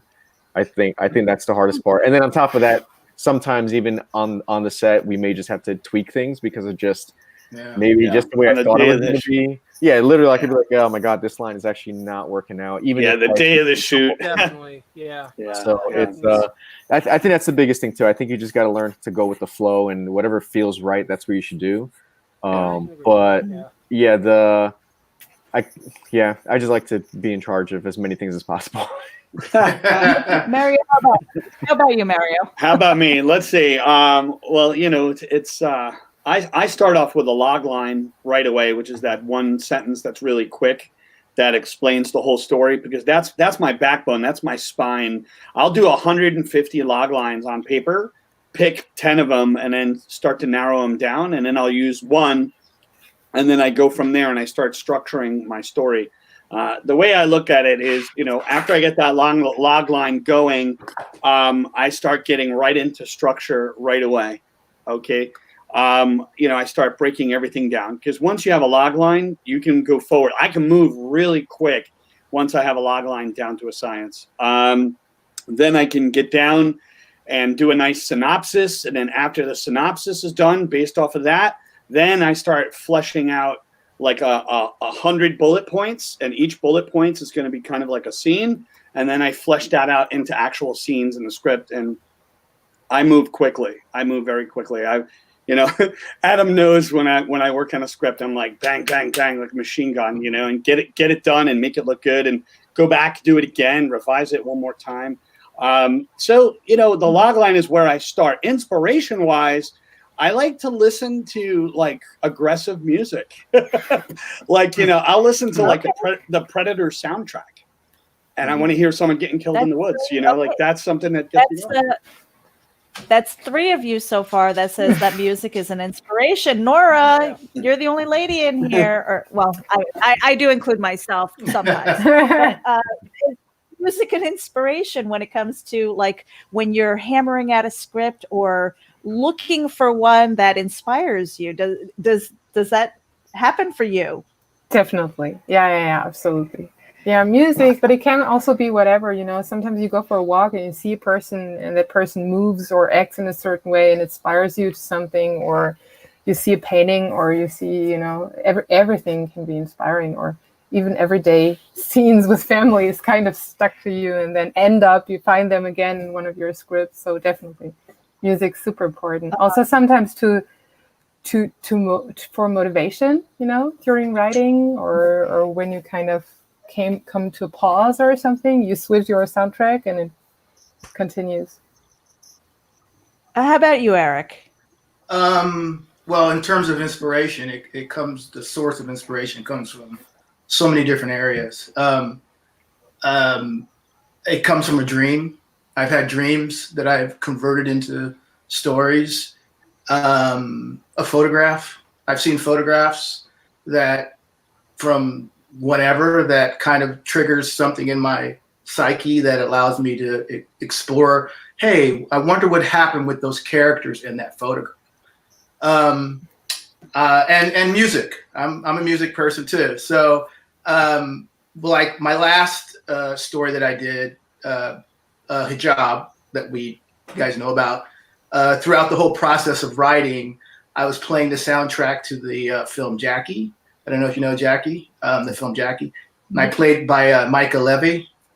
So I played that soundtrack the whole time. I just love that soundtrack, and that really kind of filled in a lot of gaps in my mind about scenes. So I use music too. And in terms of the process, I do. It happens different every time. Sometimes I'll go right into the script, depending on the idea. If I'm really inspired by it, I'll go right into the script. I won't write a log line. I won't do anything. I'll just jump right in.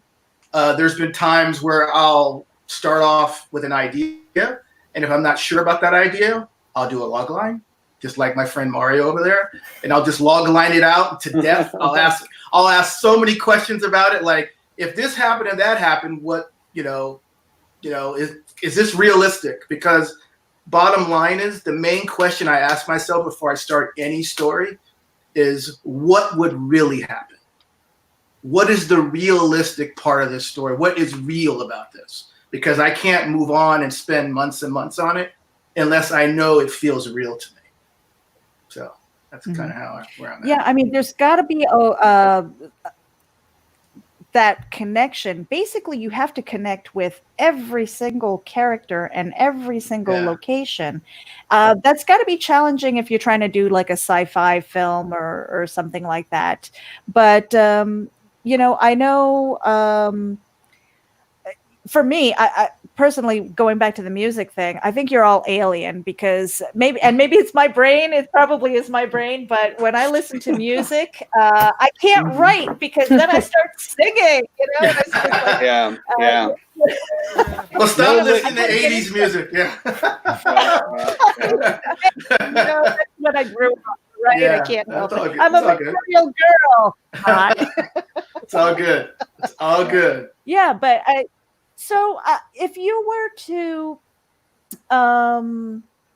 share, like maybe 5 or 10 years down the road, like the dream production or the dream film or script or book that you might want to adapt and try and make into a film, what might that be? Mine's Who wants to go first? interesting. Yeah. I have a one, but you guys go. Okay, so let me preface this. I know that we are in the age of COVID, right? And basically one of the common themes was that everybody's got all this time to be creative. So, and Eric, we were talking that you probably have about 10 years worth of projects that you could that you could create, because you've been writing and busy writing.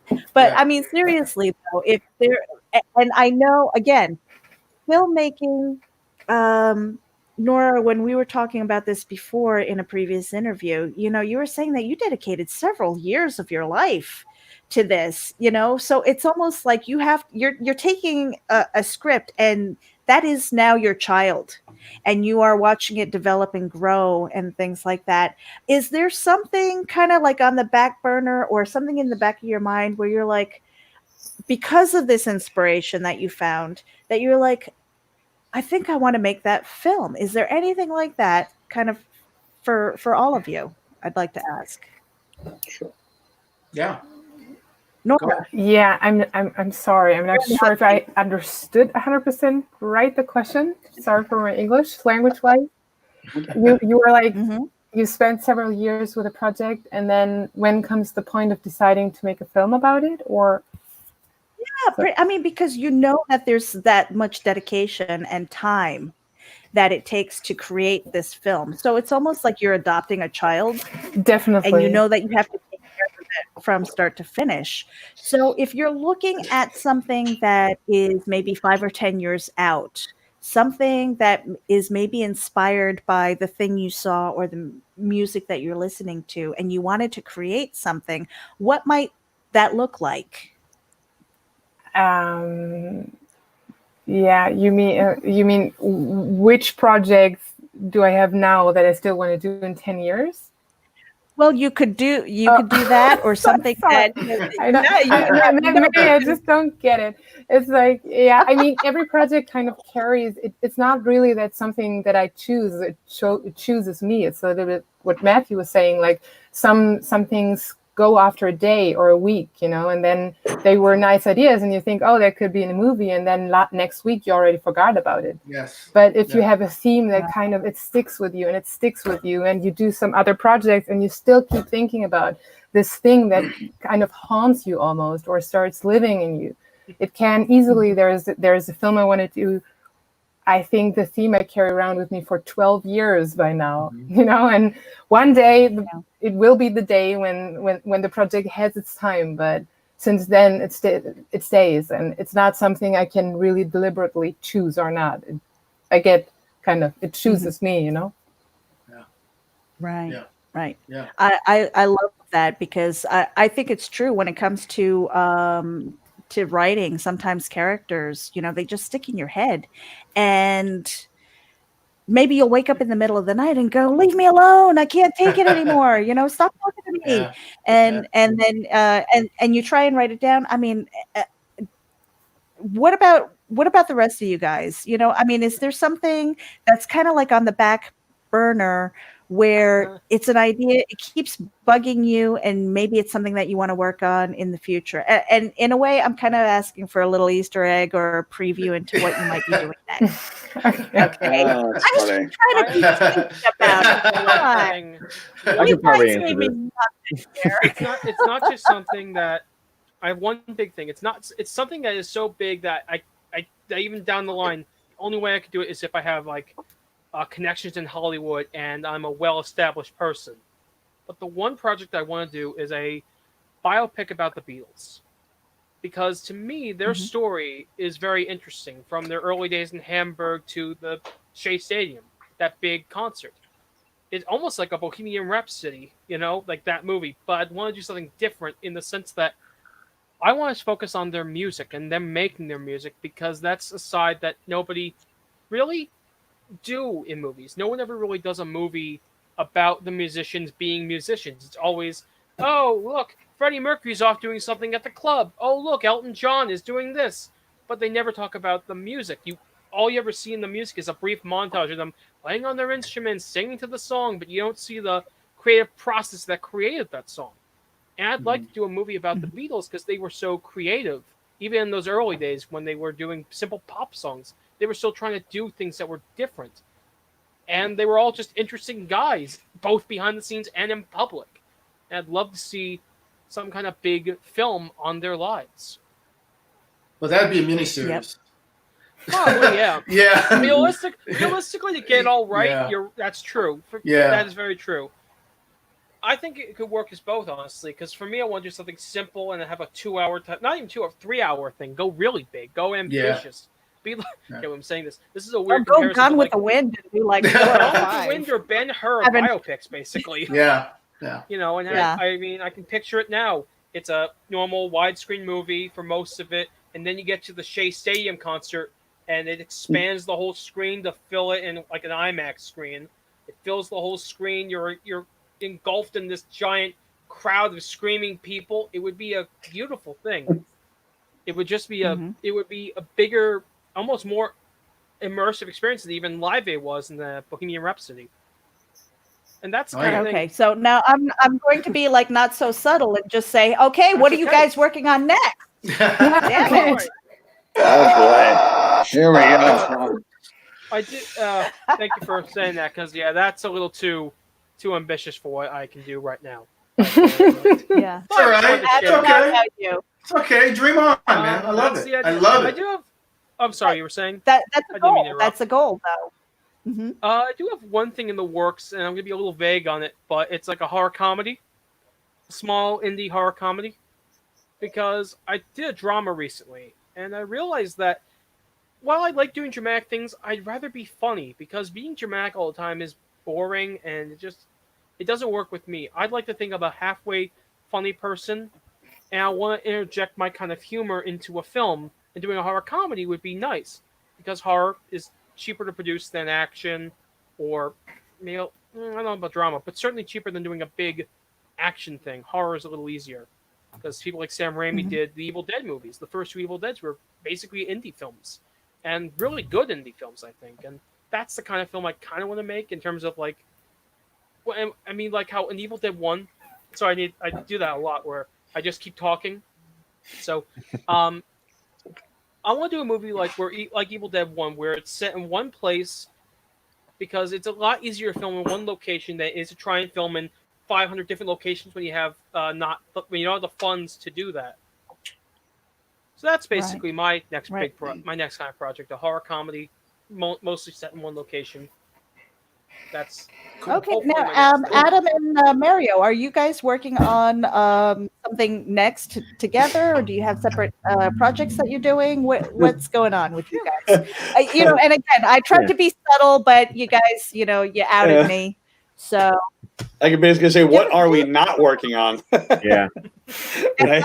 It's so, I mean, as far as like future projects, so I definitely have at least a dozen film concepts that like I have characters and story ideas that like pick a day of the week, one of them becomes like number one on the list, and it's going to be the next one, or this is going to be the next one. And sometimes I actually wish I could just shut that off, because I'm coming up with more concepts than however many years I have left on this earth. So I don't think I'm going to live long enough to make all the films that I want to make. But as far as like, if I was to really just pick a few, kind of piggybacking off of Matthew, there's probably like 3 biopics I would love to do. One's on a writer, one's on a singer, and one's about like the Holocaust. So and it's just, I mean, doing something that's based off of like real people, I feel like it's a big challenge, because obviously you want to do right by people who admire these people, but then also the people who actually know them personally. So, it's kind of hard. I mean, these people, that want to make these projects on, I don't know them in person. They're like big movie stars and singers and everything. So kind of like Matthew, these are projects that like I would have to have the right funding and the right resources. Or depending on how you tell the story, you might be able to get away with doing it on a smaller scale. As far as what I'm working on now, there's actually 2 films that me and Mario worked on that we actually filmed pre-coronavirus, thank God.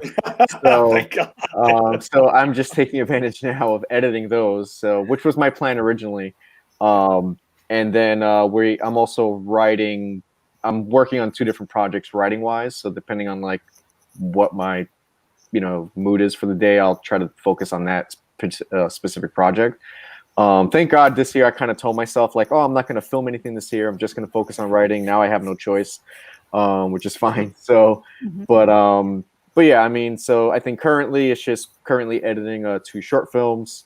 I'm working on writing on and off writing 2 different feature films, and then and I'm also trying to get my back catalog of short films and my feature film on Amazon Prime. So it's such a long process of getting like approved. It's not hard to do it, but it's just they're just so lengthy. So just we already got Eric our can speak to that, and I think Nora can too. Yeah, it's not difficult. It's just the longest part is the closed captions. That just takes forever to put together, because I want to do it myself. So but we actually have our short film on there too. So yeah, let me just so closed caption, is that this is something that I didn't know. Is that something that's required?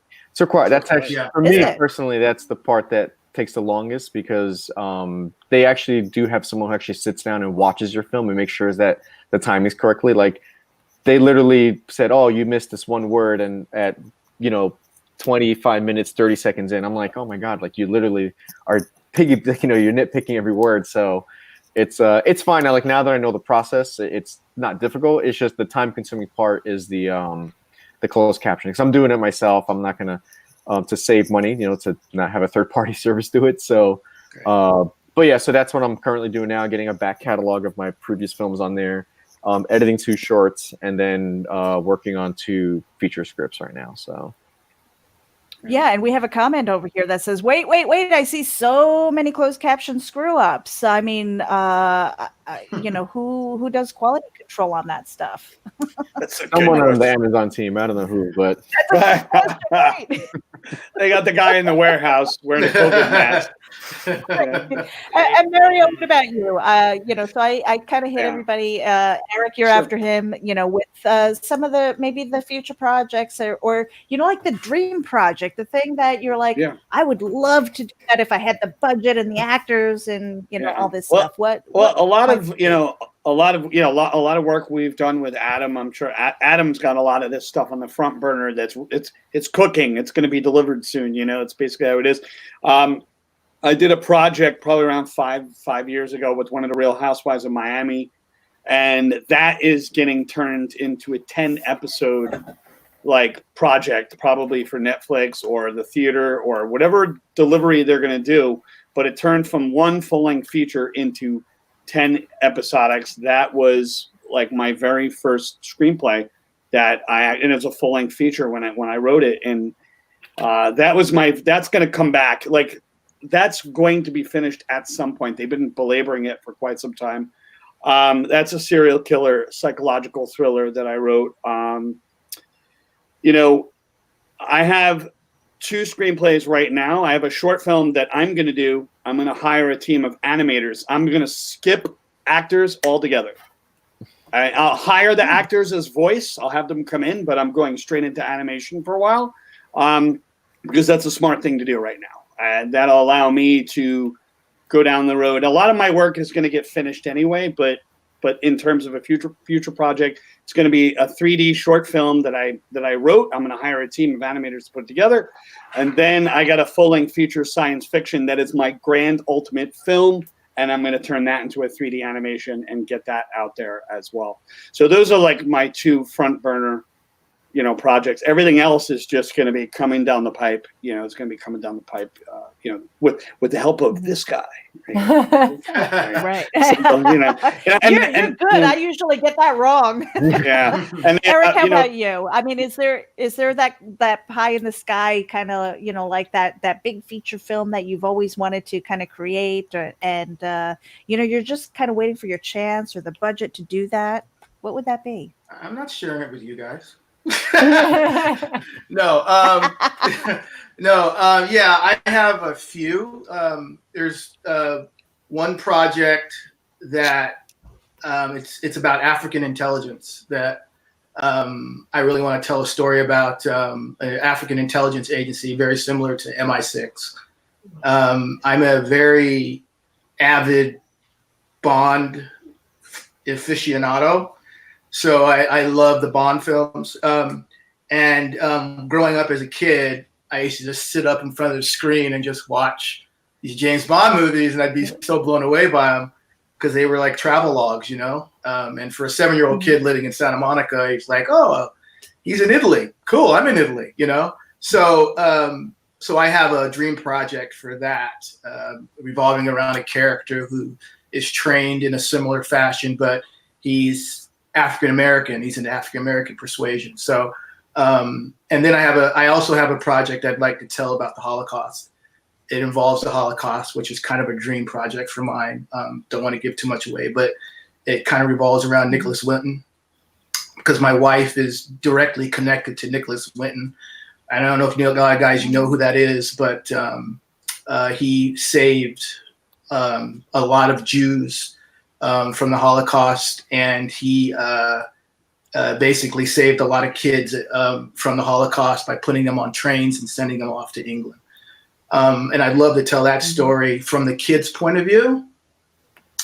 And then my latest thing right now is I'm working on my hijab, which is you guys know about, which is what Meredith knows about. I'm currently getting that ready. Writing that. It's going to be probably a 10-episode show revolving around this character, this Spanish Muslim character.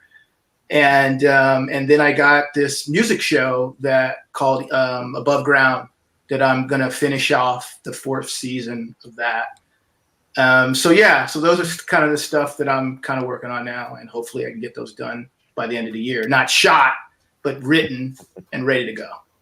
Yeah. Mm-hmm. So now, okay, so some people maybe look at filmmaking as a passion. It's something that they want to pursue. That's all they want to do. And then some people kind of fall into it, maybe by accident.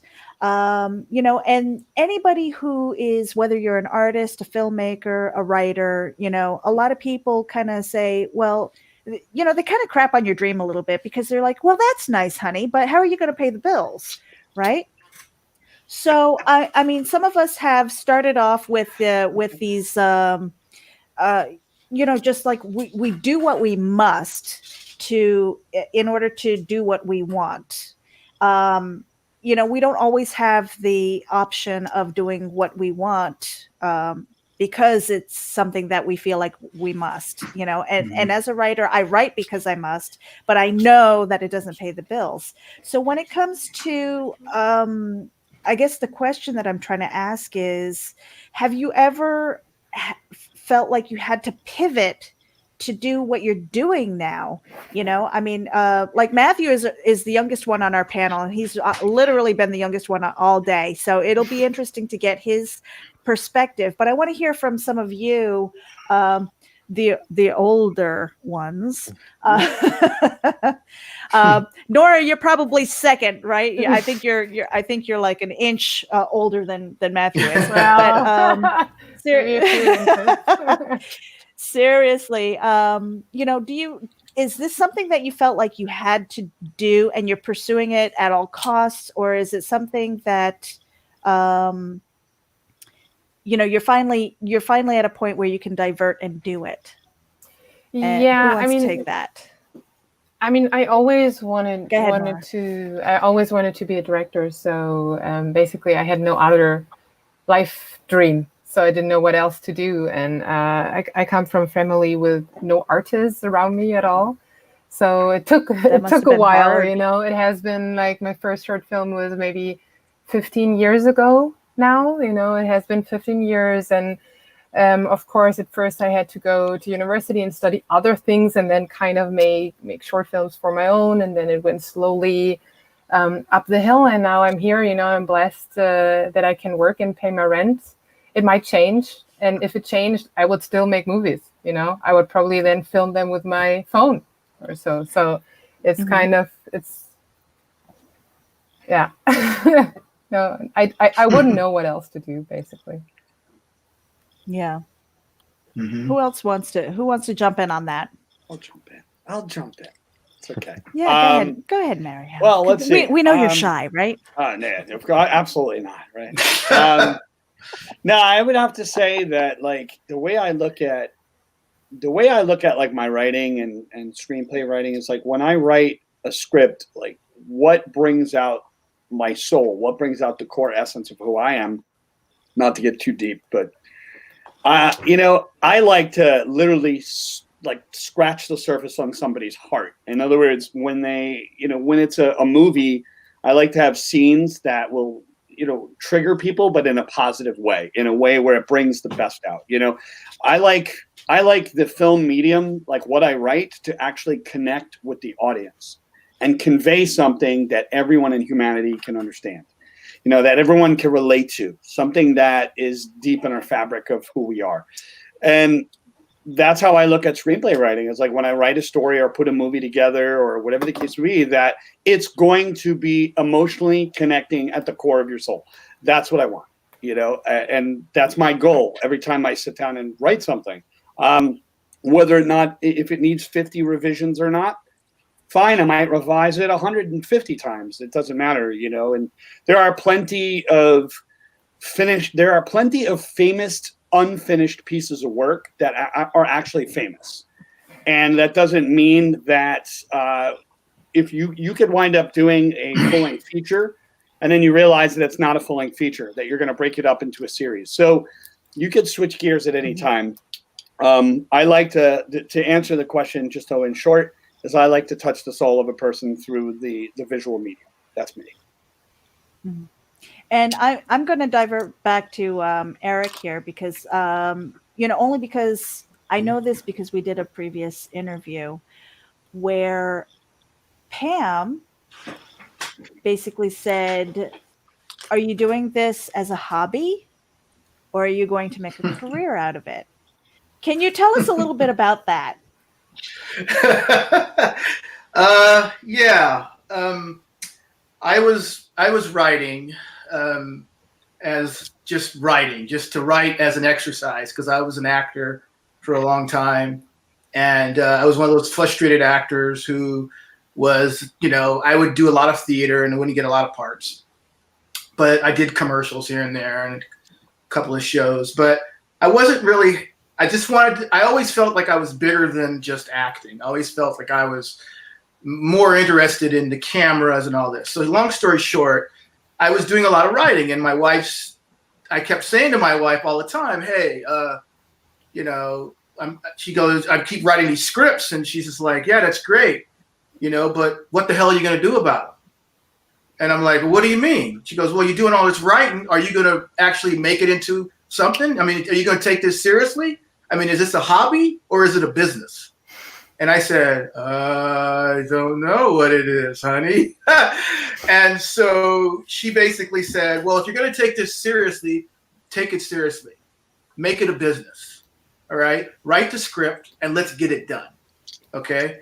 So I was like, okay, honey, no problem. So basically, once I wrote my first script, I just went out and shot it. I didn't do it was funny because it was no dialogue in the script at all. It was all told. It was like a silent film. So it was just all basically acting, which is what I'm familiar with. And we went out and shot that, and it's called Foreplay the Short. And I was bit. I was like, I'm a vampire now. I can't see myself doing anything else. You know what I mean? And so that's all I think about 24/7. I just think about filmmaking. And so and to Mario's point really fast is that usually the process for me has to be cathartic. I have to experience something through the character if I'm going to spend time on it. You know what I mean? Like, and I have to want to explore it really too. Like with this Project Hijab, I was afraid of it. It really scared me because of the subject matter. But that's the part I needed to attack, was that fear that I had in myself about the subject matter.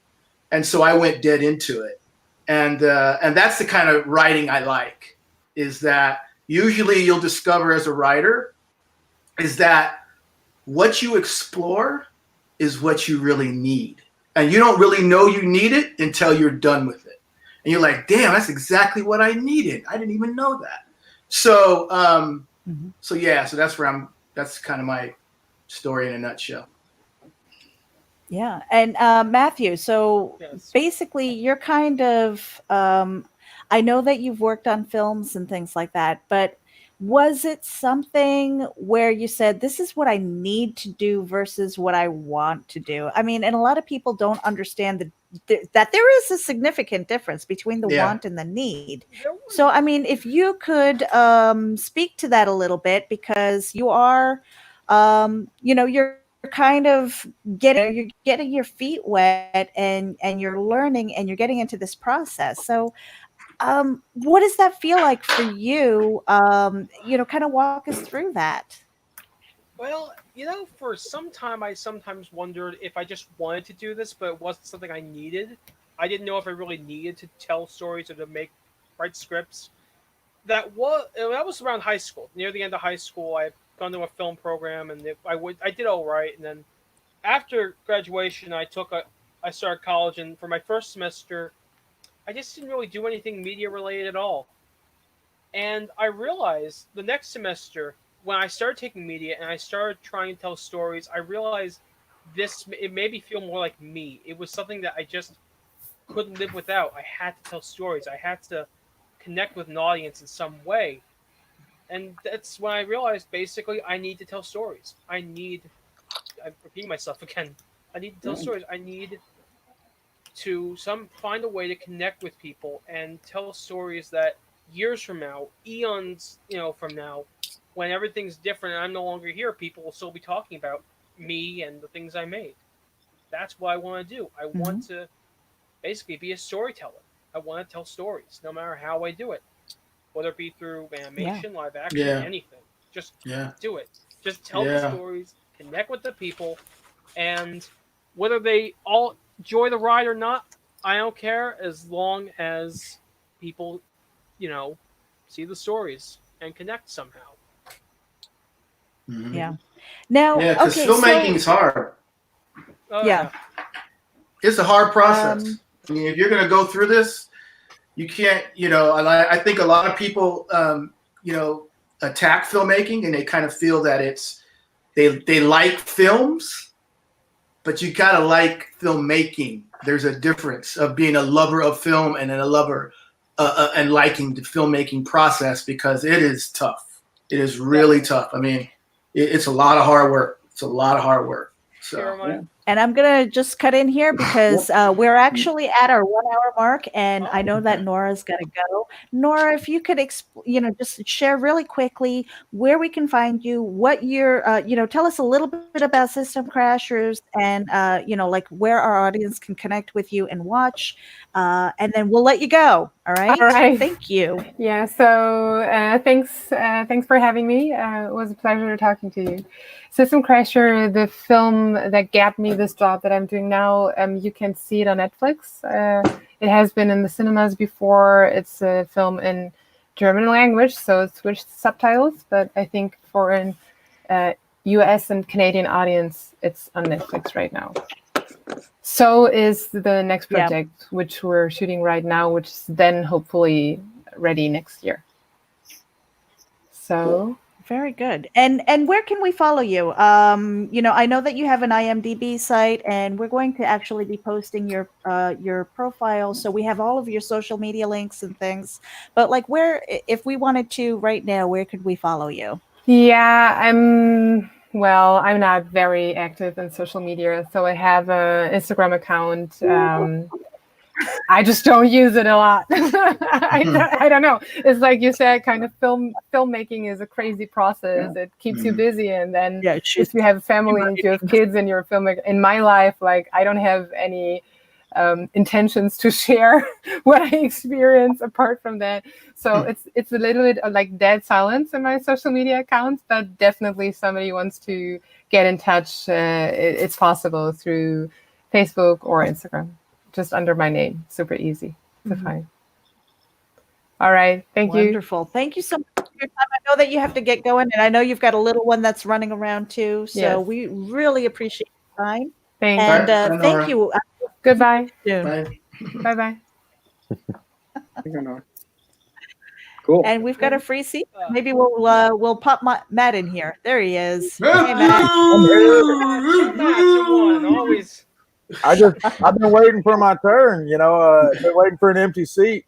And Matthew, I don't know if you saw my comments earlier, but I did. You have the exact same name as my stepson. And so when I saw you on the calendar, I had to do a double take. I was like, wait a minute. He doesn't belong here. That's funny. That's funny. And then, who is this person? And then I had my headphones unplugged a minute ago, and and Matthew, and I was scrambling for the freaking computer going, oh, shit, she's calling me. And then I realized it was you. But guys, this has been a great segment, man. I'm so glad that you all were able to make it and cap off our first day of VirtualCon. It's been a learning curve as we went through here. Eric couldn't get in a minute ago, and so I'm scrambling in the background. I'm texting his wife, I'm going, here's the link. But, yeah. Right. I got it. Well, you know what? We're after hours right now, so we can kind of let our hair down a little bit, Well, let it out, and there's really no rush to. But Meredith, I got dressed for you guys. Okay. Thank you, Meredith. Before we kind of let our hair down and just kind of chit chat, I want to know, is Irene Smith still in the room? And I know it'll take a couple of minutes for this to come through, but Irene, if you're out there, give us a shout. Still in the whatever platform that you're watching on, because she's probably watching on YouTube. I think so, yeah. Yeah, and Irene has been around throughout the day. She's been checking in and out and watching. And I just want to see if she's still listening, because if so, oh, I went across it. I thought she was answering, but we'll give her a couple of minutes to answer and see if she. But we still got several people that are tuned in. And guys, one thing that we have neglected to do all day is kind of thank our sponsors. We thank the guests as everybody's come through.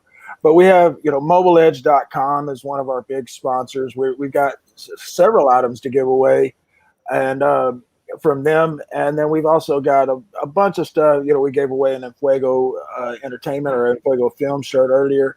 But Irene, and this, I don't know if you're kin to anybody that has been that's involved with the show, but who are you? Oh, Matthew Smith. Okay. Yeah. All right, I should have known the Smiths there, but I wanted to thank you so much. Funny with Eric Smith Gunn here, I was like, "There's no relation." I know. That's what I was trying to figure out. Was there a Smith relation? But I wanted to thank you, Irene, for tuning in, and even though that you had an ulterior motive for listening in, I do want to give you a core wrist pad, and so Meredith, you want to DM her or figure out how we can get her address? Definitely, I will get her. Yep, I'll get her address and stuff like that. I've actually known Irene for a really long time. We used to work together when we were in the newspaper business. Believe it or not, I was in the obituary department. And you want to talk about stories? Man, you get some stories from the obituary department. Serious stuff. But like I said, we're after hours, so we can relax and stuff. But I still want to talk about the films because honestly, I love writing stories. I love I love creating, fictional characters and scenes and things like that. And again, I see it so clearly in my head. But when it comes to maybe adapting it to a script, I am totally done. And so maybe some of you guys can kind of chime in and tell me and tell the people who might want to adapt something for a movie or TV or something like that. How might we do that? Honestly, for me, it all depends on what you want to do with the adaptation to begin with. Because many years ago, I did a sort of adaptation of Jekyll and Hyde, the classic novella. And the thing is, it took the basic ingredients of that, some of the basic things, some of the character names, and basically threw that into a story that's inspired by it, And that's the good thing about doing public domain sometimes, is that you can go loose with an adaptation sometimes. But it's interesting when you can create an adaptation of something and change it enough so that it's fresh, but at the same time keep familiar elements so that people aren't totally like, oh god, they changed everything, And honestly, it's just also something you have to be interested in, something that you can spend hours on reading, just because you have to make sure, this has to make sense. These characters have to be, one thing, if I was going to do something, just the best thing is to go to the original source, the novel itself, and just read that sucker until you memorize it and you can say it in your sleep, Because if you can do that, you can get an idea, okay, I like this plot element, this subplot doesn't need to be in the movie. If it doesn't, then, we cut it out. But we have to find a way to cut it out gracefully so it's not such an obvious cut. That's a hard thing, I think, and I worry I'm rambling. Does anybody else have anything to That's all right. Who wants to jump in here? Who wants to jump in here? I think I agree with him. I mean, there's actually a book I'm reading on.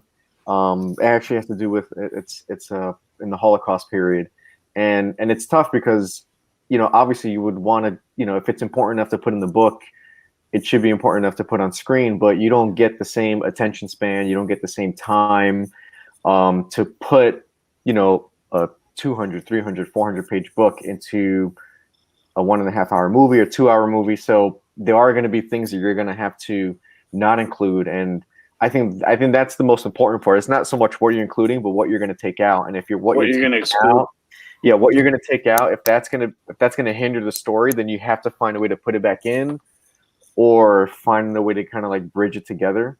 And and then especially if it's based off of like true events, or if it's based off of a person or something that actually happened in real life, then I've seen tons of biopics and everything that like I kind of know the personal background, and I'm like, all right, I know it really didn't happen that way. You kind of like fluffed it up for the movie, and which is fine, for most people. But for people who actually know the story and everything, you may lose them. And then I would say half the time the people coming out to see that adaptation are probably coming because they read the book, and then 9 out of 10 times they're always going to say, "Oh, the book was better," but that's because you put more into the book. So I think more imagination plays off. I think I think it has to be a fine balance of like the right characters, a handful of like the really small things that only people who read the book would be like, "Oh wow, like you included that in there." Like you actually did your research. And then on top of that, just make sure the whole story just has a good flow, because if you're taking something out, putting something else in,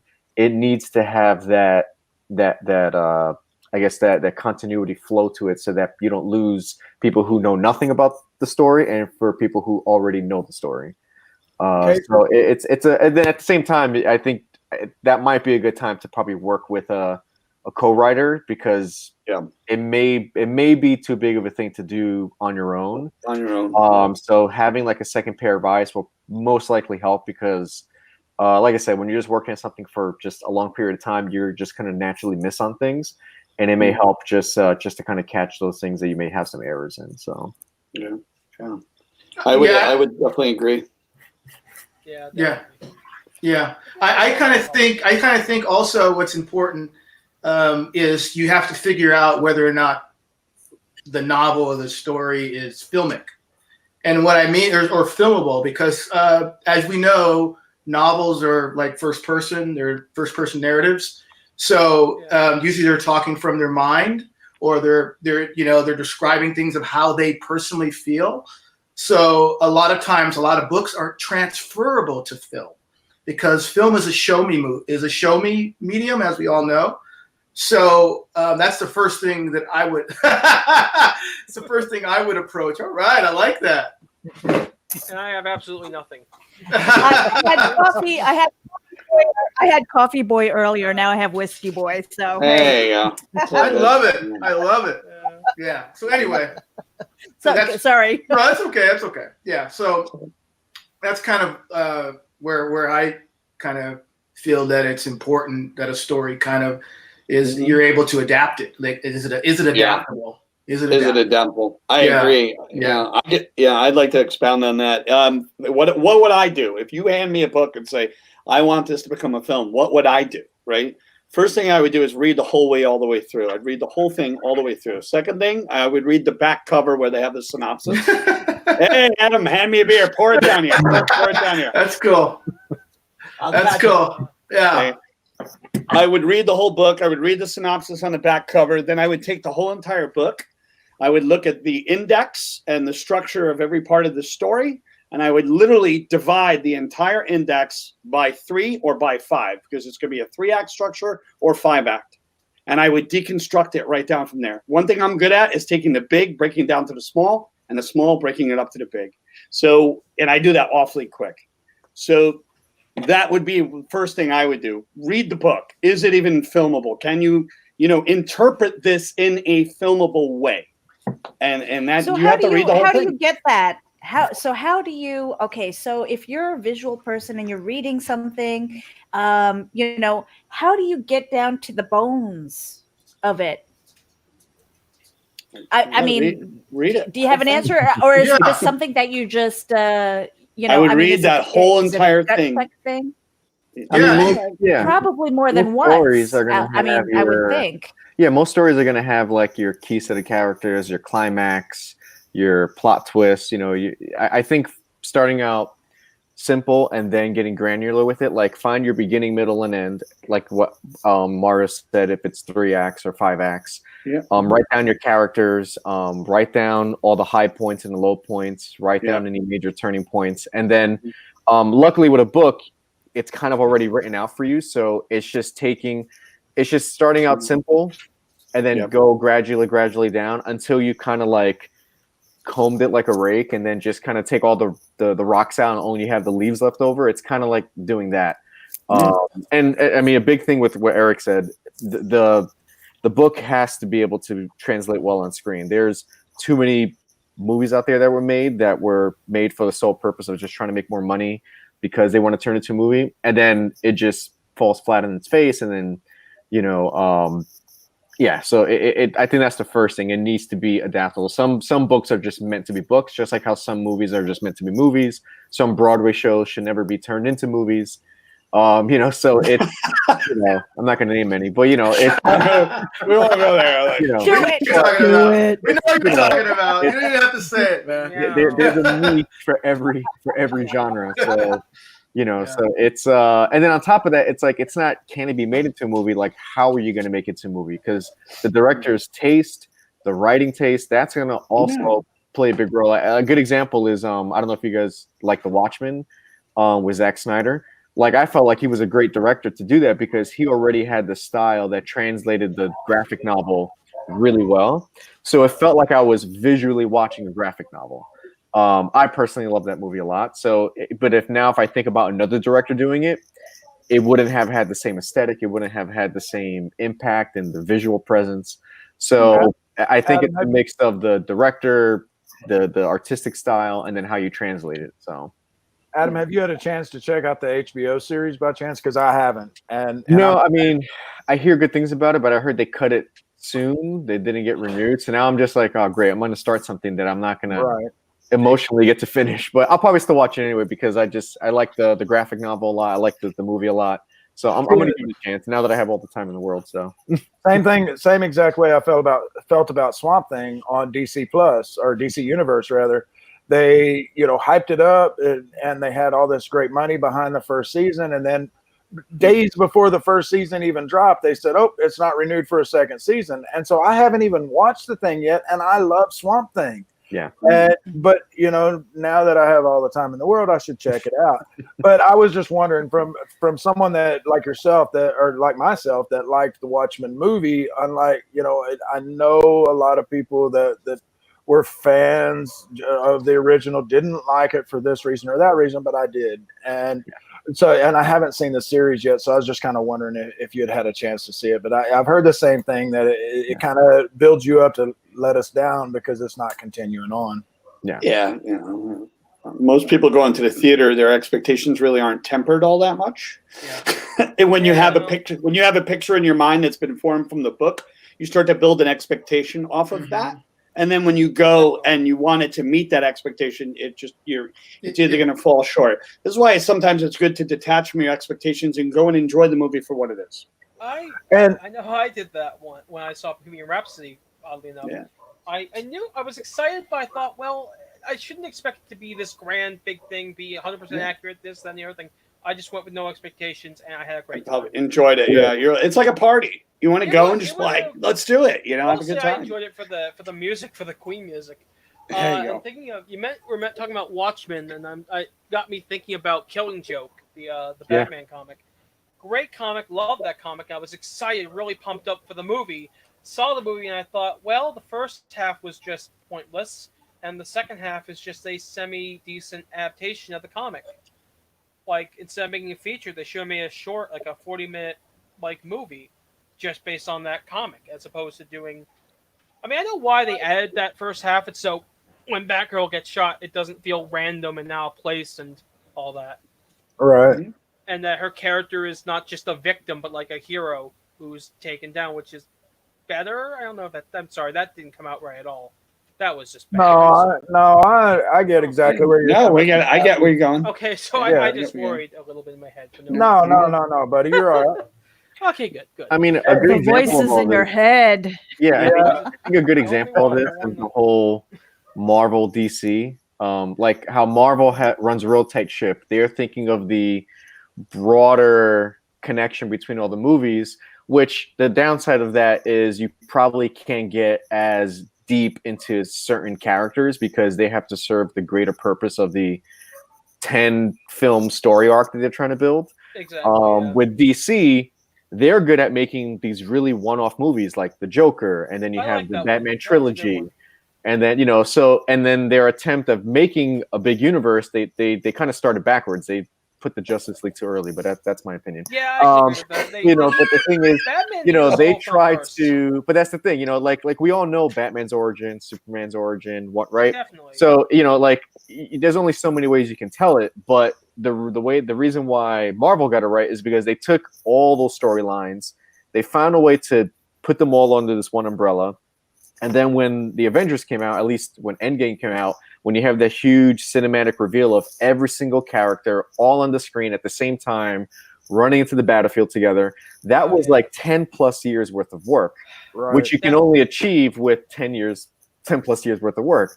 Now, when you're looking at DC, who tried to cram what should have been 10 years worth of work into like a 3-4 year time span, you're not going to get the same payoff. And they thought that it was going to be that way. And that's a perfect example of like how you don't adapt characters that everybody almost knows, no matter almost what any age group you're in. You probably know the origin story of all these characters. Yep. But you just try to cram them into one place, and then that's when things get messy. Now actors are dropping out. Now you have to reboot certain actors, and then at that point, now they're going to have to reboot it. I don't know. This is like the 5th time they're doing it, but I think that's what it is. Like you have to think long term, especially if you're going to invest this much time and effort into characters that are already known, whether it be from a book or from a comic book, and have like this game plan, like. Obviously, the rest of your money may come after the success of your first film or second film, but if you plan 4 or 5 films ahead, then at least you have like this really good, payoff that's just going to keep churning money out. Which that's why I don't understand DC. They should have just done that. They could have just really elongated this out, made a lot of money. They could have almost restarted this, because you can't really go back and watch every single Marvel movie with the same excitement that you did from the beginning, from 10 years ago. They have the opportunity to do that now, to kind of like, hey, we're going to be the new Marvel, start from the beginning. Let's pump out a single Batman movie, a single Superman movie, a single Wonder Woman, a single Aquaman. Then 5 films down the line, we'll do the first Justice League. They should have left Doomsday for last. Like that should have been like the 3rd one.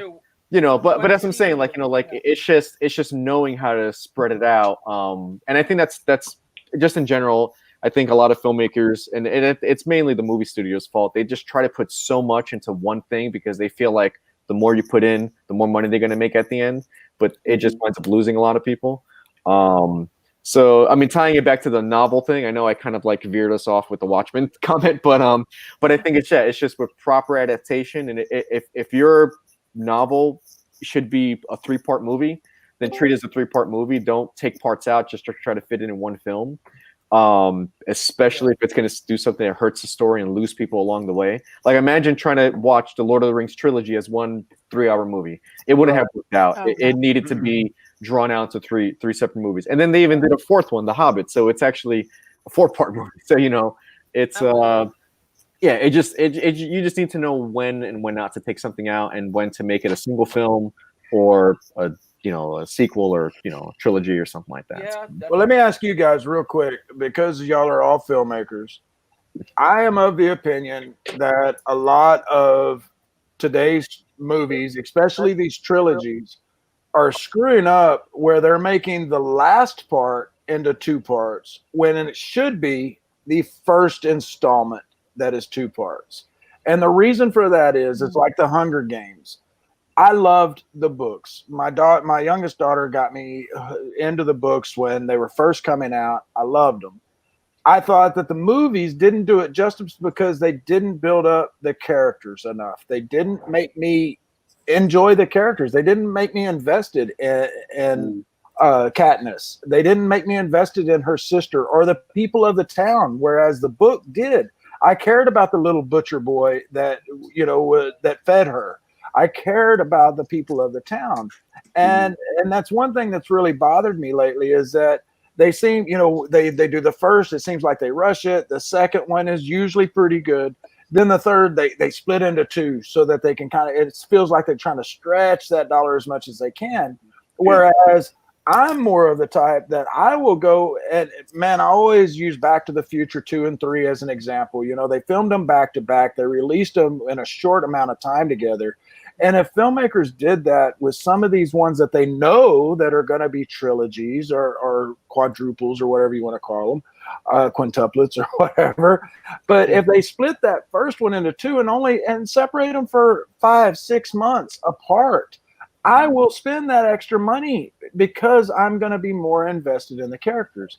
Do you guys feel that that should be something that it should be more time spent in Hollywood on building these characters up? Or is it always, well, I guess I should say, kind of caveat this, say should they, but then of course they're always going to go after the money.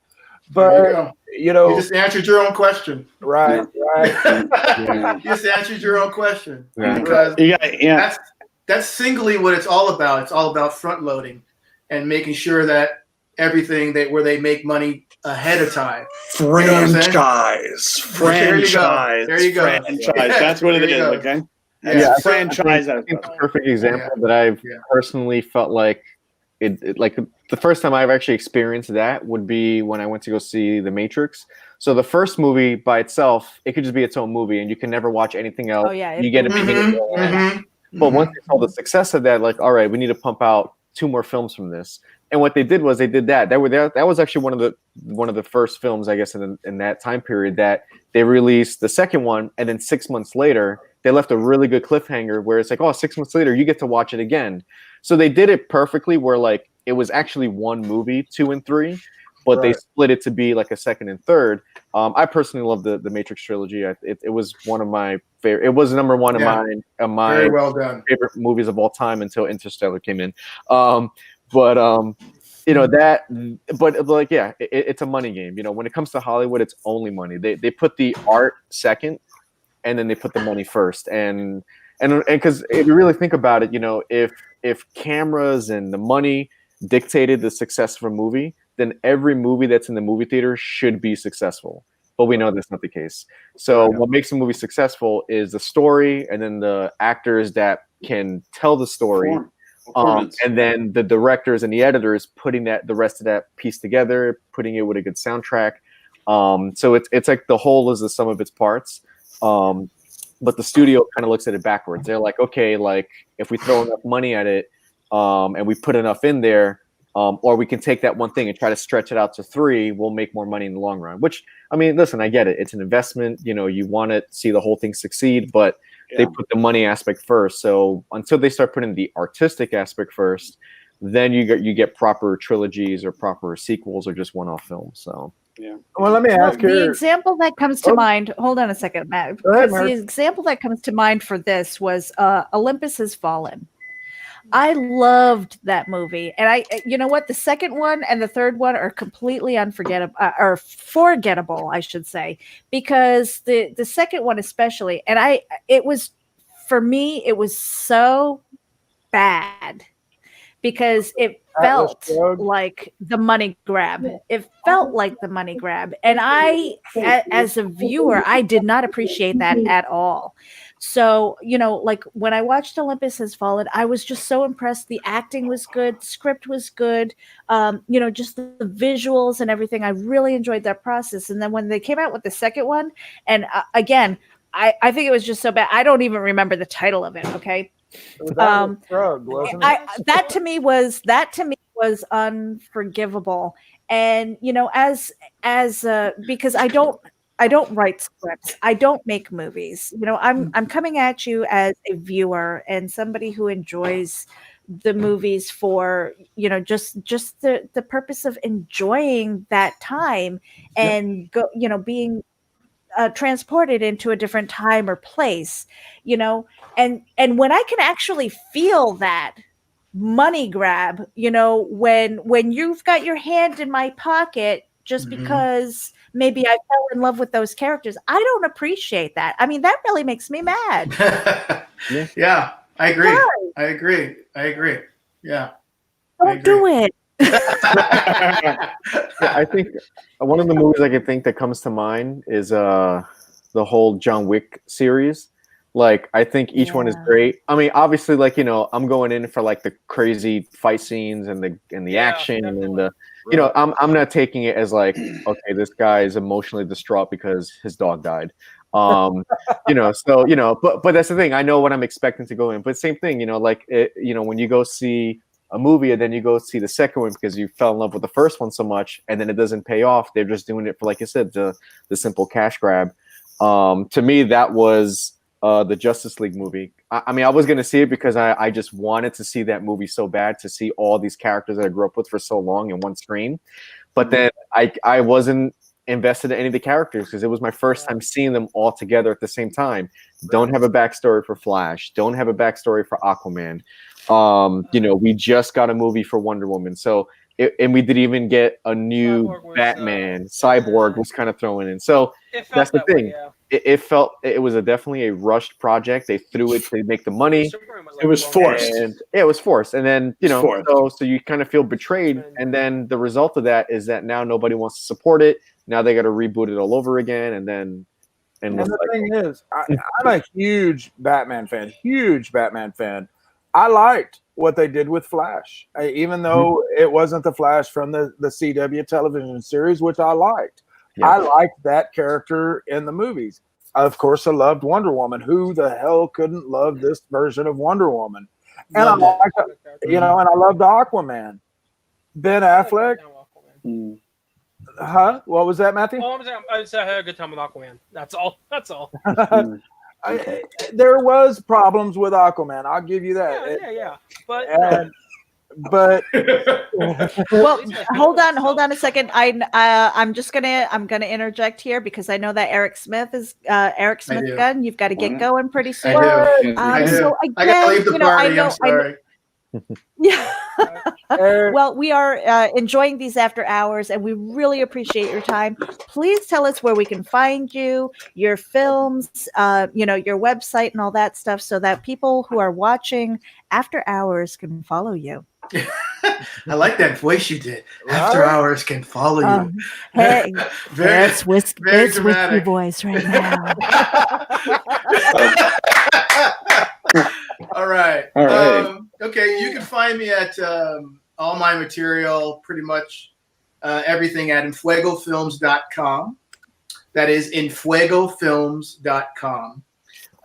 Also, I have films on Amazon Prime. And Adam, I did do my own closed captioning, and it was a pain in the ass. I also did, and I also did subtitling, which was a bigger pain in the ass. So you can, and it was for Amazon. I also have my projects are going to also be on Done Vision, which is a OTT platform that's a streaming company that's going to be on Roku, Comcast, and Apple TV. And so we got some stuff rolling out there. So yeah, that's pretty much where you can find me. I know, and Eric is on the West Coast, so it's probably dinner time for you, right? Probably, yeah, go feed yourself. I know. If I don't, growling. Stomach's growling. If I don't eat, I go Hulk. Thank you, Eric. I'm not going to put you out here. You can leave on your own. So, okay. All right, thank guys. you so much for your time. We nice meeting everybody. You too. All right. Thanks so much, buddy. All right. Bye-bye. Bye. That's right. And Fuego Films. Yeah. Give her a couple Oh more no! I weeks, touched you my guys. face. Adam, I wanted to ask you something real quick because we kind of touched on it earlier. You know, with the DC rushing into the trilogy or the culmination of what should have been 10 movies at least. Do you think, and this question can go to everybody actually, but I wanted to start with Adam. Do you think that we're getting on the right track with DC with Joker with the latest installment? I mean, from what I've done with my research on that, you know, it looks like that was supposed to only be a one-off film, but now that they see the success of it, they're trying to push a second one, which of course there goes the Hollywood aspect of it. Exactly. But that's only going to work if they find a way to meld this in with the new Robert Pattinson Batman, which, because if they're rebooting the Batman series with him, then it's only going to make sense to include Joaquin Phoenix's Joker into that same time period. But he might be too old, based on that. So unless they find a way to make Joaquin Phoenix have some sort of predecessor to him to be a new Joker that's going to appear in the new Batman, then I can see that happening. Unless they make it like where Robert Pattinson is like a barely 21 Batman, then you might be able to pull off Joaquin Phoenix possibly being a slightly older Joker. But the problem with that now is that, when you bank on these actors to be in these films, they're supposed to be in at least 3, 4, 5 films when they get contracted. So when you look at people like Hugh Jackman, they got him in his, early 30s, and he put in 50 plus years into it to be Wolverine. They only did that because they got him very young. The type of person that Joaquin Phoenix is, he's not into the, I'm doing this for the money. He's solely doing it for the art. Right. So I think they can probably get one more out of him. If they get a third, it's only to finish his character's story arc. I don't think he wants to serve the greater DC universe that some of these characters want to do. So that's how. Now the other thing is, are they going to introduce this Robert Pattinson with supposedly Henry Cavill, maybe not continuing Superman? Most likely he's not going to do it. Right. He isn't, but I'd like to see him do it. Yeah. So it's. So right now I think DC is kind of a mess right now. Not now. They've just been a mess for a while. Yeah, they have, I think the last time they were successful before Joker was Nolan's Batman trilogy, but that's because he kept it under his umbrella. He kept it under his 3-man story arc, or 3-part story arc. And then, look with him alone, he was able to introduce Ra's al Ghul, Scarecrow. He introduced Bane, Joker, Catwoman, Ra's al Ghul's daughter. So you have a half a dozen, villains that he introduced in a trilogy that actually made sense, that didn't need to bleed into each other. And he did that just under him. So, and that's the thing. When you have one person taking the helm of the ship, then it can make more sense. Look at the last 3 Star Wars movies. 3 different directors, 3 different directions. Right. It felt like 3 different movies trying to pull back with each other. So I don't honestly, I think they got lucky that Joker was successful. They didn't think it was going to be successful. That's why they kept it as a one-off film. They should have really thought like, okay, if this is successful, we got to find a way to tie this into the Robert Pattinson, because I'm sure that was already in the works when Joker. Right, it was. My thing is, you know what? I'm gonna interrupt really quickly because we're after hours, and I have to say goodbye to Mario because he's got to get going. Oh, so Mario Leone, I really appreciate you being here and taking the time, and especially staying after hours. So please tell us where we can follow you, and what you're working on, and all that good stuff. Sure, I'll make it really as sweet as possible here. Well, I head down the road of Fight Choreographer, and my website is fightchoreographyml.com. And speaking of Aquaman, my teacher was the actual fight choreographer for Aquaman. So he did all the fight scenes in that, and whatever I learned from him is gospel to me. In terms of films that are coming down the pipeline, Apollyon, which is releasing 2020. It's a very dark horror. Apollyon, which I'll type it in the chat box. Adam's Inveigh, that wonderful short film that's on, Amazon Prime right now. Inveigh 2017, Adam, right? 2017. Yes. Inveigh 2017. That's a really good. We shot that one in 15 hours. Adam will tell you a little bit about that. Yep. What? Cirque du Solis is another one that Adam's working on. Psychological thriller that's coming down the pipeline. My favorite short film that I worked on was Taxi in Time with Gianluca Fratellini, who did Guardians of the Galaxy, Paul, Lion King, Maleficent, and Ice Age. He did all of the 3D animations that were involved with that. And pretty much I head down the fight choreography road, but I'm still doing some writing. I'm still doing production and directing and co-directing and helping Adam out with his stuff. So that's pretty much it. Fightchoreographyml.com. Have a good evening. Thank you. Thank you, Mario. We Maria, thank you so much. All right, have a great night. And Meredith, I give you permission to boot me. Go for it. You know Give me what? the boot. I have known this man for way too long. You are gone. Bye. Bye. You are done. Out of here.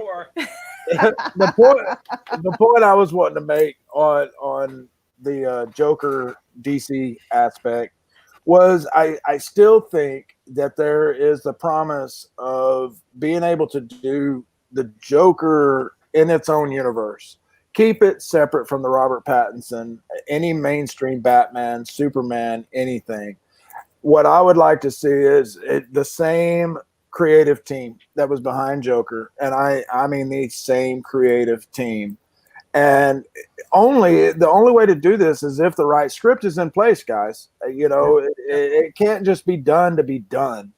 Joaquin Phoenix ate an apple a day for a month to get in the shape for Joker, for Arthur.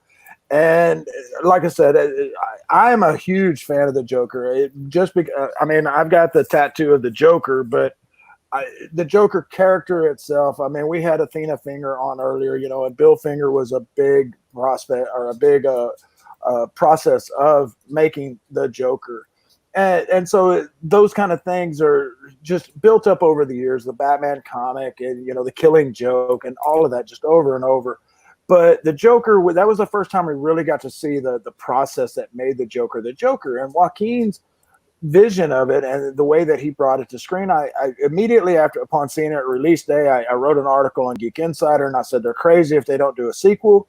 And my thing is I really think that we could kind of see an Elseworlds type of universe here. We could see, we could see this Joker being an influence on Penguin, his creation, on Scarecrow, but it has to be done right. It can't be thrown together. It can't be made for the sake of being made, in which, unfortunately, as we all know, DC is notorious for doing.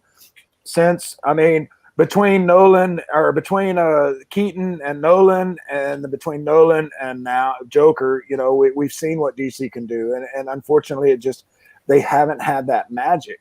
They try to ride on the coattails of Marvel with, we've seen the recipe that Marvel put together, and DC thought that they could shortcut it. And, you can't shortcut that. They try to grab a couple of big actors. Henry, man, I love him at Superman. I really did. Yeah, he was great. The one thing I really liked about, I like Man of Steel. I thought it was a good movie. Henry was the best thing about it for me.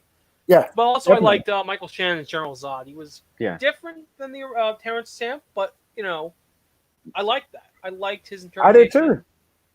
And he's just a good character. I'm sorry, you were saying though, Matt? Matthew, no, go ahead.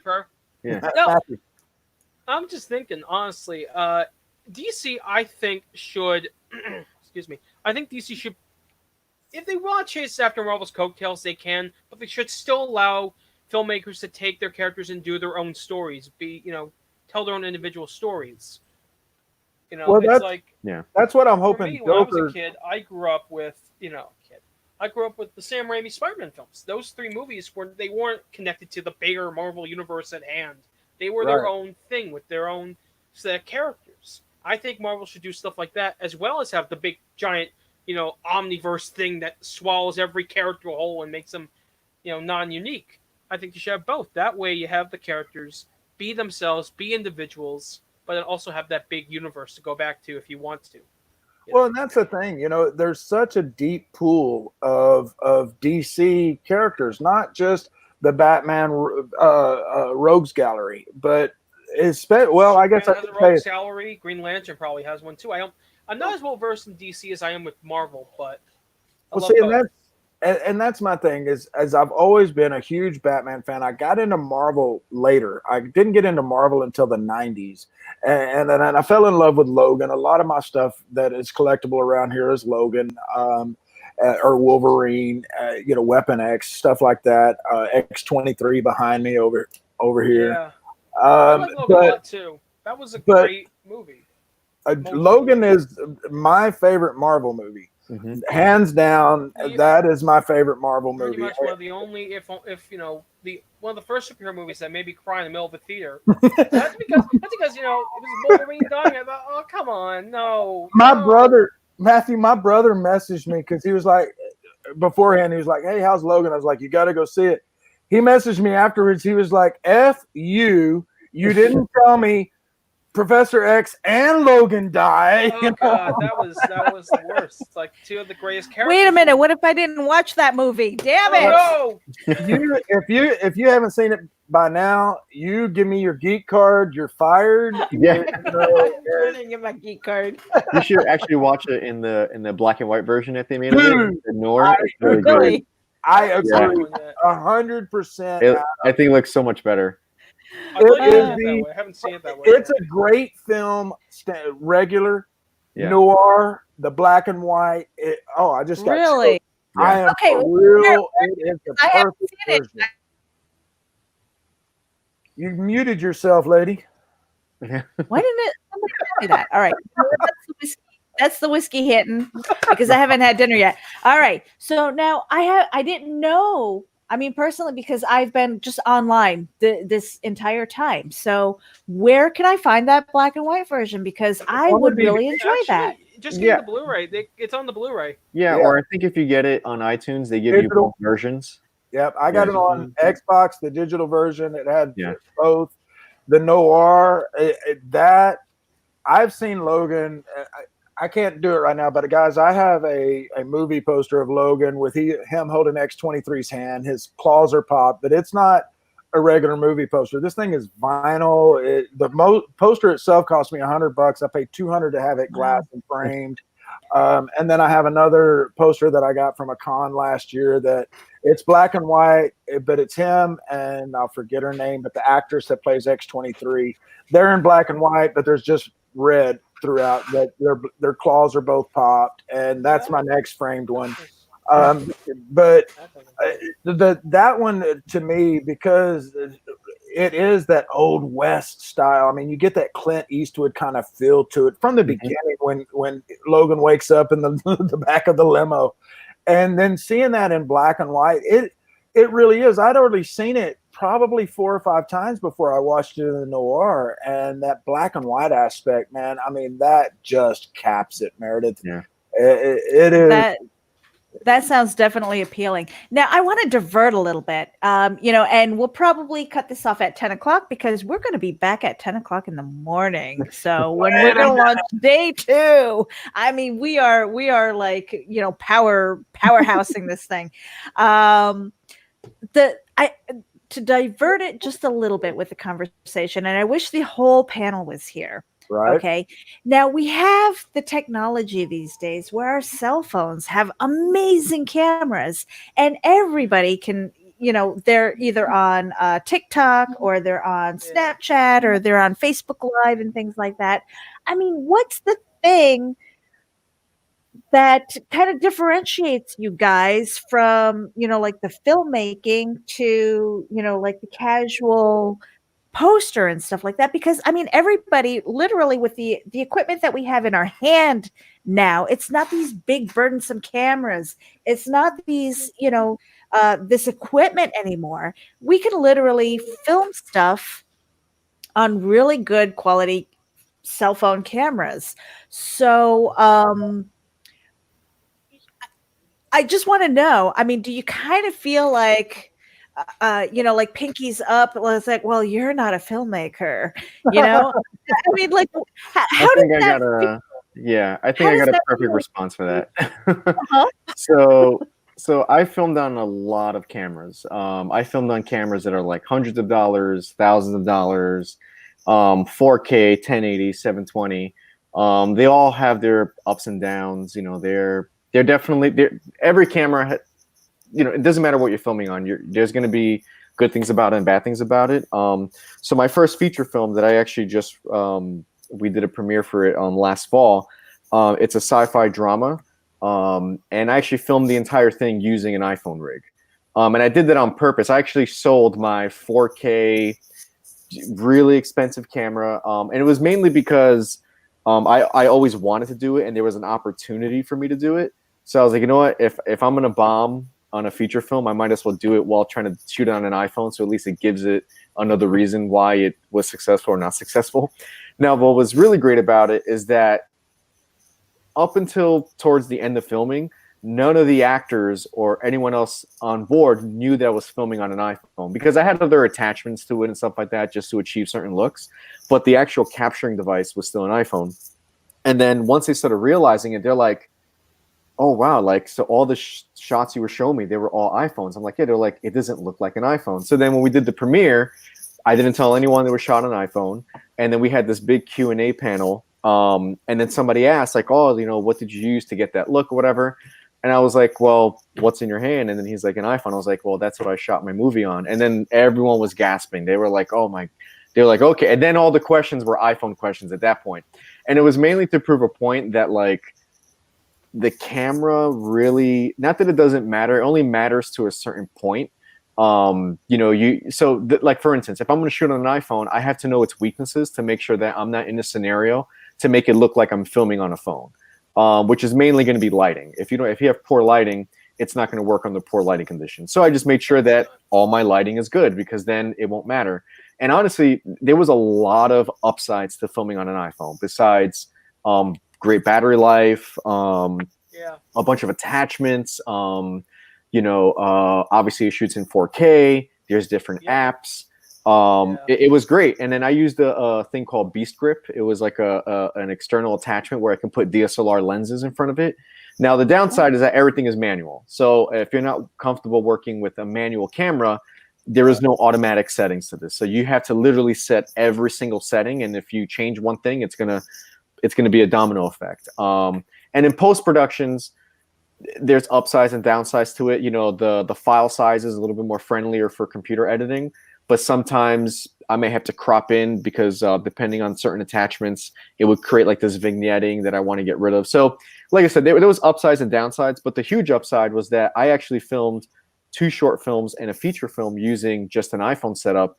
And each film I used a different iPhone. I started off with an iPhone 8 and then an iPhone XR, then an iPhone something else, because I had a way to just trade in the phone and get a new one and not pay with the Apple plan or whatever. So I was actually upgrading my camera every year, as opposed to if I was to buy a camera, it's going to immediately lose its value.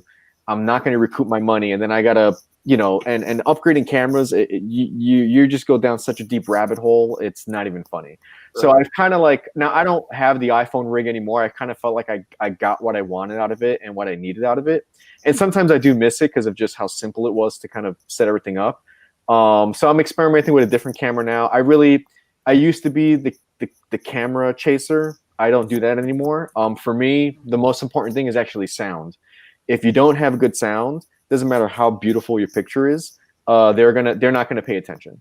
So I rather have crappy video and great sound than vice versa.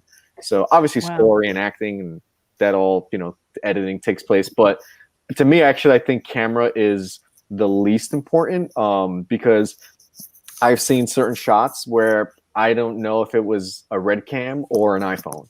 And that has to do with your composition. It has to do with your color correcting. It has to do with your editing. There's so much more. Because if the camera was the real reason why a movie was successful, then every single movie in the theater should be a hit, because they're filmed with $1 million cameras. So a good example is there's a movie called Unsane by Soderbergh. So he's one of the first big people to commercially release a movie that was filmed entirely on an iPhone. He did a different approach to it, which I can tell that it was shot on an iPhone. But once I got over that, I was into the story and it was great. The way I filmed it, though, it was more cinematic with the attachments. So yeah, to me, cameras, it's nice to talk about it because I like to talk about gear and tech, but I don't base how good a film is based off the camera was used. So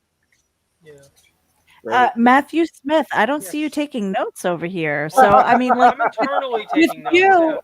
right? One thing I I mean, okay, so you're a young budding filmmaker. I mean, you've had a few that I mean, in fact, you have one film that you submitted to I think a local film festival. Yeah, I tried that. I was gonna try that. It just when all the Corona thing happened, it just kind of the world went crazy. Right. But so when it comes to equipment and things like that, I mean, obviously, when you're new, you're looking for any kind of resources, right? I mean, so do you kind of lean on the iPhones or do you rent equipment? For me, I shot What do you my. do? I would probably rent equipment now, or try to rent at least an additional camera, because I shot on my iPhone only, and that was Wow. hard. Because while the battery was good, it was a storage thing. I should probably clear up the storage too. But even if I did that, having a second camera helps, especially if you have like a scene. Let's say I love doing this thing to myself with visuals. Let's say this one glass is a character, this other glass is another character, and you have to intercut between the two. With only one camera, you film. Oh, we'll film this person, then film this person, and it's not a terrible thing. But the problem is, then you have to think, oh, well, the background noise, if you have any, which is always great, but it'll change. And noise will change as you cut between the angles. So the best thing to do for me is to get one camera and another camera, just film both subjects, because then you can intercut, and nobody would notice that there wouldn't be any weird changes in audio. Yeah, that's my feeling. And Yeah, definitely I've something even. else I learned. I'm sorry, go on. Yep. No, go ahead. Go ahead. Okay, I was gonna say basically for me, rent some sound equipment. That's the most important thing too. Just get the best sound equipment you can, and that way you can record the sound. It won't be on the phone. And one thing I always know is do a sync clap. I feel like I'm just explaining. Man, we could go on both of those aspects. One thing that has been driving me nuts lately with my Hulu account is that for whatever reason, since we moved in with my mother-in-law, the audio is not synced up. And so the people's lips move about a second and a half faster than the audio. And it's driving me bat freaking shit. And I had to have my wife come in, and I was like, is something going on with my hearing, honey, or what? And so she watched for about 10 minutes, and she's like, no, you're not crazy, you're okay this time. But so the sound is one thing. And then like earlier, we had a great little show going on, and Deadpool had the show on in the background, so it was echoing. And so even though we had a great little cosplay thing going on, I told Meredith that I was like, oh my gosh, this is a great little bit that we have going on here, but this is excruciating with the background beeping. And I was trying to let them know, but everybody's focused on what they're doing. But you're exactly right. The sound is a huge thing. And guys, I could talk to you both for hours, and for really, we've gone on, and I mean, I really appreciate you both staying well over an hour past the quitting time. I hope that we can have you both back, not only for a virtual con, which we're tentatively scheduling, not tentatively, we are scheduling one for October. That's going to be more horror based, but it's still going to be independent. So we still want the filmmakers like you guys, and especially, if the world opens back up and you guys are able to get out there and work on some projects, we want to hear back from you. But any time, I don't care if it's 3 months from now or 15 months from now, you guys, when the world is open back and you have something cool going on, please swing back around to Geek Insider. Let us know what's going on. Even if it's 10 minutes, a 10-minute quickie with Meredith, as she likes to call them, her lady, the Lady Geek Quickie. But really, we have thoroughly enjoyed having you guys. We can't thank you enough for being a part of this first annual, or not even first annual, first biannual, because we at least plan on having it twice a year.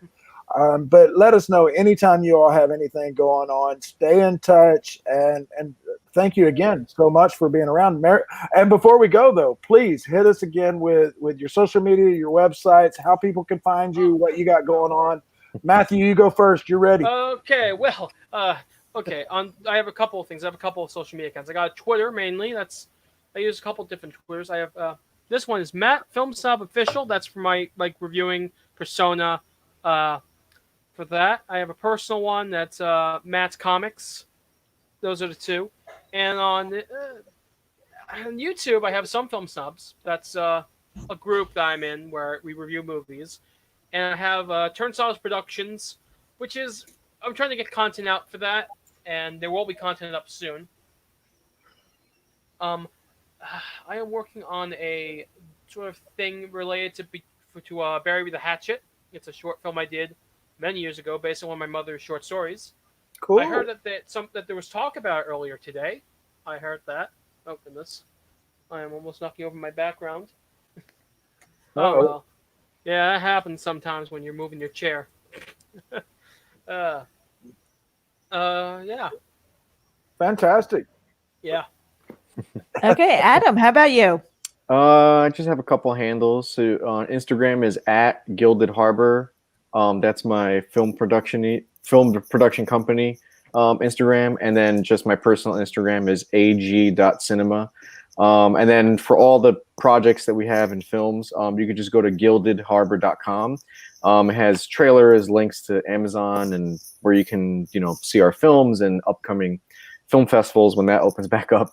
Yeah, no, I just want to say thank you guys for bringing me on board. I'd love to come back anytime. So Yeah, me too, because this was great. I had a good time. Hey, anytime, I am in the Austin area, so there's always the film festivals in the Austin area. If you guys are ever out here, make sure you give us a holler, because I will come out. I mean, I'm a little bit away from Austin, but not far. I will come out and meet you guys. We'd love to do an on location or, interview, especially if you guys got something special coming up. But thank you both so much. People, the listeners, don't go anywhere. We're going to end the night. For those of you that have continued to stay with us, we're going to give a couple of prizes out. So Matthew and Adam, thank you guys both so much, man. Thank you. Right. Thank you. Thank you. We appreciate your time. And everybody, follow geekinsider.com. Follow these guys, okay? Follow the stream, watch the replay and stuff like that. We are going to actually be parsing these out and putting them on the Geek Insider the Geek Insider podcast on iTunes, and we're also on Deezer, and so I mean we're gonna be blasting you guys out everywhere. You know why? Because with everything that's going on with COVID-19 and everybody being shut down, we need to be we need to come together as a community, and we're helping each other out, and we're doing that. Maybe it's not by going out and producing anything, but the networking right now, the networking that we're doing, the work that we're doing to put everybody together and make these connections is gold. So when things start opening up again, you guys are going to hit the ground running, and it's one of our goals with Geek Insider to make that happen, to make these connections with you guys and give you a platform that that spreads you. So like when we're saying, hey, share your site with us, share your social media, share your message. That's something that we live for that. We live for the independence. Obviously, with the bigger businesses and things like that, our sponsors and stuff, and we're definitely going to be shouting you out. It's the independents that are really going to get us to the next phase, because we're scrappy. We're scrappy. We're gonna make it happen no matter what. You know why? Because we have to. And if we're doing the things that we love to do and making it happen at the same time and making these connections, no matter how or where, it's an amazing thing to watch and be a part of. And both of you, I appreciate you, and everybody who was participating in Geek Out Virtual Con today. We really do appreciate you. I mean, everybody needs to be applauded, and thank you so much. I am sincerely humbled by the reception that we've had. Very much so. Very much so. I know I said that, but I want to say it again. Had a great time. Yeah, it was awesome. That's 3 times now. Well, have a great night, guys. You do the same. Thanks so much, Adam. Thank Take you, care, man. All right, now we're kicking you out. We're kicking you out because we need to get some sleep. Okay. Damn it, we're getting some sleep. I'll leave first. Sleep, hell, I need another drink. I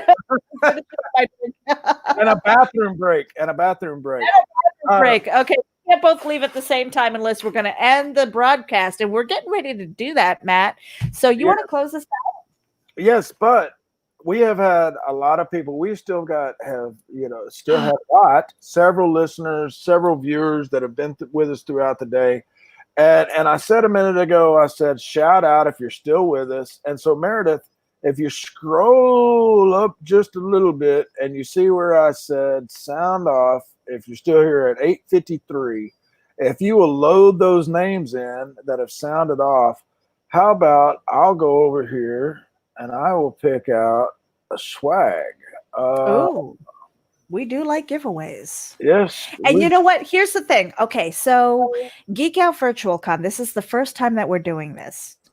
And so there's a huge learning curve. Now, I've done social things. I've done, I've done the Beast, which was something that I started on Steemit and continued on Whale Shares. And so these social engagement things are huge, but they're so much fun.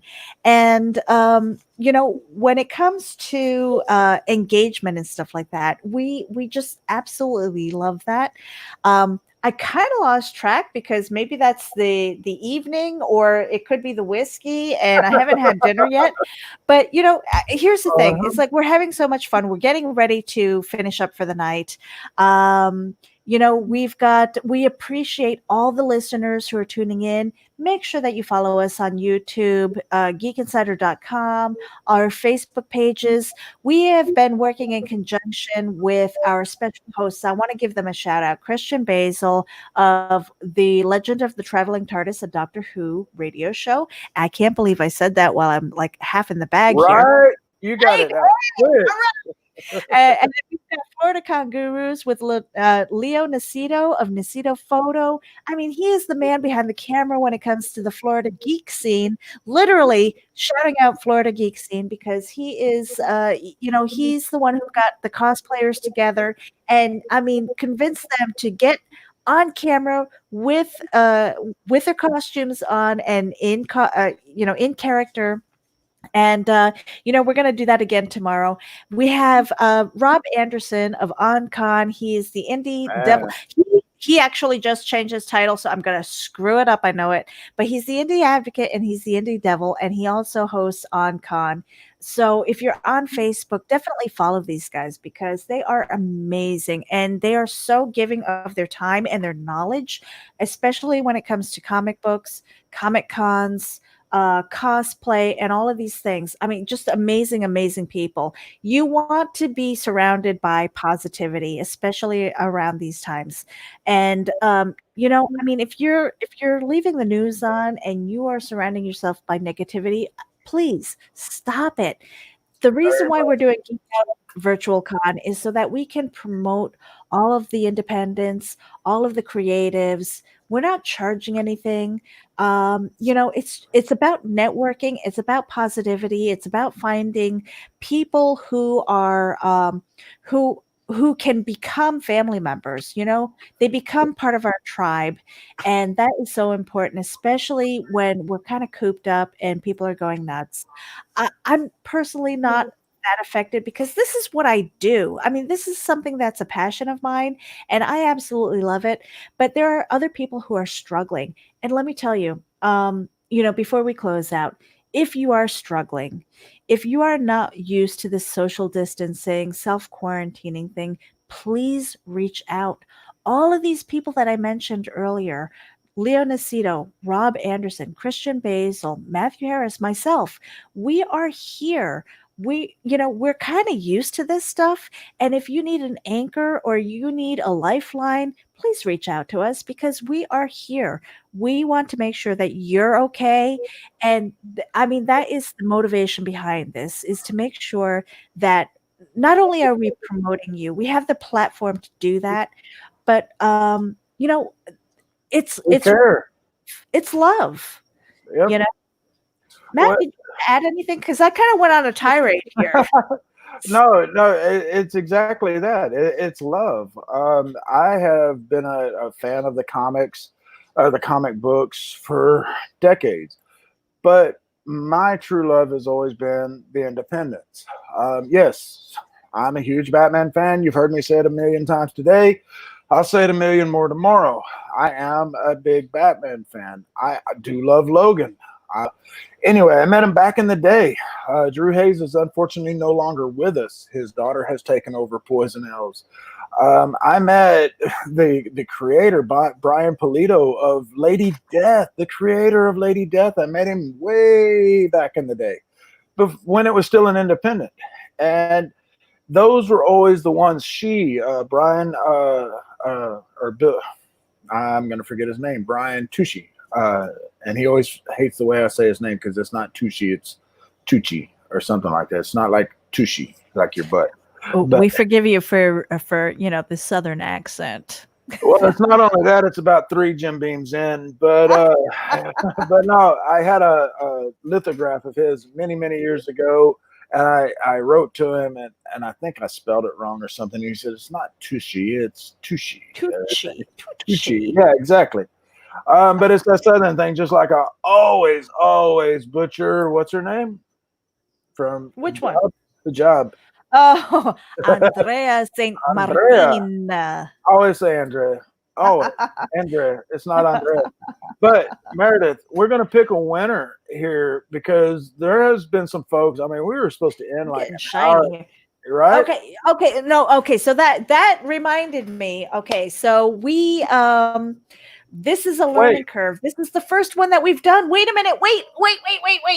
This is the first one that we've done. So there's a learning curve. And I tell you what, the next time around, we're going to have a dedicated person who is going to be giving out these door prizes. Because trying to keep up with that and being on screen and coordinating and getting the DMs, I'm like, screw you. I'm not doing prizes right now. And on that point, if you didn't win something today, you should really tune in tomorrow because there's a shitload of prizes.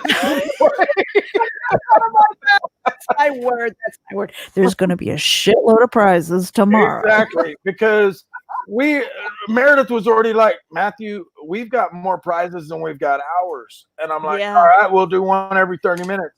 You think that didn't work out? You think that's bad? I didn't do the prizes, but I also didn't do the sponsor ads through the whole thing. And so hopefully none of the sponsors are listening to the live show. They only listen to the recorded show. That's it. The replay is going to be all edited and pretty. Exactly. But tomorrow I will have it down. I'll be going, Meredith, we got to do a spot here. We got to do a spot. You know what, Matt, I call bullshit. Because it's gonna be the same thing. You know what? Why? You know why? Because we are engaged. We are having so much fun. We're talking to our guests and we're learning so much and sharing them out and stuff like that. And you know what? The sponsors, we love you. We love you. We appreciate you. We're actually going to give you a shout out before we end the broadcast. We've got Mobile Edge, we've got Q, we've got Blue Man, which we didn't do at all. And we've got so many other people who have actually donated product, whether it's comic books and things like that. I mean, we didn't touch. I can't even say we touched half of it. No. We have so many gifts right now. Gifts. Door prizes, and these are for the people who are engaged with us. And you know what, we're actually going to be going through the stream and we're going to see everybody who's left comments and stuff like that, if there are prizes at the end of this thing. And that'll be tomorrow, maybe after 7 p.m. Eastern, if we do after hour show. There is not going to be anything that is left there's nothing we're keeping in the background. In our pocket. There's nothing. The only thing that I've kept. It's all going out. Was a Core Gaming T-shirt. That's the only thing. There's backpacks. There's download codes for music. There's PDFs for exclusive comics. And matter of fact, Meredith is going to pick a winner from those that have commented in the last hour and 15 minutes. But we're going to give away a Jason Quinn signed Beatles. All of our yesterdays. All our yesterdays. All our yesterdays. Yes. This is a sign. Jason Quinn was on earlier. If you weren't here, then you need to go back and watch the recording. I'm going to have Jason back. It'll probably be for a Geek Speak episode, not a Freaks and Geeks. Yeah. Well, I tell you what, here's the thing. Geek Out Virtual Con, all right, we wanted to kind of do as close to an actual con experience, Exactly. all right? So like if you're at a convention, you as the viewer or the participant, you're walking from table to table. So I mean, it was purposeful that we didn't have super long panels talking about, certain topics and things like that. I mean, tonight was different because it's the end of the night. It's the first time we've ever done it. But, for a con experience as a person who's walking through for the first time, you're getting introduced to new comic book artists, writers, authors, filmmakers. We've got businesses. I mean, tomorrow we're actually going to have Q, one of the devs, coming in. I mean, do I have my list in front of me? I mean, for Sunday, I know it's Easter, guys, but you know what? I mean, the idea behind that was we're all stuck at home. You're a captive audience. I got you. And it's I got probably you. and it's probably better that we save the bulk of the prizes for Easter Sunday. I mean, we do have Q codes. We've got Q codes coming out, and which I've given 2 of them out already in little snippets. But we've got download codes coming for sidewalk furniture. I mean, look at my notebook. Okay, I've got a notebook of things and activities and door prizes and stuff like that. But I mean, tomorrow, we've got Bill McCormick again. We've got Legend of the Traveling TARDIS, a Doctor Who radio show. Christian Scott, he's got a half an hour in the morning. He's basically going to launch us so that I can get my coffee. We've got the Independent Creators Connection. They're going to spend an hour. And again, I understand that it's only an hour for like this entire entity, and they're huge. I mean, they really are. I mean, they're doing so much for independence. But here's the thing. We want to give that con experience. So it's just a little nibble here, because here's the thing. Geek Insider, we deal with all of these people on a regular basis, and we want to follow up with longer interviews. We want to do articles. We want to do reviews and things like that. I mean, send us your stuff, seriously, because right now, with the way things are, we want to promote you. We want to make sure that you're okay, because we're okay, and this is our way of giving back.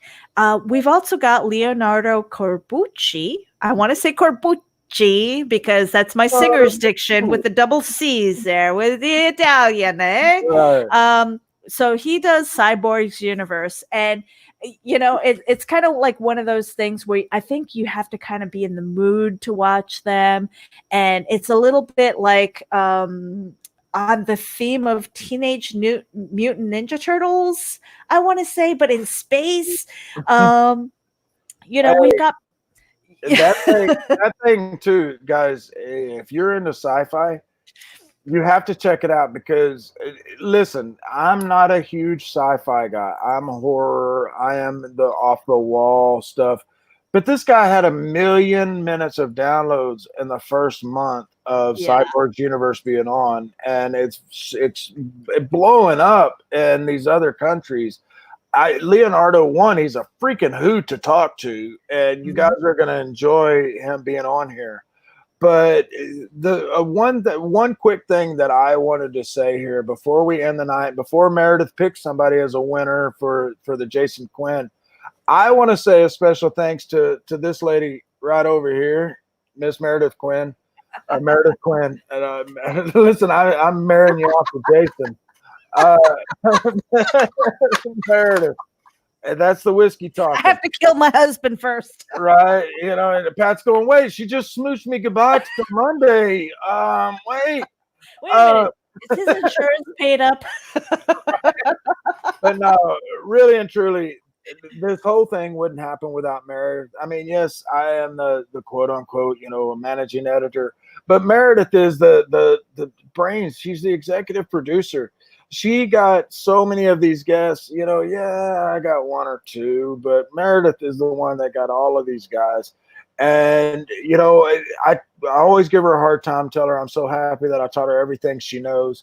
But I've known Meredith for a little over a year now. We've worked together on some other projects, and it just all culminated perfectly to bring us together at Geek Insider. We've got another buddy over here. His name's Alan. He does a lot of the writing on Geek Insider, and he's a little camera shy sometimes, and so he's kind of taking a back seat today. But he really helps keep the whole thing running of Geek Insider. But guys, really, if you did, Meredith is going to pick a winner. I promise you before we leave. So she's going to pick a winner. But if you did not win something today, do not fret. There's going to be prizes probably every 15, not every 15 minutes, but pretty fast. Basically, tomorrow's going to be like giveaway. It's like, okay, sorry, you're in a panel. Too bad. We're doing a giveaway. Like that's a bad thing, right? Right. We're going to be hitting everybody up. Rob, shut up. We got to give us something away. But no, everybody that has tuned in, man, I know that I've had a couple of personal friends that have checked in and out throughout the day. Rhett, the owner of Geek Insider, big shout out to Rhett, damn it. I know you've been listening all day and in the background, but we've had some folks that have really tuned in throughout the day. And I want to thank y'all because without you, Geek Insider is nothing. We enjoy our job here, writing about entertainment. And of course, with COVID shutting everything down, it kind of put a kibosh on a lot of the work that we do here. But we immediately spun gears because Meredith and I, again, we've worked together in the past on other projects. But when I came to her with the COVID thing, and we both had this passion of helping independent business people, whether it's women or whether it's men, and whether it's somebody that's been there, done that, and failed at 5 businesses and they're trying their hand at a 6th, or whether it's someone that's trying their hand at a 1st. We want to give that voice. And so whether you or someone you love or kind of halfway like is into doing something independent, whether it's it doesn't matter. If you've tuned in today, you've seen that the Geek Insider, we're not just all about comics and the Avengers. We're about anything and everything that has to do with the geek culture, man. I mean, I'm an old ass hippie geek, and Meredith, she's just a geek, but it's because she ain't old and she ain't got enough gray to. I'm not gray. Hey, you know what? I have worked really hard for every single gray hair on my head. I've earned them. So, sweetheart, until you've earned this many. I'm working on it. I figure I have to work on my beard by drinking more whiskey. Meredith, pick us a winner for the Jason Quinn comment. I'm going through the randomizer right now, and actually the first one that came up is Strider 525. Strider 525. You've been commenting, like throughout the day and stuff like that. So I personally don't know you, but congratulations. I don't know, Matt, what was the prize? Because I just randomly picked a name. The Jason Quinn Beatles yesterday. You know what? Hey, dude, if you don't appreciate that, I'm already getting one. I think I kissed enough butt to get Meredith one, but Strider, you don't have to answer right now. You were here, you were present at that time when we said to speak up, and so if you hear this at the tail end, or if somebody knows Strider, let them know that he or she won. Strider, if you'll email Meredith at geekinsider.com, we will make sure that with your address, we will make sure. Or DM me on Facebook. I'm at Meredith J99. That's my Facebook address, and basically that's how everybody's been contacting me. It's been kind of a crazy day, but so this is our last door prize of the night. The Beatles, all our yesterdays, And that's by Jason Quinn. He was a guest earlier today, and it's a signed copy that we will be sending out to you. Strider 525. And his wife will be joining us tomorrow. She is from Q, which is Cards, the Universe, and Everything. Guys, if you haven't checked this out, check it out on your app store. Cards, the Universe, and Everything. This is a card collecting, card trading battle game that pits everything from Aristotle to Amelia Earhart against asteroids and what was today? Titanium. That was one of the cards today. And really and truly, the thing that enticed me or attracted me to this game was it's kind of like Hearthstone and Magic the Gathering, which I used to play Magic the Gathering back in the day. And this is it has a little twist. You flip the virtual card over in app, and it gives you some information, some real information about the card's character. And all right, Matt, I'm gonna put you on the spot here. Do you have a script for them? Oh, of course I do. Sure. And then look, let's you know why? Because here it is. Cute. All right, Cards, just one second. The Universe and Everything. There it is. Cards, the Universe, and Everything is a trading card collecting battle card game that has a little something from everything. From the Old West to outer space and everything. Cards, the Universe, and Everything is great for gamers and collectors of all ages. Download it from your app store, and as you collect the hundreds of available cards with more released weekly, you can craft up to 10 decks and battle against your friends and other players. And if you're an educator, check out Cards, the Universe, and Everything.com for a special offer for you and your students. All right. You know what we're going to do? I'm going to put you on the spot here with Mobile Edge. Bring it on, baby. Christ, shouldn't have had too many whiskeys. Check it out. MobileEdge.com has award-winning products with innovative features and edgy contemporary designs that empower you to look sharp and travel smart with your mobile tech.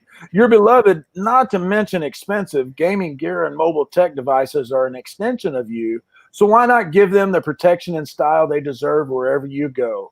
Find them at MobileEdge.com and protect your tech with Mobile Edge. Bring it on. That was so good. So good. And you know what? I'm going to give a shout out to CyberCon. That is going to be tomorrow. Not tomorrow. I'm that's my whiskey. That's my whiskey talking. This is happening next weekend. Okay. CyberCon, they're doing something crazy, which is like 52 hours of nonstop live streaming. You look at the you look at this graphic here. You see Geek Insider there. We are going to be a part of it.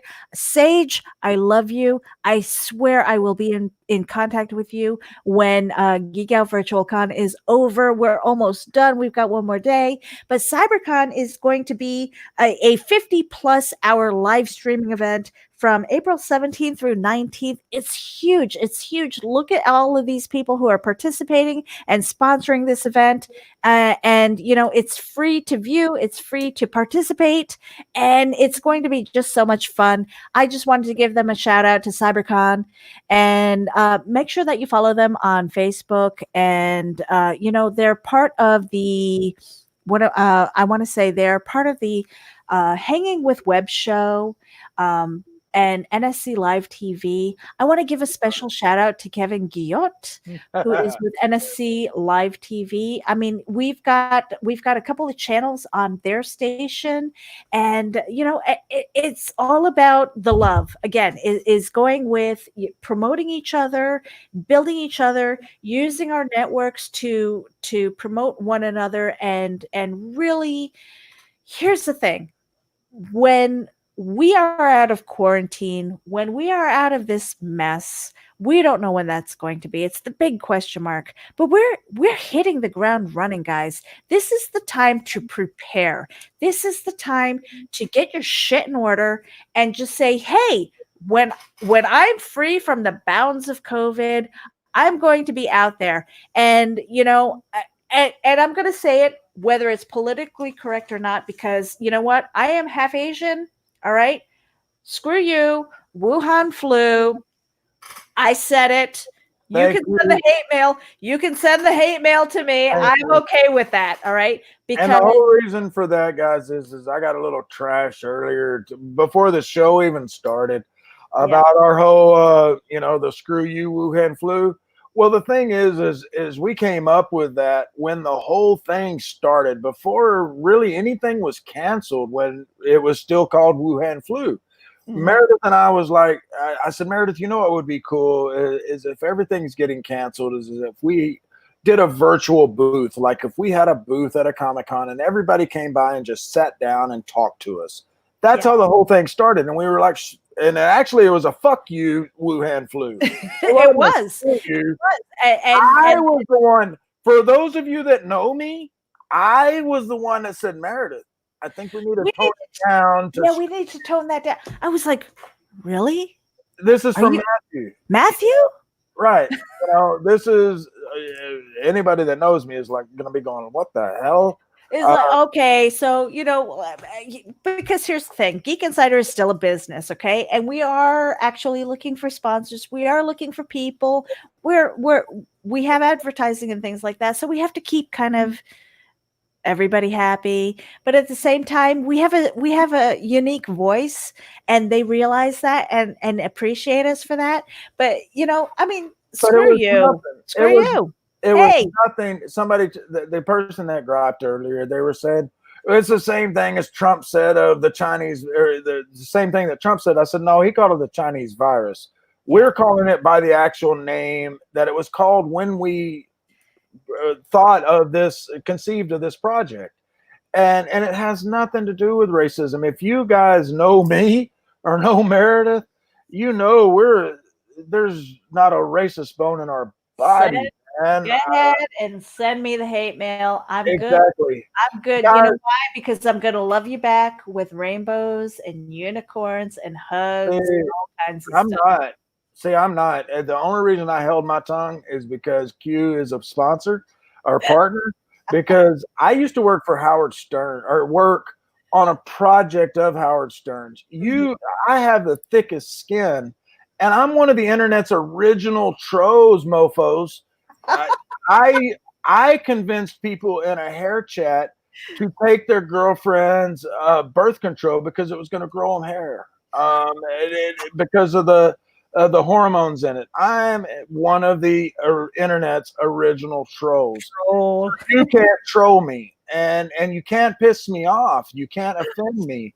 And so with you saying that I'm being racist and stuff, I just laugh at you, because you have no idea who I approached about this show. You have no idea why I approached about this show.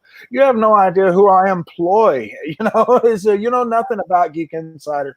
But the whole thing of this, and I want to wrap this up, because I'm a talker. I was saying Matthew was a talker. When Matthew was saying he was a talker earlier, I was like, you're Matthew and our Matthew, or you got nothing on this guy. Yeah, exactly. Meredith has to cut me off all the time in interviews because I am a talker. And especially once I've had a couple of these down me, my wife is like, honey, shut the hell up. But ladies and gentlemen, I cannot thank you enough for being here for the inaugural Geek Out Virtual Con. This came together on the fly. We contacted some folks we knew, Eric Smith Gunn and Pam Measle Smith. Those were folks we knew because of interviews we had done in the past. And the same with Nora, a couple of them we had done for Lady Geek and stuff. But a lot of these were folks that we've met from cons, and folks at Alan Baxter. I mean, I knew him just from Twitter, and the man was gracious enough. We didn't even bring this up. The man's in Australia. It was like freaking 8 o'clock in the morning there for him. And I just mixed like 7 different accents there. But don't do that again. Right? That was just offensive to like all kinds of genres. But listen, folks, we got to go. We got to be back in 11 and a half hours. We thank y'all so very much for joining. Strider 525, make sure that you get your address to Meredith via PM so that we can get you your prize out. If you didn't win something today, tune in tomorrow. Even if you don't want prizes, just tune in tomorrow, because we got a lot of great guests. if all else, please make sure you subscribe to our YouTube channel. We're a long way off. We'd like to get to 1,000 by the end of tomorrow. We're almost halfway there. Are we? I haven't even looked. No, I think we're like 400, but that's not why we're doing this. The whole reason we did this was to give the artists, the creators, the talent, a platform where they could be reached. We've had a great time with everybody today. I personally, yes, this was very tiresome getting this all together, but I can't wait for the next one because I have absolutely no doubt it's even going to be better, bigger, broader, more people. We're probably going to have to go for a freaking week. I mean, you don't understand. We filled up 2 days like really quick. We almost went to 3. Matthew, you just need to shut your mouth now. Yes, ma'am. Wait. What was it Eric said? What do you mean, a week? What was it Eric said earlier? Yes, honey. Yes, honey. And a shout out to Eric Smith Gunn, Pam Meisel Smith of Enfuego Entertainment. I mean, they've been wonderful. They are there for us, and we are there for you. And we just appreciate everybody. You know what? We're going to sign off because honestly, I'm drinking on an empty stomach. I'm having such a good time that I lost track of time. And we're going to be back. Hey, Matt. I know. Don't hate me. Don't hate me. But I mean, our start time is 10. Hours. Our start time is 10. Yeah, I know. Because we ain't even got 12 hours. You didn't even give me a day off. You're a slave driver. I don't, I can't complain. You'll sleep when you're dead. Well, you didn't see what I said earlier this morning when you were late coming in, and I told Rick, I said, if she hit the snooze too much, he said, she deserves it. I said, she can sleep Monday. I'll sleep on Monday. Yeah. I can't sleep on Monday because I'm going to be inundated with CyberCon stuff, and we're going to be there next week, and it's going to be a lot of fun. Honestly, I love you guys. Thank you so much for tuning in. It's been an all-day event. We're going to be here again tomorrow. Maybe if we don't stay so much, so late after hours and stuff like that, we'll be here, until about 7. Maybe I bet we stay late. We'll probably stay late. We'll probably stay late. Yeah. But we appreciate everybody who's tuned in and stuff like that. We're gonna have door prizes. We're gonna be a little bit more organized the next time around. Maybe not tomorrow. Yeah, I almost guarantee we are not going to have our shit together tomorrow. No, but we are making it through. We're having a lot of fun, and here's the thing: it's like if I can delegate some of this stuff, the back end stuff to the people next time we do a virtual con, I'll be able to have a little bit more fun instead of handling all of these DMs and stuff like that. I appreciate you, Matt. I'm going to let you close it out, and then we are going to just shut down for the night because it's not going to happen any other way. No, and my eyeballs are floating, so I'm going to make it really quick, folks. Make sure you follow us on our YouTube or subscribe to our YouTube. Follow us on Facebook. Make sure you check out geekinsider.com because we have new articles all the time. We got so much cool stuff planned. It ain't even funny.